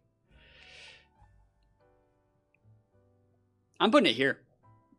I think that's fair. Stab Earthquake is a thing. The only value we would have is like they don't see it, and you're just like, ha! I'm coming out of the ground. Yeah, I think that's the best place we're gonna be able to put it. All right, Furfro. I don't think a lot of the audience that plays this game, is that mon even in the game? I think it is in the game. Yeah, you can trade your Stunfisk for it, I think. That's how you get it. Now, Furfro's a mon that has not been legal for play for like what seems like a decade, you know? Like, this mon was out in X and Y. I don't think it's been in any other game since this one. So it's like, there's a good chance there's a lot of the audience that doesn't even know how this thing works. And it's bad. It's not that great. You can change how it looks, you know, to all the different forms, but that doesn't do anything, you know. So it's bad. 80, 65. Defensive monster. Not in this game, though. Not in this game. Fur Coat is not an ability in this game. There's no abilities, right? So, like, it doesn't get anything, right? It just doesn't get anything. It gets nothing. Just a bunch of nothing. It gets good special coverage, but a 65 base special attack, it gets nothing. This is just not a very viable mon. So it's like, at least Garbodor stabs things that can hit stuff for super effective. You can't do anything. Can't even focus energy spammer. Yeah, it's like, nah, fuck this. Sharpedo, you gotta put some respect. It's the worst mon so far. It is the worst mon so far. It's meant to be like a dress-up gimmick, and it just doesn't get anything. It can't, like, do any damage. In a game where the whole point is to, like, deal damage and get KOs, even if you sash, it doesn't work. If you were to Life Orb it, you have no other damage, and you're boosting a 80 base power. Like, no. Nope. Even if it had any sort of setup, like a bulk up or like a curse or something like that, it doesn't have the damage to even, like, do anything with it, right? Probably gets work up. Yep. Yeah, not worth. It's probably the worst one so far. Speaking of the worst one so far, I've included Malamar in this list. Malamar is suboptimal. I made a video last week about Malamar where I used Mega Malamar, and it is quite horrendous. So we have Malamar here. Take a look at the differences in these two Pokemon. Now, I think Malamar is going to get a really good ability when it Mega Evolves in whatever Pokemon Champions game, right? But, like, it gets 10 base attack and 30 base special attack. So it's like a Life Orb. You gotta ask pretty please to work, and it doesn't even really work, and then you don't do any damage, and you're weak to everything. So Malamar's complete garbage. Complete garbage. Regular Malamar is also complete garbage. Even if you were like Life Orb Malamar, it still just doesn't do anything. It can be built physical, and when it's in regular Malamar form, and then like Mega Malamar can be built like special, but then you have to be a Mega to use a sub base 100 special attack. Like, no. Actually, it might be like 102, right? No, it's 98. All that work to utilize a sub base 100 special attack stat? Like, holy moly. Mega Garchomp has a higher base special attack stat, you know? Mega Sharpedo has a higher base special attack stat, right? So, like, Malamar is bad. It's probably about here, bad. Here, bad. Yep. And then Mega Malamar is bad, but you have to use your Mega to do it. I'm sorry, buddy.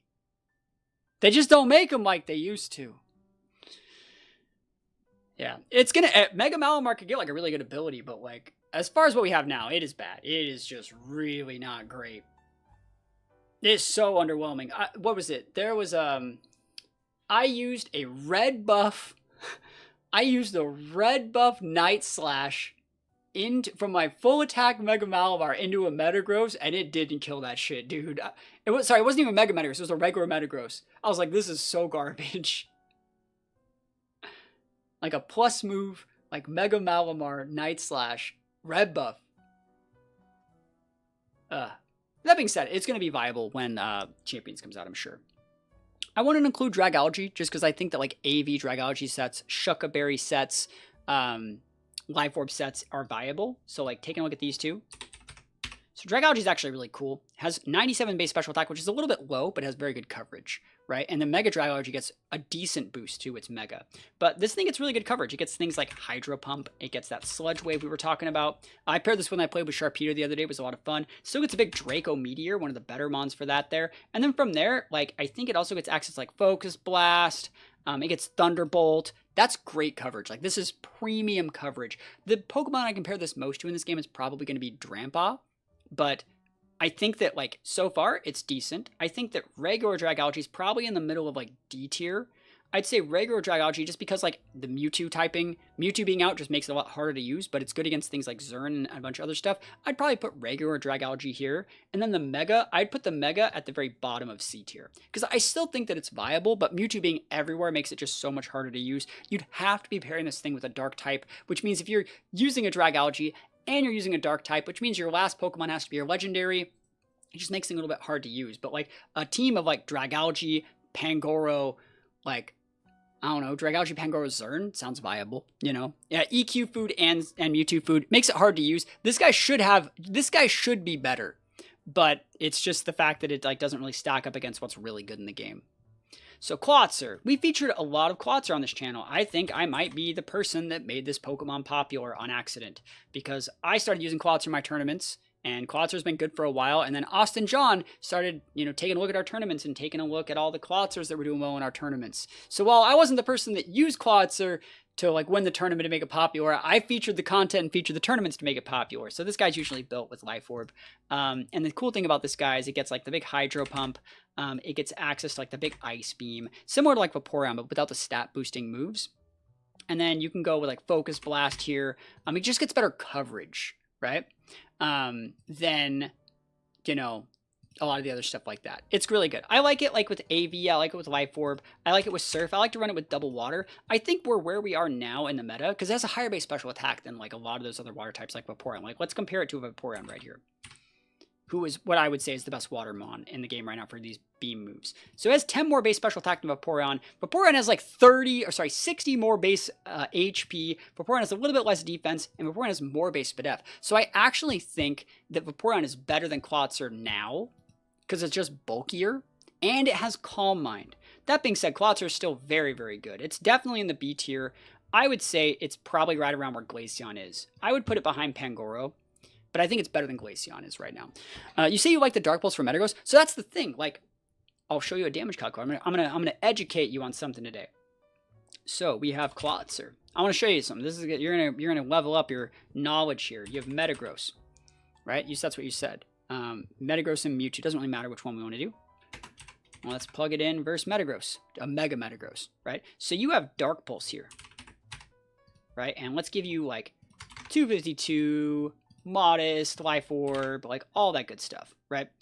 And so you do not KO that Metagross, right? At all with this Dark Pulse. But you know what else you can also do? You can just put a Hydro Pump there.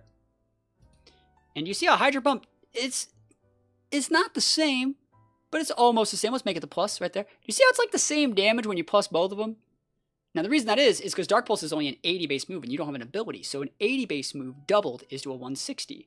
But Hydro Pump is like, you know, it's like just stabbed. You know, you get a 1.5 boost on it. So like a 1.5 boost to a 110 is basically the same amount of damage, right? So it's like the rule of thumb here is you don't really want to just good coverage doesn't mean shit unless it's something that's hitting for 4 times super effective, or unless the move that they get is over base 100. So unless it's like an Earthquake, a Stone Edge, a Close Combat, you're not really getting that value of having a secondary super effective move.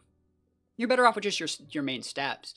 So like you could like having both of these is cool, but like you could honestly just like go Surf here, like I like to do, and just high roll one of them and you're fine. You know, that's how I like it. Anyways, I think it's a good Pokemon. Goodra. Now, we're not going to include Hisui Goodra because it's not in the game. If you've seen them on ladder, that's because people are getting them into the game through illegitimate means. But regular Goodra is in the game, and it's actually a really cool mon. I think it's one of the few like good AV mons that people are still using, and Goodra gets great coverage. Ice Beam, Thunderbolt, or Thunder and Thunderbolt. Thunderbolt, Flamethrower, right? It gets access to like Draco Meteor. There's so many. Goodra gets everything. I think it's like poison coverage too. Like look at all this coverage. Focus Blast, Ice Beams. You can build it physical or special. It gets Hydro Pump. It gets everything. Goodra's great. Very, very underrated. Yeah, and you can build it physical with like Curse and so many different things. I really like this Pokemon. I've actually used it a lot on my channels over the years. 2014, I was a big fan of Goodra. 2017, I took it to the World Championships. Love Goodra. One of my absolute favorite mons of all time. Very, very solid. I like this thing a lot. Great stat line, great SPDF. Unlike Malamar, this thing actually has like good offensive stats, right? Really do like Goodra. Very, very much so a fan of this Pokemon. That being said, I think it's in the C tier. It's probably it's probably in between Stunfisk and Flareon, I would say. To where like, it doesn't really require your Mega, and it's just going to be really good. I can't wait for Hisui Goodra to make an appearance. It's going to be wild. I've actually played against people that have like hacked it into the game. And it's not as good as you think because it just gains a fighting weakness and a steel weakness. So it's like, and the whole kit of Hisui Goodra just doesn't really work here. But it's also cool that it gets like fire moves and a bunch of other stuff like that. It's still very usable. Yeah, it's EQ food. Regular Goodra's better. All right, let's take a look at Delibird. This is the only shiny alpha Pokemon that I have. So Delibird here. Ugh.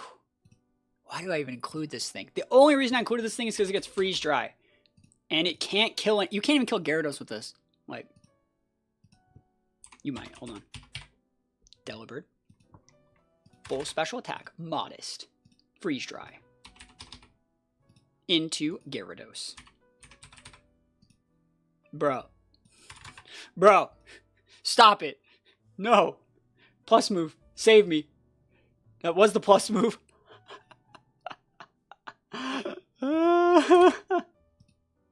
Alright, you need the life orb. And you still can miss it. You know what? It's better than freaking... It's not better. It's not better. Sorry, buddy. In singles, this guy's usable. I'm just throwing this out there. Like, it gets access to, like, spikes. It gets access to, like, defog, rapid spin, haze, ice beam. Like, in singles, this thing works. In this game, it does not work. I will not put it above Mega Malamar. Mega Malamar deserves something to be better than him.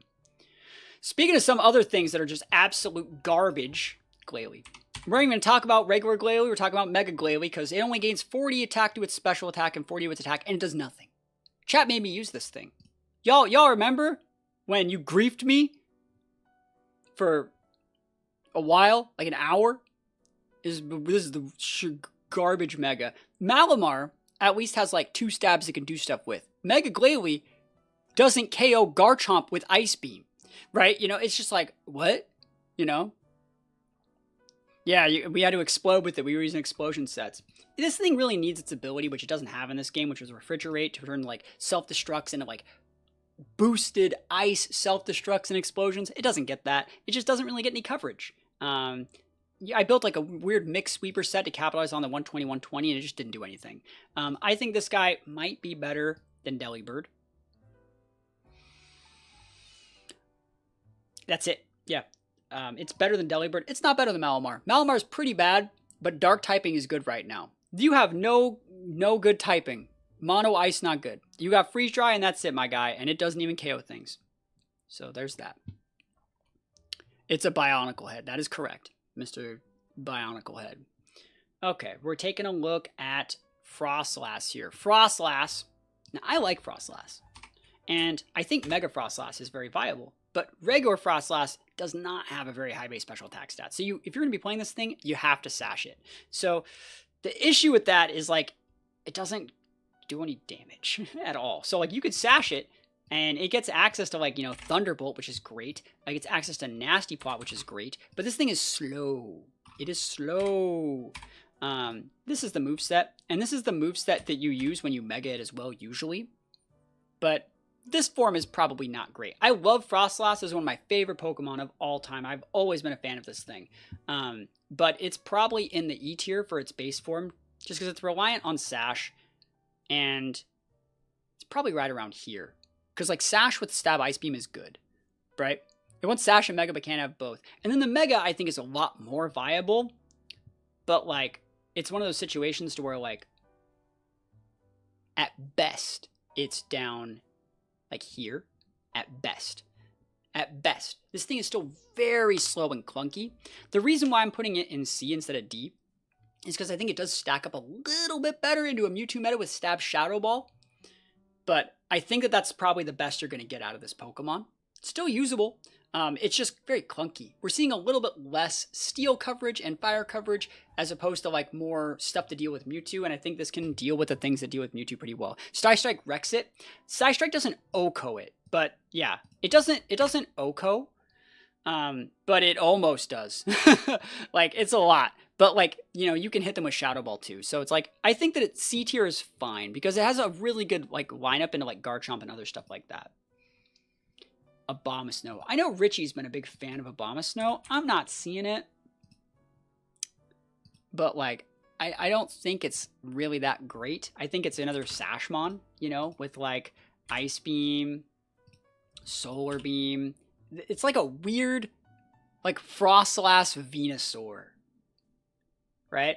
I just don't vibe with this. I wonder what else it really does. The cool thing about Abomasnow is you can go physical or special, but it's only a 92, right? Fire coverage wrecks it. It's good into Excadrill if they don't have Ice or Iron Head, right? So I don't know how I feel about this thing. I don't really like it. I don't like the regular Abomasnow. I think it's an F tier mon, but like I know Richie likes it for some reason. Ice Shard, Ice Punch, Woodhammer, Growth. That's probably the best way to do it with like Sash or Orb. No, it would have to be Orb then because you're using Woodhammer. Okay. That's honestly, it also gets Earthquake. That's honestly like better than Arbok and better than these. I think that's acceptable. Yeah, that's probably fair. And then Mega Abomasnow. Mega Abomasnow gains a respectable boost. So anytime you get over 30 to your respective like special attack or attack stat, that's more than the orb. So it's like there are reasons to have that. And at the same time, you gain 30 defense and 20 base def. So Mega Abomasnow is definitely better, no matter like if fans or butts. It's just a better Pokemon. So it's probably going to be about like here. That seems about right. Mitigates Earthquake, Stab Ice Beam, potential Earthquake of your own or Ice coverage. I think that's fair. Putting it in E tier. I don't think it's D. I don't think it is. I think it's still E because it takes so much babysitting, and then like Mewtwo and Zern both just still wreck it. But I think there's arguments to be made for that. So that's where I'd put Mega Abomasnow.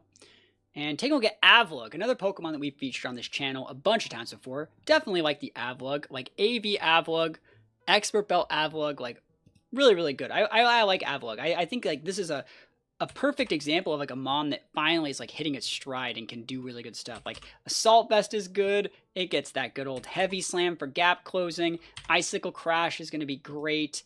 You have like Earthquake, and then you have like Stone Edge. Like I love this thing. This thing is still really good. I think it's still really viable. People should put some respect on this guy. 117, 184, definitely viable. Let's also at the same time compare the other Avlug. I think that regular Avlug is better than Avlug Hisui. Avlug Hisui has more attack, right? But less Spadef, and you gain that ground weakness. So I think regular Avlug is a little bit better. The Avlug Hisui does, though, gain a move that you're never going to use, which is Mountain Gale. Right? It's just you're never going to use this. And it gains Stab on the Stone Edge, which is viable. Because I like Stone Edge on it. It's a really, really cool mon. But that being said, regular Avlug, I'd probably put it in the C tier. I still really respect regular Avlug. I'd probably put it right in between Goodra and Stunfisk.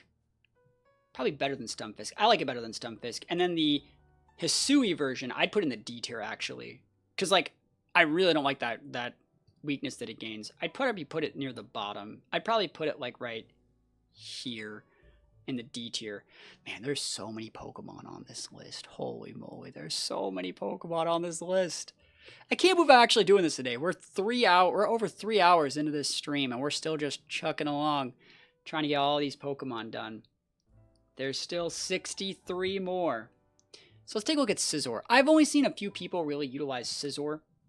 Not Scizor, sorry, Scyther. I've only seen a few people utilize Scyther. They build it with like Eviolite still, but like Life Orb is really good. I like the Life Orb more than the Eviolite set. I think the Life Orb with like, Lunge is going to be really good. It gets access to like close combat and stuff like that still. That's why I like this coverage here. You go Swords Dance with it, and then some people like to go with a second bug attack. Some people like to go with Certified Physical. They like to go with like, sometimes you can use Brick Break instead. I think it might get a couple other decent moves. Knockoff's viable. Like, I like this thing. I think it's good. I think that Eviolite is also an acceptable option on it. Let's maybe make this smaller so people can start seeing things a little bit easier. There we go. It's probably a D tier mon. They're probably near the top. Like, probably right around here. Probably right here. I think the fact that it gets, like, that stab lunge, which is good into Mewtwo, the fact that it is a ground pivot, because it is still a bug flying typing, it might even be a little bit better, because this is a base 105. Sorry, 110. It might be a little bit better. Let's think about that. Let's actually think about where I would put it. Because, like, it's a wet noodle. Thunderbolt just pops it. That's why I cannot put it super high. No, this is where I would put it. Ice Beam, Thunderbolt, like, Moonblast, everything. You're dead. You're so gone, right? Fire attacks, like, don't even get me started. This thing is just absolutely dumpied. But it's usable. Eviolite might be just a little bit more viable, but I think the Life Orb one brings a lot to the table as well, so it's solid. Better than Mega Camerupt. I like Mega Camerupt, and I think using resources doesn't make you bad if you guarantee. Like, so that's the thing. That's the thing that separates like some of these megas from like some of these ones. When you Mega Evolve the Camerupt, you're going to get that KO back. You're going to go 1-for-1, right? When I Mega Evolve a Mega Pyroar, I don't get anything for that, right? I don't just guarantee go pops the first thing I hit. But with one of these, you know, you usually do get that like first KO back. So remember, the whole goal of the game is to get as many KOs as possible in a lot of situations, right? To get first place. So it's like, that's why these guys still have viability in my opinion. Let's talk about Scizor. Regular Scizor, right? So Scizor is a Pokemon that I think is going to be climbing in Ranked Battle Season 3. Like, it is one of the best anti-meta Pokemon in the game. Curse is really good on it. It gets access to Iron Head to break Zern if you want to do that. You can also go like Metal Claw and other options. It gets access to Lunge, which is super effective against Mewtwo. It's going to be so good. And not a lot of these Pokemon that can have fire moves are teching them. It's really good into things like Excadrill too. If you want to use like Lunge to drop their stats, you can even go like Night Slash or Knock Off to be able to break, you know, Metagross and stuff like that. I was like, this is my favorite Scizor set right here, and I really, really like it. I think it's so good in this format, right? CC is also good. I just didn't want the stat drop because I want to use Curse. So it's like, it's weird. I don't think this is wrong. And I think this is the only format where you, like Season 1, Season 2, all the other seasons, that doesn't work. I think this works. I know that sounds crazy, but like, I found this Pokemon to be an absolute game changer into Xerneas and Mewtwo teams. Just easy. Yeah, Steel not being EQ food is clutch. Yeah, and then the fact that you have like Lunge plus, like, all right, against like an Excadrill, if I have a Curse and I Lunge your Excadrill, I'm going to outvalue you. I'm going to drop your attack, and I'm going to like, I have a defense boost and an attack boost. Like, it's so much damage. This thing is just ridiculous. I have a video coming out in a couple days where I show it off a little bit more, and holy moly, this thing just cooks. It's actually really good. I think it's better than B. I think there's a lot of things in B. You see, I'm a little bit more stingy with my A's, and yeah, I think that it's good enough to be there right now for this Ranked Battle Season 3 format. Taking a look at Mega Scizor. Mega Scizor, very similar, right? It gains just a little bit attack, a lot more defense, decent Spadef, and the cool thing that I really like about this is you do not need this item to make it work. So you can actually just run Mega Scizor and just have it as an option. So it's like, so basically what I'm saying is like, Scizor's not relying on an item. You can be just a little bit better. That's where I think, right there. I think that it's completely fine. I think that it's probably not, like, it is nice to have that item because you could put so many different items there. You could put an Akaberry there. I like the Rocky Helmet. It does come into play. But Mega Scizor is still very viable. The problem is even if you could Mega it, you're not going to Mega Evolve it that frequently ever. And even if you do, it doesn't really do that much more damage. Like Life Orb Scizor is probably even better than Mega in most situations. But, you know, I still think it's good. I still think it's a very, very good one. And this meta specifically, very, very solid. Very, very solid Pokemon. All right, here we go. We have Pinsir. My voice is starting to lose it here. I need to take a sip of my coffee. My voice is starting to go out the window.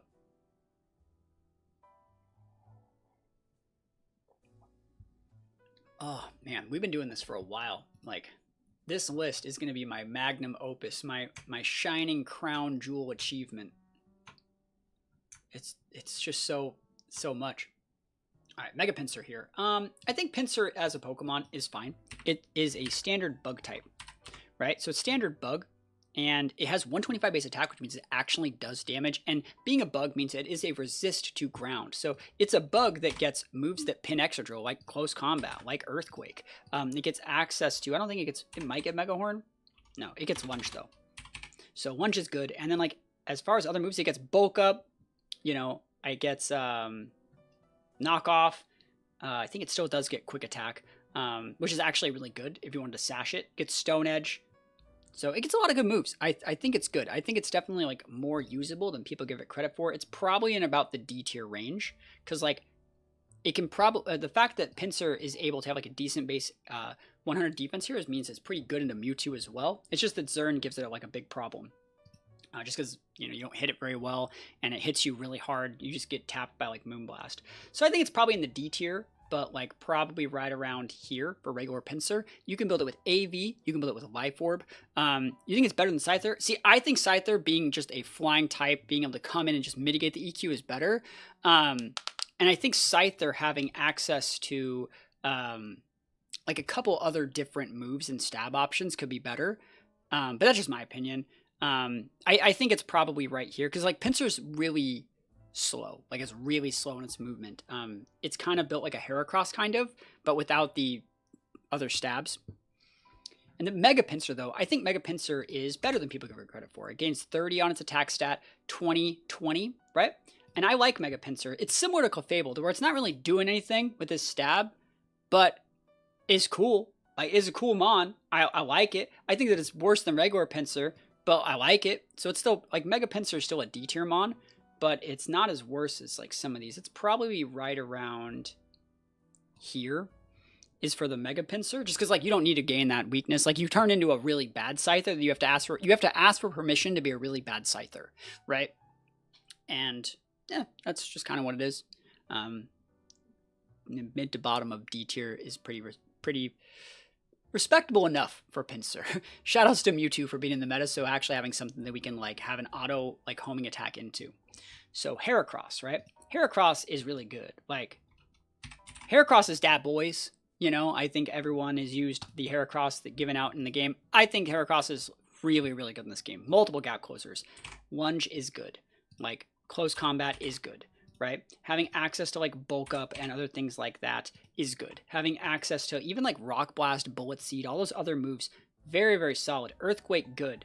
Knockoff, good. Very, very solid moveset on this guy. You can build it Sash. You can build it Life Orb, right? On the base Heracross form. And I think Heracross is better than like Scyther and Pinsir because it is still a ground resist, but it has a fighting stab, right? So I think Sash Heracross might be one of the better ones right now just because there's so many Mewtwo's running around. You soak the Psyshock, pin him with the Mega Horn, and leave. Go to your Mewtwo or something like that. Yeah, it gets Mega Horn. Yeah, duh. I don't know why I didn't say Mega Horn. It's not that it gets Mega Horn. It's the Mega Horn user. It's like the first thing that got Mega Horn, right? So I think the Heracross is like probably like around here. I also, Heracross is one of my favorite Pokemon. So like you're going to have to deal with me putting it higher than it probably needs to be, but I do like this thing a lot. So Heracross is really cool. I like it. Sash feels nice to do with Mewtwo. And then I think Mega Heracross is actually like still very good. But you have to run Protect on it.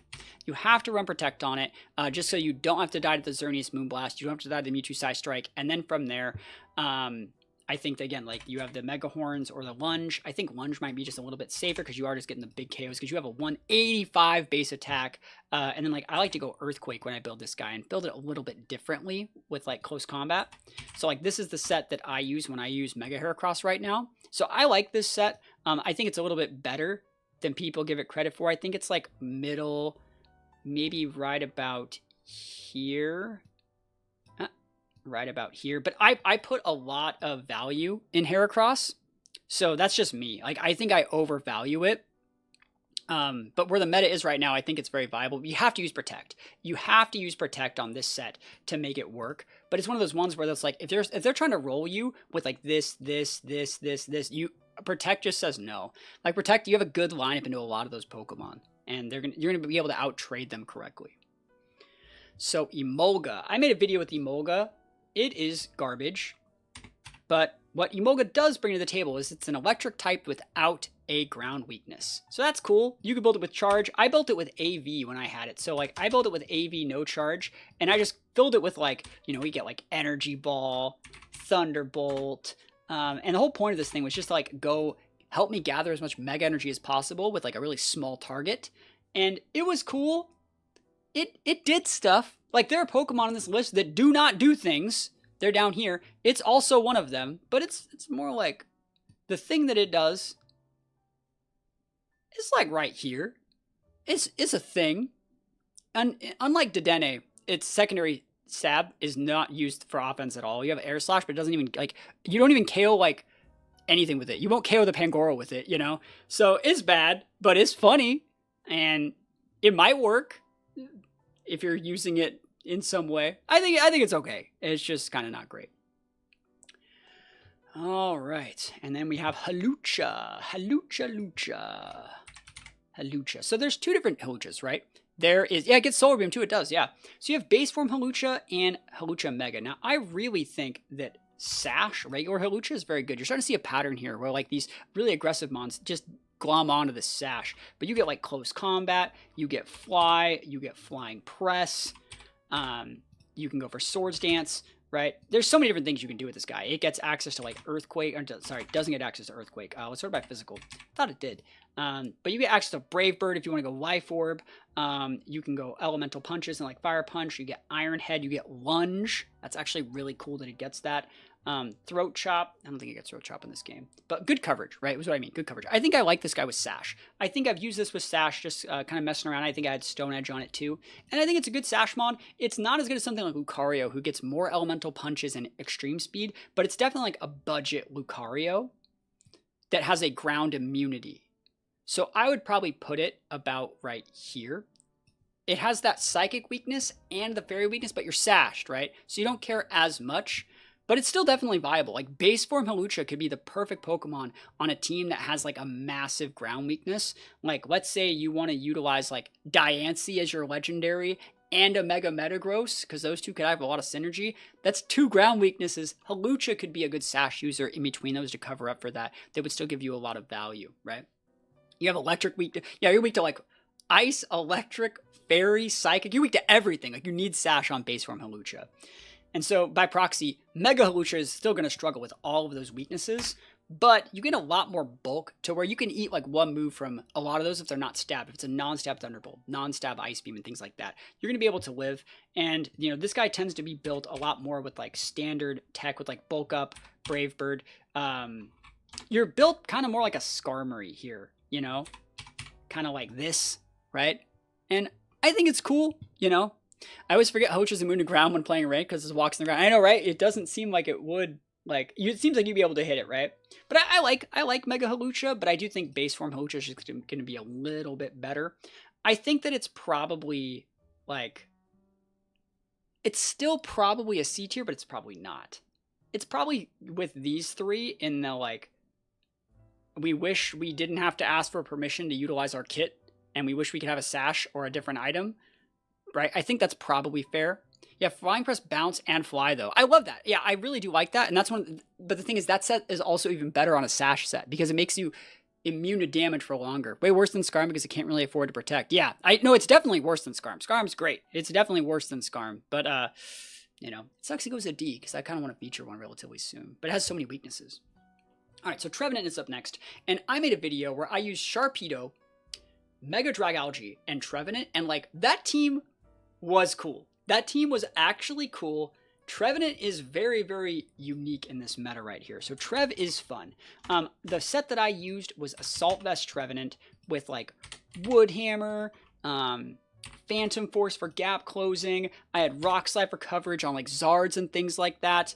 And then the last move that I used, what was it? What was the last move that I used? It was Earthquake. Yeah, like that moveset cooks, and it's a base 110. Like, that's stronger than so many things. I really, really like this thing, right? A Ghost with ground and electric resist. Like, this is all you need. I paired it next to, like I said, Dragalge. There's big, you know, ground weaknesses there. Sharpedo, there's big electric weaknesses there. It worked. It worked. It was, when I got a red buff, and I just was just like, boom, boom, boom, boom, just one-shotting everything out here. It's a really, really cool set. I like this a lot. It's one of my favorite mods. It has probably one of my favorite shiny forms as well. Look at that shiny form. It's absolutely amazing. You say a D tier mod. Definitely not a D tier mod. Definitely not. It's at least in C. This is basically the new, like, Hippowdon. It has Phantom Force to gap close on stab, and then, like, better defensive typing. Right? So it's not as good as Hippowdon, but it's like the new version of Hippowdon. I would probably put it about right here. I really think this is viable, and you guys have to try it if you haven't really used it. There's also, like, I think, was it Spyrex that, like, top cut, like, 3 or 4 of our tournaments with Trevenant in Season 2. This mod's actually really good. It doesn't get one-shotted by a lot. The only thing that, like, one-shots it, it has a good matchup against. That's, like, Chandelure, right? And you can, if you Phantom Force them, they are just dead. Like, Phantom, like, plus move boosted on this guy actually does a lot of damage. It's great into Excadrill too. Holy moly, this game is so good into Excadrill. Yeah, I like Trevenant a lot. So let's talk about base form Scrafty and Mega Scrafty. So to see the two Scrafty forms, it's going to be 90 to 130, and then, you know, basically 20s on each of the respective defenses. I think base form Scrafty is honestly, like, probably just best built with, like, either an Assault Vest or a Life Orb. And then the problem here is you are getting tapped by flying moves, fairy moves, a bunch of stuff like that. Pangoro at home, yes, definitely Pangoro at home. Like Pangoro without like the poison coverage, right? You have access to like a bunch of different stuff, right? If we sort it by physical, right? You have so many good moves that you have like dragon coverage, fire coverage, head smash, same ice punch knockoff, things like that. You have poison jab, but you're not really getting any KOs off of it. But I just think it's not nearly as good as Pangoro. It's just really not. It really feels kind of underwhelming when compared to it. Because also, it has higher base defenses, but it has like a much lower base HP. I think Pangoro has like an 85. Could be wrong. It has 95 base HP. Yeah, that's so much less, right? And Pangoro still has respectable defenses, I would say. So that being said, it's probably like a Cmon, and only because it's like dark. So it's like it's similar to Crook. It's probably about right here, I would say. It's underwhelming at best. You actually miss a lot of KOs on this thing. And if you were to compare these two, the big thing that you're missing out here is you're on it. It's only 90 base attack. You don't kill anything with this guy, right? So it's like, I'm being really generous putting it this high, and that's mostly for the Mewtwo matchup that it has. Other than that, you know, you're going to have to Life Orb, you're going to have to be ahead, you're going to have to use a lot of plus moves, but it could get KOs. AV and Life Orb are probably the better sets on it. Mega Scrafty, though, Mega Scrafty can get KOs, right? If you were to utilize Mega Scrafty and go with like a bulk up, you actually can pick up the KOs. Like the big, like Crunch is going to do a lot of damage. You're going to be able to pick up KOs with close combat on a lot of things, gap close. And then like Ice Punch was still good when I used it. I liked Ice Punch. I think this guy's going to get better if we do get Drain Punch in the DLC. But Scrafty gains enough attack to actually be competitive. But then again, like what's stronger?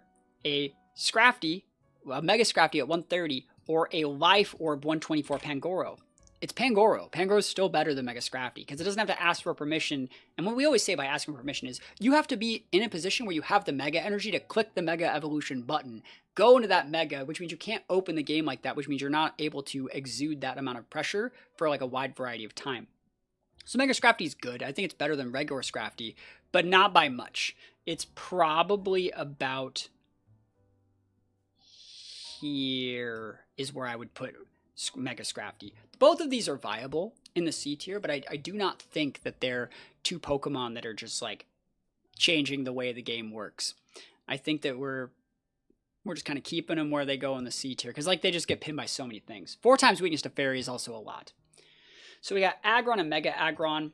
I think like, you know, I think Aggron and Mega Aggron are usable. And I think Mega Aggron is better than regular Aggron. So if we take a look at both these, Mega Aggron gains a 30 base boost to its defense. Sorry, its attack, and it gets a 50 boost to its defense while getting still at 20 to its Spadef. Very, very viable. It also loses some of its weaknesses to like ground and fighting. I think it's like really, really, really good. But regular Aggron, you know, it has like Head Smash. For Aggron, it's Mega or Bust. Yeah, I think we still want to talk about it because like I've seen people utilize like Life Orb Aggron and just go like Head Smash, like Iron Head, like Earthquake, EQ, like, you know, I've seen this set, right? And it's not bad. It's definitely an E tier mon. Probably about right here is where I would put regular Aggron with Life Orb. But for Mega Aggron, I think it's good. I think that it gets like, you know, they go Heavy Slam here too. So like you have Gap Closing, you have Earthquake, like that's a decent set. Yeah, it's a worse Tyrantrum. It is. In every situation, it's a worse Tyrantrum. But Mega Aggron, you know, having access to a bunch of that stuff, I think Mega Aggron is probably good. Even though it's Earthquake food, I think that it's still at least the D tier. It's probably in the C tier. It's better here, better here, better here. I think it's better there. I don't think it's better than Heracross, though. I think Heracross might be better than Mega Aggron, because I think Sash is just very good. And Heracross is good in this format because it's good in a Mewtwo in some situations. I might be ranking it a little bit lower than it probably needs to be. But a lot of Zerns also carry Focus Blast now, right? Why is Roserade C tier? Roserade gets like really good coverage, and it basically functions like how Megas would function. Like it basically functions as good as a Mega Venusaur, but without needing a Mega. So like plus move Solar Beam boosted by growth. Sludge Wave is really good into a Zern meta right now. I think Roserade's usable. Oh, I had to like pop my sinuses. I was literally talking for too long. All right, here we go. Noivern. I don't think anyone's really used Noivern, but Noivern's actually very fast. It's a really, really fast mon. So talking about Noivern here, Noivern is almost similar to like a Salamence or Dragonite, but I think it gets like, you know, if you were to Life Orbit or Sash it gets like the same Draco meter that those guys get. It gets the same like Hurricanes those guys get, but it gets like fire coverage, right? I don't know if it gets Heat Wave. It does get Heat Wave. Yeah, I know it gets Flamethrower, right? That's what Noivern really gets. Instead of like Thunderbolts and Ice Beams, it gets the Heat Wave there. And then from there, there's a few other moves that it gets as well. It gets Focus Blast. It gets Psychic. There's a few things that it gets that you're just kind of like, huh, I wouldn't think that it gets that. And like I said, the value that it brings to the table, it's very fast. So either Life Orb or Sash are probably the best way to play it. It is pretty weak though, so you're not really going to be getting any big KOs with it. That being said, it's not terrible. You think Protect is necessary because it needs Orb. I think Protect is good as that last move on Noivern. That's a very good deduction right there. So that being said, it's probably actually in the E tier because it can't get any KOs. There's nothing this thing KOs. In a Zern meta, it's really rough. But, like, it's probably right around, I'm thinking, like, it might be, like, right here is where I'd put it. I think I generally am not treating it very well, because, like, you'd still miss KOs on, like, Mega Garchomp with, like, Draco. And that's ridiculous. You know what I mean? Like, even with like an Orb Mega Draco, you're just missing KOs. It's just so ridiculous. This thing is just not very strong. 97 is weak. It's weaker than like a Flygon's offensive physical attack stat. It's just like, yeah, above Mega Pyro ground immunity. That's fair. I'll give it to you. I'll give it to you. That's completely fair. That's fair. But I don't think it's like, I think Sash Frostlash, Sash Alakazam, like the way that these mons were being played when we put them in their tiers, I think put them over, but I think it is better than Mega Pyro. Klefki is another mon that is our next thing we're going to talk about here.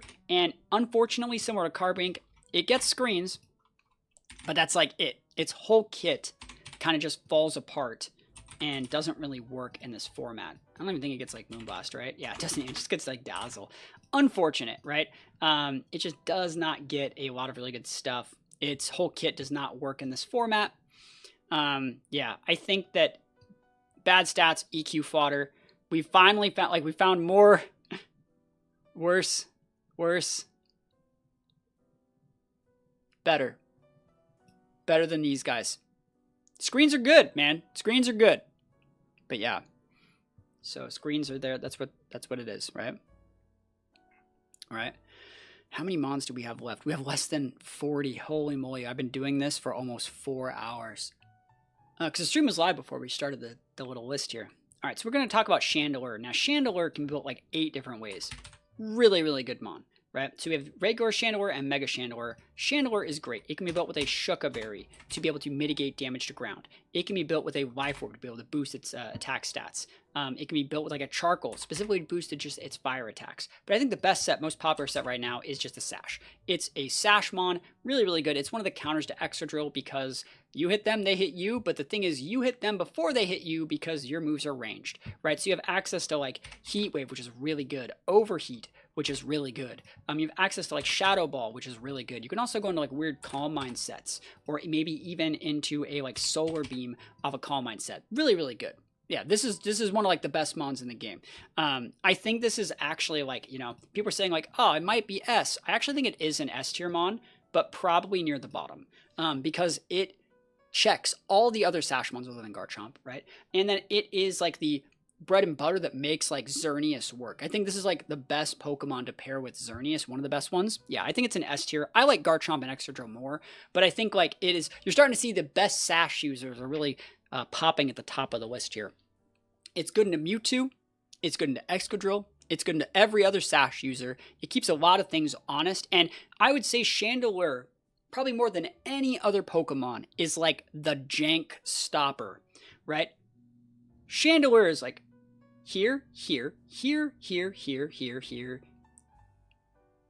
here, here. You're like, they're dead. They don't get to play the game. You're one-shotted. You gotta be this tall to ride, homie. Chandelure has super effective OHKO shots on like almost everything, right? Yeah, Chandelure is also better than like 95% of the Megas because, again, look at its base stats. Like, this thing was not supposed to... It's like the second highest, strongest special attack in the game, right? Yeah, Yveltal is probably its top counter, and like that's why I said Chandelure's best partner is Xerneas, right? So Xerneas is really good, makes Chandelure really good. They cover for each other really well. What's Xerneas weak against? Poison and Steel, pivot to Chandelure, resist both, right? Really, really solid stuff. Like Chandelure a lot. Taking a look at the Mega, though, Mega Chandelure is actually still viable because Chandelure does not need a focus sash. It has a focus sash because it's so good without it. You might as well have a sash to make sure you don't die to a Swords Dance boosted EQ crit. But if you could run the exact same set, Calm Mind, right? Calm Mind, Solar Beam, Overheat over the Heat Wave. It's up to you which one you want to use, and then Shadow Ball, right? And just run it Mega. Still really good. Still really, really solid. I think that I still like Sash more, but like, I know this is going to sound crazy, but like, I still put Chandelure Mega in A tier. Sorry. That's just me, right? Like, I like this, and you could say the iframes basically is the reason why you have the Sash, but you have the iframes on the Mega too, because like, if the Extra comes up to you and Drill runs into you, and you Mega Chandelure on that, you get to block it as well, right? So it's like, I still really like Mega Chandelure. I still think it's super, super viable. Yeah, everything gets popped. And then you have like Calm Mind boost on top of it. That's the thing. It's like, you know, I also ranked Mega Gardevoir, you know, pretty highly as well. This is basically just like a super Mega Gardevoir with like much better offensive coverage, I would say. So really, really good stuff. I like this Pokemon a lot. Might be putting it a little bit high, but I like it. All right, Aerodactyl. So Aerodactyl, the best way to play this guy, there's two ways. There is Sash and Life Orb for the base form. But I think that I liked the Life Orb more, just because I think you actually need the Life Orb to actually still get KOs with things like Ice Fang and Earthquake. Otherwise, you actually don't get them. And then you have Fly as your gap closer. When I played this guy, I went with this set. Now, you could cut one of these for Protect if you want, but I liked this set. I felt that it went 1-for-1. I KO'd the stuff I wanted to KO. When I connected with this, I got big KOs. 105 is an acceptable attack stat. See, I don't think you need the Protect here. I think for the way I would play this Mon, I would use it in the back. So like, I bust this thing out after like a minute and a half, maybe the last minute of the game, and pick up like any one KO that I want. So like, I'm trying to go 1-for-1 with this guy, maybe 1-for-2 before I go down. Protect is cool, but like, this guy has zero reason to have to try and carry. Like, I like this. Yeah, it's good against other flying types, right? Good against dragons. I think Protect could be viable here, but I think Protect would be more viable on the Mega form, right? The Mega form, that's the one you would put Protect on, because it doesn't really get like that much stronger, but you get like a decent, or you get a decent amount of bulk. And yeah, you could technically Protect with Fly if you're a god, right? If you just time it correctly. That being said, I like regular Aerodactyl because Sash and Life Orb I think are better than the Mega. I would probably put regular Aerodactyl in like the upper part of C tier, probably like right. No, maybe it's not the upper. It's probably like right around there. Both are in the, well, actually this guy's not in the C tier. It's definitely the D tier because it have to ask for permission to do it.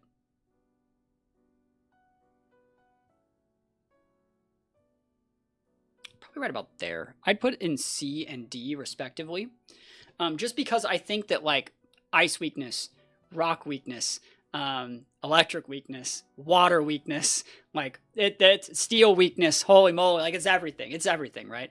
Yo, is that a Lucky Wolf raid of 46? Holy moly, Lucky Wolf, holy moly. Thank you so much for the raid, my friend. Hopefully you're having a wonderful time. We are still streaming. We were going hard on this list. We've been here for over 4 hours trying to make this list, ranking every single competitive Pokemon in Pokemon Legends ZA, and like, my voice is getting shot here, but thank you so much for the raid, my friend. Hopefully the tournament went well. I need to start hosting some RegF tours as well. Hopefully I'll keep you included when I do those. But yeah, we're trying our best to rank every single competitive Pokemon in Legends ZA, and we're getting to the meat and potatoes of it. We got a really good list going so far, and if you're interested in learning more about Pokemon Legends ZA, you know, think about stopping by. Think about asking any questions you might want to know, and let's just keep going at it. So let's go. So the next one we have is Tyrantrum here, and I think Tyrantrum is actually a lot better than I initially thought it was at the start of the game. So Tyrantrum gets a lot of cool stuff here. It gets 121 base attack, which is definitely acceptable. And then it gets a really good moveset, like Head Smash, Stab. This is very, very strong. It gets Head Smash, it gets Outrage. It does not get Dragon Rush. That'd be absolutely busted. But it still gets like Earthquake. And then we sort it by Physical. It gets a lot of really cool moves. I think it's really cool. It gets like Close Combat. It gets some of the Fangs, Iron Head, stuff like that. I like this thing a lot. So Aegis Slash better getting ranking. We already did rank it, yeah. Any high attack rock type that Orange Rock Smash is OP. I mean, or you know, Stone Edge, and are you talking about Head Smash? Yeah, Head Smash is OP. I think this guy's actually really cool. I think that it's probably going to go in the C tier because again, we're ranking it in a meta with Xerneas, with like Mewtwo and stuff like that. It's going to go in the C tier. The fact that it is probably going to be commonly built on like either an AV or a Life Orb set are probably going to be its most common items. So that being said, it's probably like around here is where I would put it, because it's strong as some of the other megas and stuff like that. It's like the middle of C tier. You can definitely use it, but the fact that it has a big ground weakness, a fairy weakness, it's really going to hold it back. It was probably at its best in Season 1 when it saw the least amount of usage. Does it get Play Rough? I think Play Rough's really cool, but yeah, I really do like Tyrantrum. It's very, very solid mon. Definitely aesthetics-wise, one of my favorites, and I wish I could put it higher, but I just can't. Now, the other fossil is going to be Aurorus here. I think Aurorus is actually really, really good in this format, right? We were talking about how good Glaceon is earlier, just because it gets access to like Freeze Dry, and then we are talking about like how good like just ice coverage is in general. This is going to be really good, and then this guy also gets Reflect and Light Screen. I think this set here with like a Never Melt Ice off its 99 special attack, this is good enough. This is good enough to be viable. Yes, you have a massive steel weakness. That sucks. Just don't need an Iron Head. Yes, you have a ground weakness, but you can utilize like the Reflect to cover up for that. Like, I really, really like this. I have a few guides on my YouTube channel where I kind of talk about, you know, I was talking about how to use like Chestnut and how to use Zygarde and how to use like Mewtwo and stuff like that. And I really think that like this is a usable Pokemon in this format. Right? I wish it wasn't a rock type. Yo, I agree. Me too.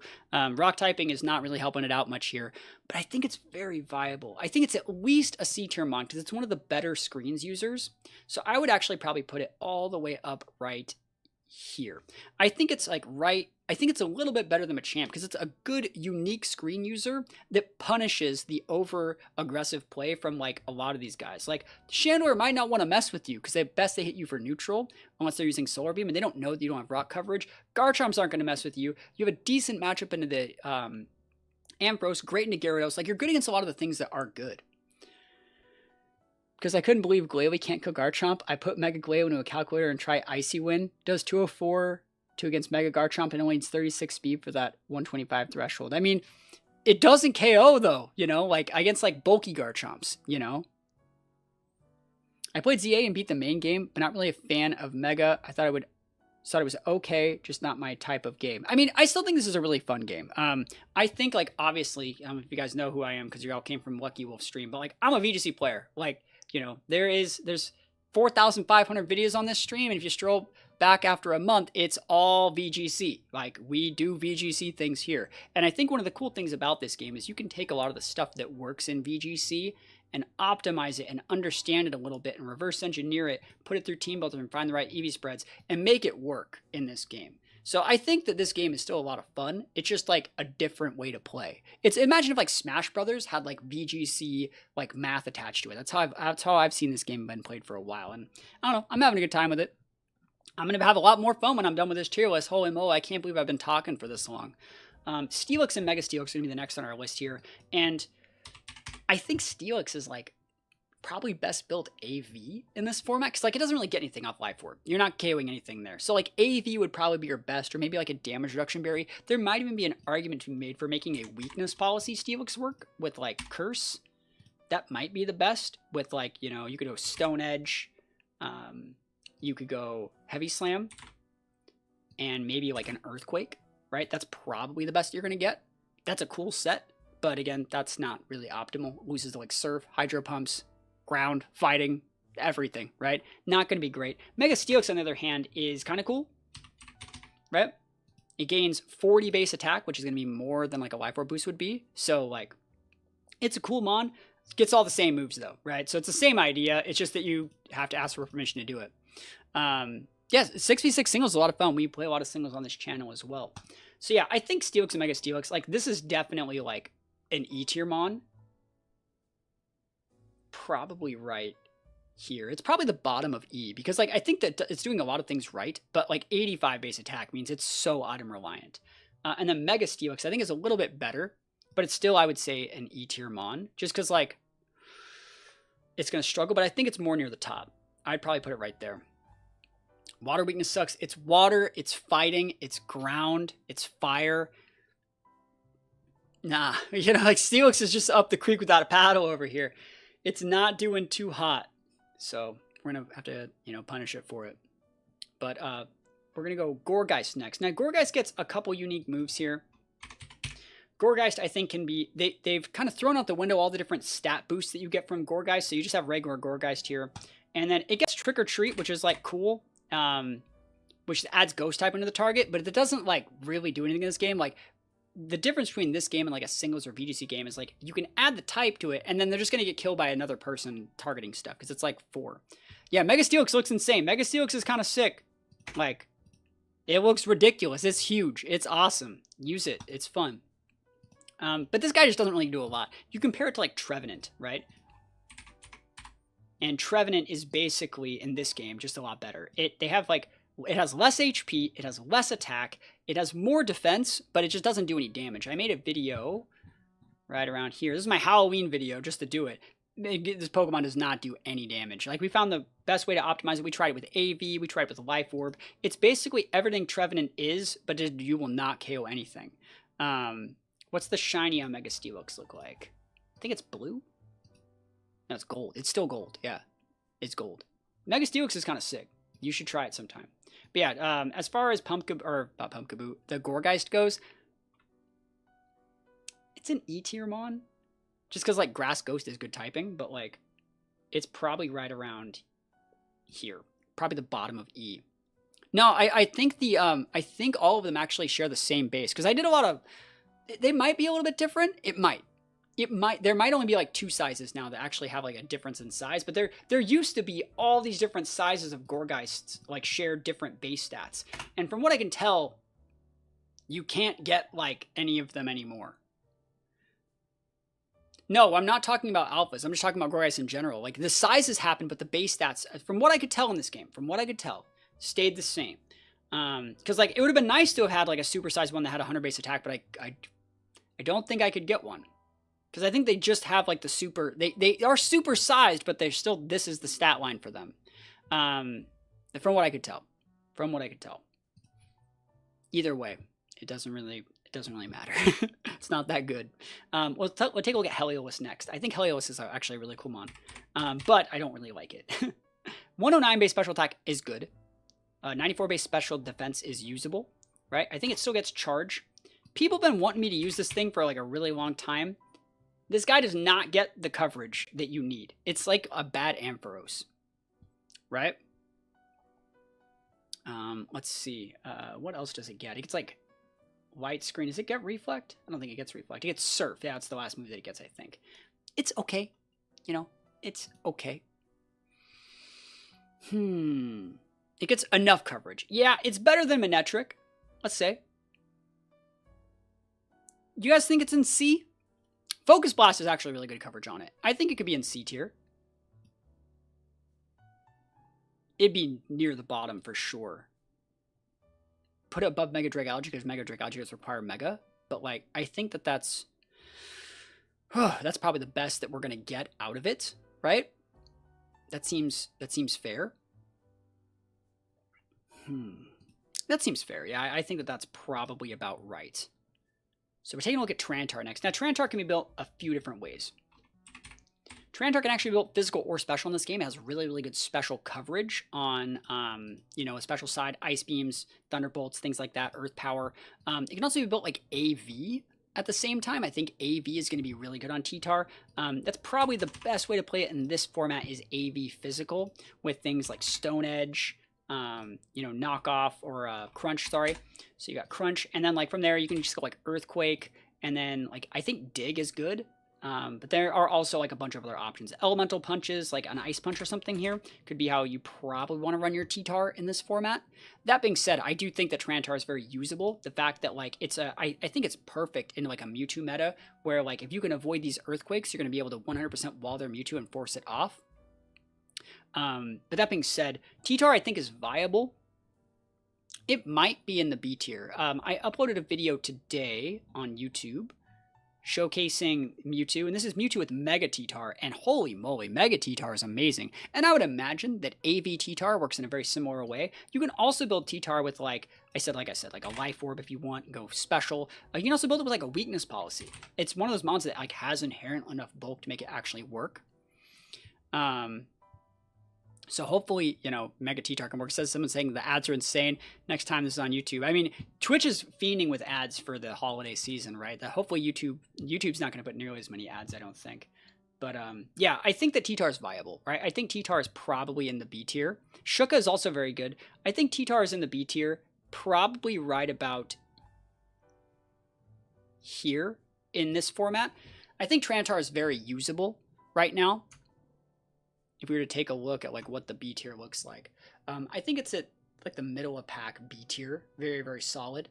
And yeah, AV, weakness policy, Life Orb, all of them seem viable. Really, really good coverage on this guy. But I think Mega Tyranitar is really, really good.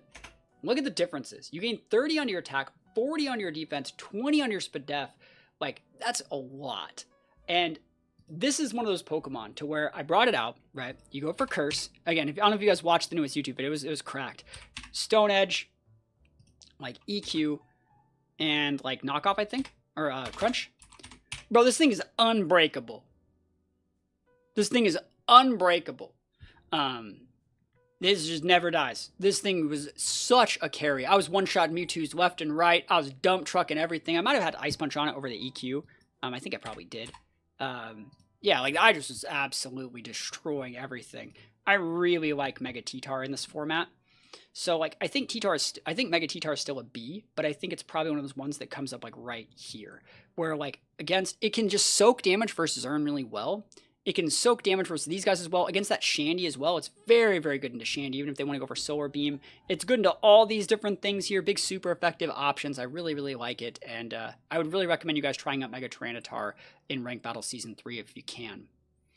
Mega can also run Protect over Curse. You definitely can, yeah. I could talk about every single Pokemon having Protect as an option, honestly.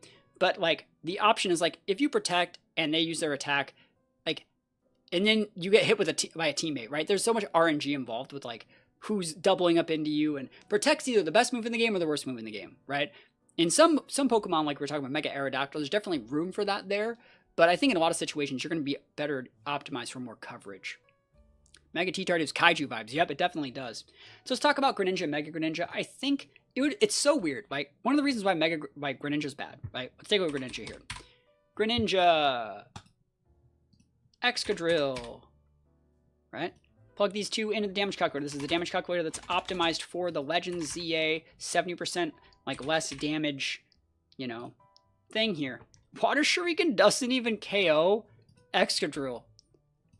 It's so sad. Let's give yourself a Life Orb boost, little buddy.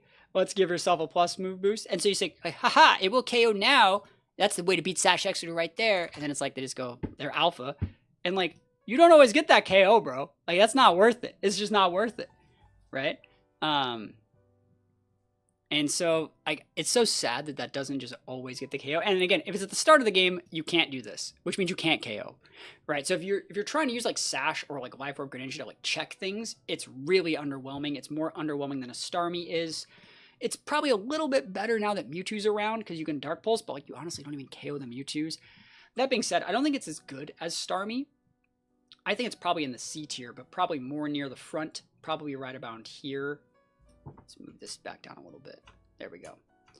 I think it's okay. It's near the upper parts of C tier. It's really just underwhelming that it can't get those big KOs. Hydro Pump's fine, but again, you don't get the KOs, right? You don't get like the KOs on like a lot of different things. But at the same time, like, you know, you just do what you can with what you have. Unfortunate that regular Greninja is not as good. Mega Greninja, though, I think is viable. If I can type here. So Greninja Mega is going to be right here. So it gets like a 30 boost attack to its SPDEF, which means it's basically getting a Life Orb boost at the same time. But like all your moves are plussed, and then like you have to go like nasty plot. You have to like really lean into what makes this Pokemon good, and then it has like a really low cooldown on a lot of its moves, right? Yeah, I think we're still here. I don't think we're disconnecting our frames or anything. I think Mega Greninja is probably a little bit better than regular Greninja. but I still think it's like a C tier mon. If anything, it's probably the top of the C tier. Just because, like, it's decent in Mewtwo, but you get tapped by Thunderbolt, right? It's bad in Zern. It's usable, but at the same time, it's like, ugh. Water Shuriken's great. 3-second cooldown, massive damage, especially in this mode, but it just does not get the KOs. And like, this Pokemon's really susceptible to a lot of different Sash users that are running around because it just can't do anything about them. Phalanx and Mega Phalanx here. Bug weakness also is not nice on it. Yeah, in this format, bug weakness is not good for it. So we have Phalanx and Mega Phalanx. So I want to talk about both of them because I think Mega Phalanx is probably better. It's definitely cooler, right? But regular Phalanx could work with like a Life Orb because you actually do not get a lot of your KOs, believe it or not. The fact this thing has a weakness to both Xerneas and Mewtwo is going to make it really, really hard to use because it also doesn't get like that much coverage either. You have things like Close Combat and you might get access to things like Iron Head, and you do get access to Megahorn, but that's like it. Like, there's no like Earthquake. Yeah, also Yveltal food, right? Fairy food, Yveltal food, EQ food.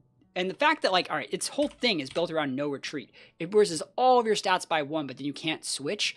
But then this has like a 30-second cooldown, this no retreat. So like, you can't just like use it every single time you die. You're gonna no retreat, walk into battle, get a KO, and then die, and then you can't use it again, which means you can't even do what the thing you're supposed to do. I think that like getting KO should reset your cooldowns. That's what I think. Oh yeah, Greninja only needs a certain number of like special attack to threaten Chomp with Ice Beams, but Chomp's best item is a Focus Sash, so I don't care. Like, Chomp doesn't really care, you know? Anyways, Phalanx is hard to use. I think that regular Phalanx is probably like bottom of D, while like regular Phalanx is probably like only a little bit better. It's a meme mon. It's probably going to have like a lot more viability in like champions when you have to like define and other like abilities and things that happen with it. But like, I think right now, like I've used it on my side channel. It's a meme. No retreat's cool, but like at the same time, it just doesn't really do that much. Mega Phalanx feels pathetic. It lacks a lot of coverage. Its psychic and flying weaknesses hurt tremendously, and no retreat takes 1 billion light years to start.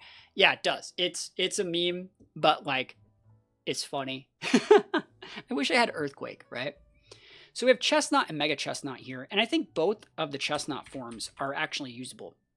Now, unfortunately, similar to Mega Greninja, this thing cannot KO Excadrill or other of like the Sash users with like Curse or like attack boosted Bullet Seeds or anything like that. So Life Orb variants aren't going to be as good. I think AV Chestnut's probably the best one if you rock regular Chestnut. But Mega Chestnut I think is actually still very good. Even in a meta where like Mewtwo and Xerneas are around, I think Mega Chestnut is actually still viable because like since it goes all the way up to 172 base defense, it actually gets to just eat the Mewtwo Psystrike. It just eats it because Psystrike targets its defense stat. And this is really, really good stat line. So I think like if you're going to be building it, right, that's going to look something like, you know, Curse. You're going to be building it with Curse. You have like Woodhammer. It gets access to like Close Combat if you want like a gap closer, or you can go with something like Brick Break. I think that's definitely very viable. And then the last move here, there's so many different things you can use. I like Earthquake in a lot of situations, but it also gets access to like Thunder Punch and stuff like that. But I like the Earthquake here. I think, like I said, Mega Chestnut's going to still be very viable, and we have a whole video on YouTube going over like, you know, 5 of the, you know, cool, unique Mega Chestnut teams that I've built. Yeah, I can't wait for it to get Drain Punch, hopefully, in the DLC. Regular Chestnut is probably around D tier somewhere, probably the upper parts of D tier, just because I do think that like grass typing is good at the start of the game. And then Mega Chestnut, I think Mega Chestnut's in B, but like just barely, probably right about here.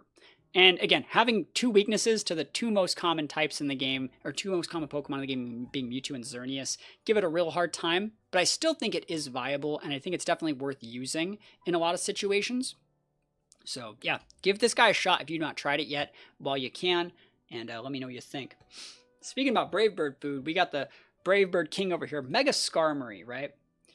Now, Mega Skarmory in Season 2, what I think was like one of the best, like, anti-meta Pokemon, 140 base attack, great defenses. It got access to like Curse or Swords Dance. It's up to you which one you want to use. And then you'd go like Drill Run, you'd go Brave Bird, and you would go with Iron Head in a lot of situations, right? And sometimes you would cut one of like the Fly for, you'd cut Brave Bird for Fly. But I still like this set the most. I think this is a very good set. And I also, when I play this guy, I tend to go Swords Dance to have just a longer boost when I play this thing. great stats. I think this guy drops off a little bit in this format because Zerns have Thunderbolt, right? Which means sometimes you could even run Protect on your Skarms to block those. A lot of people just waited until the Xerneas used Thunderbolt and then went Mega to block that from their regular Skarmory forms. But now that we're doubling the amount of like good Thunderbolt users and having Mewtwo's on every single team, I think that it's just a lot harder to use Skarm. And again, you're not really hitting Mewtwo for super effective. So it's rough. I think Skarm's still good. I think it's definitely an A tier Pokemon because again, let's think about look what it beats. It beats the Excadrill, it beats the Garchomp. It's bad into Shandy, but you can drill run it. So if you're ahead, you're ahead. It's bad into Ampharos, but like I still think it's like A tier. I would probably put it right here, and I might be ranking it just a little high, but I think that like a well-timed like Skarmory like it's just really solid. Yeah, it goes so well. Like if you're not using Excadrill, you almost have to be using a Skarmory in my opinion. Like it's just so good. It seals up a lot of Zerns. You can put some Bulkin on them as well. I think it's a solid Pokemon in this meta and like wonderful addition to any team. I've had a few videos on it as well. If you want to check those out, let me know how it goes. But yeah, we're getting down to the nitty gritty of it. We have like 13 left. I can't believe I've been doing this for over like 4 hours. I'm so tired. Let's take a look at Delphox and Mega Delphox next, right?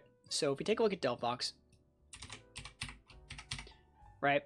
I think that the best way to play Delphox, base Delphox, is a screen setter. And then Mega Delphox is a little bit more aggressive like a Gardevoir. So the way you build regular Delphox is with probably like a Shuca Berry. I tend to go Shuca Berry when I play it like that and just go Reflect, White Scream, and then I go with the Calm Mind Heat Wave. If you would like to go with a Charcoal here, you definitely can. I've seen people do that. I think it's viable. I think it's really cool. Yeah, I think it's good. I think it's really, really good. If we're talking about the Mega variant, that looks a little bit more like Calm Mind, Shadow Ball, and then like Psychic and Heat Wave, right? And that's just very, very aggressive, like very standard. You get like decent boost to your special attack. Both these are viable. Someone hit it on the nail on the head. I think it's a B tier mon for Delphox, probably right around here for regular Delphox. And then I actually think Mega Delphox is actually better because you can run that same moveset that I just told you right here. Calm Mind, Shadow Ball, Psychic, Heat Wave. That's good on a regular Delphox set as well. So I think it's one of the few Pokemon in the game where when in Mega, you can run like the same type of set and it just gets a little bit better. Probably about here is where I would put it. Ground Weakness is still going to give it a hard time, right? But it's definitely usable in a lot of situations. Yeah, Solar Beam's also good. Yeah, Solar Beam's good. I think, realistically, the biggest thing holding this guy back is the fact that Chandelure is so good. And if you're rocking, like, Calm Mind, Shadow Ball, Delphox, like, that's not your boy Delphox. That's a Chandelure, right? That's Chandelure at home, right? So I think that's just my opinion on it. The fact that you have dual stab Psychic is really good because that's like a homing move, but I think you'd be better off with like either a Mega Gardevoir or a Mega Shandy. It's like the middle ground between both of them, and it's viable. Salamence and Mega Salamence, right? I think that regular Salamence is pretty bad. So plug in like Mega Salamence here. It gets like you have to build this guy basically with like a Life Orb, I think. And you have Fly, and you have Dragon Rush, and you have like Earthquake here. And then like for this last spot, there's a couple things you go. I think Protect is probably good. And like this is your set on both Salamence and Mega Salamence, but like this is basically using it without its Mega, and I think that this is going to be a better set. Yeah, Mence doesn't get... Oh, you're right. I'm so sorry. It doesn't get Rush. It has to Outrage. Thank you so much. That would be kind of busted, right? It has to use Outrage, right? Any value in Special Mence? There is, right? It gets 110, but the moves that you're using are like fire moves, and like they're not really stab moves, which means you actually don't get any KOs on them, right? There's no Dragon Dance in this game. Dragon Dance is not an option in this game. It's not here. So you can't add Dragon Dance, otherwise this Pokemon will be good at this game. So this is the set basically for Salamence. Really underwhelming. Yeah, only Buffet gets his Focus Energy, which is pretty just not great since a lot of his moves don't really lower its stats. Dragon Dance and DLC, I think it might be in the DLC, but like realistically, Salamence is going to be a D tier mon, but like probably more up near the front just because it gets access to like this base stat line is good. 135, 95, 80, 80. It's solid, right? And then Mega Sally, I think Mega Sally is actually just a little bit worse, so it's probably going to be about here. I think it's a good spot for it. So it's usable. but they're just D tier. It's unfortunate because Mega Salamence is like probably one of the, if you're just to compare this like VGC and like single stats, Mega Salamence is probably the best Pokemon on this list. And it just can't be used because it has no ability, no way to boost its stats, no way to get like a damage steroid. So unfortunately, it's not that usable for now, but maybe in the future. Having flying typing makes it usable as like a ground pivot, but it can't really do anything when it does that, right? It's painful to watch. I know, right? It hurts, right? It hurts. Mega Sally, right? It would be a B minimum. Yeah, if you had any way to like, give it like, bulk up, that mon's easy B tier or higher. Very, very solid, but it doesn't have it. Another Pokemon that the fall from grace, you guys aren't going to want to see this one coming, is Kang and Mega Kang. Now, these guys are they're built similar to Watchog, right? Where you have Kang and Mega Kang, and they go like Scope Lens, I think. I think they still do the same set. I think it's Scope Lens with like Focus Energy.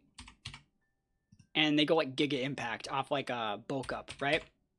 Or not Bulk Up, but is it like a Curse? They have like some stat boost, I think. And then they just go with like a massive Giga Impact for like a 1-for-1. It's a meme set, right? Is it Work Up? Yeah, it's Work Up. Sorry, I did that last time, right? That. And then you have EQ here for Metagross, right? It's a solid set. I don't think there's anything really wrong with it. It's cool. It's definitely better than the Watchog because like if you compare Watchog, which is right here, Watchog has 85 attack, regular King has 95 and more bulk, right? So I think it is better. And if we were to compare Mega King does not do that set because it takes so much more resources. You're not going to do all that work to go for like a 1v1. Mega King is just built a little bit more like a bulky bruiser. You have like EQ, you have Ice Punch. You can have Giga Impact on it, but it doesn't get to hit twice since there's no abilities, right? You say it's S tier. See, I don't think it's S tier, right? I don't think that it is. I think that's asking for too much. I think regular Kangaskhan at best is a B tier Pokemon. Chandelure is too popular, and Sash is too popular, which means you're doing a lot of work for not getting a lot out of it, right? But I do think that it's definitely more usable. I'm going to put it at the bottom of the B for now, just for you, my guy, because I respect it. I see it. But I don't think it's that great. And the Mega Kangaskhan is not great. It's probably like the middle of pack D because it's popped with all these different megas that are basically asking for permission to be very mid, right? I'm going to put it above Pidgeot. I think that's fair. It does the most neutral damage in the game. I think that's fair, but like Sash is the most common item in the game. Every single team has one. Yeah. So Sash is just rough for it. Drampa and Mega Drampa. So Mega Drampa and Drampa have like similar movesets, but different playstyles, right? So Drampa here, right? You can see it gains 25 base special attack, which is not that much, but it gains a lot more bulk when it does that, right? So I think the best way to play regular Drampa is actually Life Orb, and I think that regular Drampa is actually better than the Mega, since like a Life Orb being a 1.3 on this high of a base attack stat, special attack stat, is actually just going to give you more damage. It gets access to like all the good moves, like Ice Beam, Draco, Hyper Beam, like this is sick. It gets, I think it's Hydro Pump, it gets like Flamethrower. Does it get Heat Wave? Yeah, that's the guy's everything, bro. I like Drampa. And then Mega Drampa gets all the same stuff. Basically like a Dragalge without a ground weakness, with a fighting weakness instead. So I really, really like it. I think this Pokemon is very good. I have a couple teams coming out with it relatively soon. That being said, I think it's a B tier mon, but it's probably like up here, maybe like right below T-Tar. That's fair. I like it. Like it's I tend to think this is like the new Starmie, right? Thunderbolt, Ice Beam. I think it does get Thunderbolt too, right? I might be wrong. Bro, they give this guy everything, bro. Yeah, Drampa's actually a usable mon. I like this thing a lot. I think it also does get like Earth Power. Like, you see what I mean? Like, this thing gets like everything. Yeah. So it's like, it's so good, right? It's so good. Slow's not, it doesn't matter. It's using all ranged moves. So I really, really like this thing. I think I would put it above Starmie in the B tier. And then as far as the Mega goes, I think the Mega is probably a C tier mon, but like very much so near the front. Just because like it's still doing a lot of the same stuff and you have like a really good base mon to go on from. So probably about right here is where I would put the Mega. Yeah, let's see you move that fast when you're old. He's grandpa, right? So yeah, it makes sense. I think that Drampa is very usable though. Yeah, speed doesn't matter when it just decreases cooldown. But there are some Pokemon like Aegislash that move like molasses. You know, some of them have really terrible pathing, you know? And just like that, we're getting near the end. We have Metagross and Mega Metagross, right? So regular Metagross is built basically only one way, right? So regular non-meta Metagross is basically built as like a dual screens user. Unless you want to go for like an explosion meme, right? But it has Reflect, it has Light Screen, it has Heavy Slam, and, you know, you can put Earthquake on it, you can put Ice Punch on it, you can any of these, you have a free move here, you can go Brick Break, you can do whatever you want. These three moves are pretty standard on Metagross. I think it can be built with, like, a few different other options, but I do think, like, you're talking about, like, S-tier mons, I think it might be up there. It's at least in A-tier, but I think that, like, see, I don't think it's S. I don't think that it's S. I think that this is an A-tier mon. I don't think it's S. Right? Because, like, I think regular Metagross is just a very good screens user, just like Ampharos is. I think regular Metagross is just a good screens user. So I think it's top of A because it's still really good. But then Mega Metagross, now, Mega Metagross is different, right? It is the best Mega in the game, I believe, right? You have Ice Punch, you have Thunder Punch if you want it. You can put Protect there. This is the move you would cut now in Season 2. But then you also have, like, the Heavy Slam. You could put a bunch of different stuff there. You have Earthquake. What sort of other physical? You know, there's so many things you can put in this slot. Like Brick Break. You can put Bullet Punch there. You know, you can put a Psychic Attack there now. I still think this is good into all the people teching like Mega Horn Mons. It's neutral and stuff like that. I think Brick Break is solid. Stone Edge is an option if you want to be able to pin like Yveltals and other stuff like that. You know, it's the same damage basically. Xerneas is actually quite heavy itself. Iron Head can work too. Yeah, definitely. Yeah, you can definitely put Iron Head and stuff like that too. So yeah, I think Mega Metagross is probably an S, but at the same time, I think it's the lowest of the S. Because like these three Sash users are amazing, and this takes a lot of resources to get going. But when it does get going, you can actually have a lot of value. Stone Edge, Brick Break, Iron Head, Protect. That's fine. That's fine. I think Ice Punch is still really good on it. Ice Punch is going to get a lot of kills. It comes out really fast. But Stone Edge is definitely an acceptable option. Stone Edge is very good on Metagross, and I think it's an S tier. I think it's the best Mega in the game so far for all the stuff we've talked about. Very, very good mon though. Xerneas. Oh man. We're getting into it, huh? Xerneas. So there's like a few different ways to play Xerneas, right? You can play Xerneas with a Rocky Helmet, right? You can play Xerneas with a Babiri Berry to cut the damage from steel attacks. You can play Xerneas with a Fairy Feather, right? I think the best way to play Xerneas is probably the Life Orb. The standard Xerneas set here is going to be Geomancy. And you go Thunderbolt, you go Focus Blast, and you go Moon Blast. You just optimize your EVs correctly with special attack. You can also, though, play it with like an Assault Vest and go physical, right? Yes, so physical. Yeah, people are talking about physical, right? You go right there. You have Mega Horn here, right? And you're starting to see a situation where you're like, wait, why does this deer get all this physical coverage? I don't know, man. I didn't make this stupid deer. Like, but like this coverage on like they both have 131. So the fact that Xerneas can do both better than like anything else in the game is stupid, right? The fact that it can do both is stupid. That's still really good coverage. Like, oh, you have T-Tar? It's like, what T-Tar, bro? Every one of these super effective moves is good against it, bro. It's ridiculous. So I think Xerneas is obviously best Pokemon in the game so far, right? So far, best Pokemon in the game. Easy peasy lemon squeeze. Xerneas kind of busted. Geomancy is good. Can give you a long stat boost to your special attack, speed, and speed def, and make you just run around the map, be really hard to hit. Really, really good. I think it's kind of nice, right? I'm not going to make my own tier. It's just the top of the S tier. Yveltal, though. I actually think Yveltal is very, very usable in Ranked Battle Season 3. Let's think about what is still on the list, right? There's the Xerneas we saw, but there's like Zygarde. No one uses Diancie. Mewtwo. It's really good against Mewtwo. We were talking about the value of dark types in this format, and Yveltal is the best dark type in the game, right? So I still think it's best built special. You can build it physical or special, just like Xerneas gets a lot of good gap closers, but like, it gets access to the big stab dark pulse, it gets access to Oblivion Wing, the highest like healing recovery move in the game here. I think Heat Wave is still going to be very, very good on it. And then as for this last spot, if you're sorted by special, The last spot can be a few different things. Some people like to go Air Slash, Focus Blast, Hurricane, Psychic, Shadow Balls. Those are all solid options. You can pick any of those. You can even just put Protect there and just like not get popped by a million things. And I kind of like this, right? You say Focus Blast claps T-Tar. It does. If you have like a ground teammate, like an Excadrill, I don't think you need the Focus Blast, but if you don't have the Excadrill, that's where I'd put like Focus Blast coverage, right? Because you can also melt an Excadrill with Heat Wave, right? Anyways, I think it's still really good. And if we're being honest, like, it could be S, but I think it's A. I think it's the top of A tier. Like people were talking about. The fact that this thing still gets clocked by Zern, and then it still shares weaknesses with like, so like a Mewtwo, like a Calm Mind Mewtwo Ice Beam does like 80% of this thing. Big Root is deep. That's deep, right? I like Yveltal. I think it's really good, but I do think that it is just not as strong as some of the other things. It's a little bit too frail, right?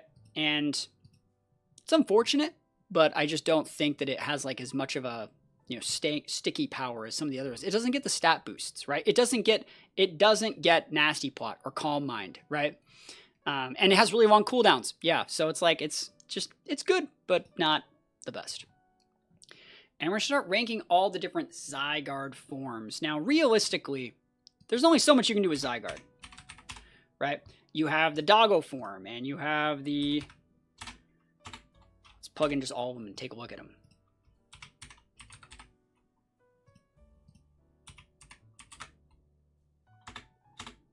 So we have all the different Zygarde forms right here for you to take a look at the stats here. So you can see the Doggo form is most commonly built with like Sash, I think. And then this form up here, you could still Sash it, but it's commonly built more with like Endure Weakness Policy. And then its stat line's right there. It's very, you know, it's basically, you're going to see a lot of like the same stuff on a lot of these guys. So, you know, they all have the base 100 attack. And then this guy is basically just like whatever form they go into. So we're not really going to rank this thing. It doesn't really matter. And then Zygarde Mega is when the Zygardeite is on one of those guys and you go to the big like Nihilite, delete everything, like delete button, right? Yveltal doesn't get knockoff. No, it doesn't. Yeah, it doesn't get knockoff in ZA. That's one of the reasons why especially Yveltal is still better. So that being said, I really like base form Zygarde. I think 10% Zygarde is very, very good. I think it's an A tier mon, but I would put it like probably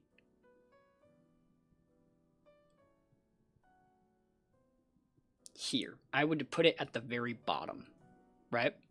I would put it at the bottom of A tier. Sash, get the like, you know, super complete Zygarde form going, and you have like E-Speed, 1,000 Arrows, 1,000 Wave. They get a bunch of like really good moves, right? So all these guys' moves, they get like, they're going to get the 1,000 Arrows and 1,000 Waves. They're going to be able to trap things. They're going to be able to hit things that are flying for neutral. Like, it's so good. I think Zygarde is still like an A tier user. And then from there, if you were to compare like the other sets, I guess it's going to be very, very simple how I do this. I think that like base, like this Zygarde, the 50% form, it can do a lot of the same thing this one can, but like they tend to just be a little bit harder to play. And specifically because they're harder to play, I'm going to put them in B tier. This being easier to play makes it a little bit more palatable. This being a little bit more harder to play makes it right here. I think with Mewtwo being around, I don't think Zygarde has an amazing matchup in a Mewtwo. Mewtwo's are still carrying Ice Beam. Yeah, and it has worse speed than Doggo. So it's like, it's harder to make this set work. And it's, you know, you can weakness policy to give it a boost, but then you're still making like a base, you know, base 100 attack mon kind of work. It's hard to make this thing work. And then this one goes into the Nihilite one, which is Zygarde Mega, which we'll talk about in just a sec. But I think as far as this version of Zygarde goes, it would be in the A tier as well. This is what happens when you go into your thing here. I think you kind of go probably all the way up to like right here on this Zygarde. Once you're in that complete form, this is a good Pokemon, especially if you have the right setup behind it. It's very usable. But then the Nihilite version, the Mega Zygarde, it's really weird. I don't like this move. I don't like this mon. I think that you get a really limited move pool coverage. You have Earth Power and Core Enforcer turns into Nihilite, and then that's like it. So it's like, it's weird. It's usable, but I would put it right here. I don't like it. I don't think it's very good because you can't sash your way into it. It's still respectable. You can't even see it. My beautiful face is in the way. Where is it? Right there. I don't like it. It has no like real good special coverage other than Nihilite. So it's basically, this thing is basically AZ Flow-It, but Dragon, right? Right here. Sorry, this guy. Like if you sort it by special, has the highest special attack in the game, but like Core Enforcer turns into Annihilate. And then like you could have a Draco, Earth Power Focus Blast, like that's it. You know, you don't get it, like you don't get Ice Beam, you don't get Flamethrower, you don't get Thunderbolt. You have the 216 attack and you can't do anything with it, right? I just don't like it. I don't like it. I think it's clunky. I'll respect it. It will delete something. You will get 1 KO every time. Not my jam. Not my jam. Not my monkeys, not my problem, but that's just my opinion. I think that there are better options. Yeah, it's boosted off Core Enforcer. All right, so we have Diancie and Mega Diancie. Mega Zygarde has higher special attack with no investment than Max Metzman Deoxys attack. I mean, yeah, and you don't need to put like a ton of special attack investment to use it either, but it's like, no, I still think it's A tier. It takes so much babysitting, but when you get that thing on the board, you're getting like 2 KOs every time. That's from my experience, you know. I've always ever had positive experiences when I get it into the mode. I'm trading so effectively. I would put it in the A tier. Like, is better than, like, we're looking at stuff in the B tier, is so much better than Starmie, right? Like, is so much better than Electros and Delphox, you know? Like, you're telling me you wouldn't use, like, just a Zygarde on, like, your team? I guess, like, we could say one of the faults of Zygarde is that, like, you have to not run Zern or Yveltal or something like that. And that's true. But, like, if you had the option, like, my team would be Xerneas, Yveltal, and Zygarde. Like, that would be it, you know? Anyways. Diancie. Diancie and Mega Diancie. So Diancie and Mega Diancie, I think Mega Diancie is really, really good. Mega Diancie and Diancie, I think both have like very similar movesets, right? In that, like, I think one thing that they both do is like Reflect, Light Screen. They're both great screen setters, and then you have access to like Play Rough and Diamond Storm. Now, Diamond Storm is actually a physical move. I've talked about this before. A lot of people put Diamond Storm and then they go like Moonblast and other things like that. It doesn't work. It's physical. It's a physical mon. Like, use it for physical, right? I think that Mega Diancie is better because this player actually can KO things. But that being said, this guy's Earthquake food at the same time, even if you're getting a defense boost here. I think regular Diancie is probably a little bit harder to use since it doesn't have as big of a boost. So it's probably in like the C tier, probably the lower bottom of C tier, probably about like right here for regular Diancie. It's just really hard to use. It has really, really low offensive stats on the regular Diancie, right? Seeing just like base 100s, right? But the Mega Diancie, I think, is really good. I really, really think this thing is viable in some situations. It's probably in the B tier, but probably not super high. I would probably put it right here. So it's usable. You can KO some stuff, but like at the same time, like it's a sort of like, if you like, Mega Diancie reminds me a lot of like Screen's Xerneas. I know it sounds so weird, but like Steel weakness, Earthquake weakness, Water weakness, Ground weakness, too much weakness. And like, honestly, Diamond Storm's a really hard move to hit with. I found when I was trying to use Diancie for the last time, I was using Protect, Stone Edge, Play Rough, and Diamond Storm, and I got more value out of Stone Edge in a lot of situations. Yeah, it's just you can't use another restricted mon, so it really holds it back. And now we have the last three of the viable Pokemon that we're going to be talking about here. It's going to be Mewtwo, Mega Mewtwo X, and Mega Mewtwo Y. So if we were to plug in Mewtwo, and plug in another Mewtwo, and plug in another Mewtwo, right, you can see all the forms here. Base Mewtwo, I think it's best item, Life Orb. You know, I made a YouTube video today going over Mewtwo. We have a video here going over 5 different Mewtwo teams. If you guys want to check those out. I think Life Orb is just the best item on it. You know, you can go for like a Nasty Plot. I like the Nasty Plot over the Calm Mind because it lasts for longer, and you can just rip Ice Beams, you can rip Thunderbolts, and you have Psy Strike, which allows you to hit the defensive stat of opponents, right? So against the Zerns that are setting up those Geomancies, Mewtwo is going to be able to rip those to smithereens. This is like a superstar me with a specific move that like breaks everything else. And it actually, I really like that it's not a homing move. I like that it like just goes out like a line because it lets you hit things like Beedrills and other things that are lunging and mega horning towards you, right? Where's Noivern? Noivern is in I think the D tier. Noivern's somewhere. We'll find him eventually, right? Let's zoom out a little bit. Noivern's somewhere. He's like around here somewhere. Anyways, I think Mewtwo's really good, right? Mewtwo is so cracked where most teams are running Dark types. Like, that's the thing is, like, Mewtwo, though, can run options like, it can run Focus Blast, right? It can run so many different things. Aura Sphere, you know, it can run Earth Power. It can run Fire Blast, Flamethrower. It can run everything. Mewtwo gets everything, right? This is like, I hate to be this guy, but it's true. Mewtwo is the best Pokemon in the game. Like, I don't know if you guys have played with this thing yet. This thing is the best Pokemon in the game. 100%. The fact that Mewtwo can do, like, everything and isn't... So the thing that separates these two is Mewtwo is not reliant on Geomancy to just win the game by itself. And the cool thing about Mewtwo is I would say it's balanced. Like, a Sash user can go pretty well into Mewtwo. But if there's not a Sash user on the board, this Mewtwo is going to get 4 KOs, right? Mewtwo is why Shandy Stocks have risen. I mean, but at the same time, like, that's why Sash Shandy Stocks have risen too, right? I mean, because, like, you can just one-shot it with, like, Side Strike, right? I love Mewtwo. Mewtwo is so good. Mewtwo's so good. Xerneas is very good, and Xerneas is great, and Xerneas can have good coverage in Mewtwo if you want to go physical Xerneas, but standard, like, Geomancy Xerneas just gets rocked by Mewtwo. Like I said, made this video right here. If you guys want to see some Xerneas is getting dump trucked here, Mewtwo's the guy that does it, right? Mewtwo can just run 4 attacks, Life Orb. It can, yeah, you can. You don't need to use any stat boosting moves. You can just have 4 attacks, great coverage, really, really solid mon. Mewtwo is absolutely amazing, and there are good, honest checks to it that I really like, as opposed to Xerneas, which feels like it just, like, breaks the whole game in half. Comparing the other two forms, though, let's take a look at Mewtwo Y. Mewtwo Y has a lot more special attack than Mewtwo, has 40 more, and it actually loses a lot of defense. It loses 20 defense in terms of it getting a higher base F stat. When I play this guy, I tend to go Calm Mind, and then I go the same like Thunderbolt, Ice Beam, Psy Strike. Now, when you do that, you put yourself within range of other Mewtwo's just popping you with their Psy Strike. So I don't like Mewtwo Y.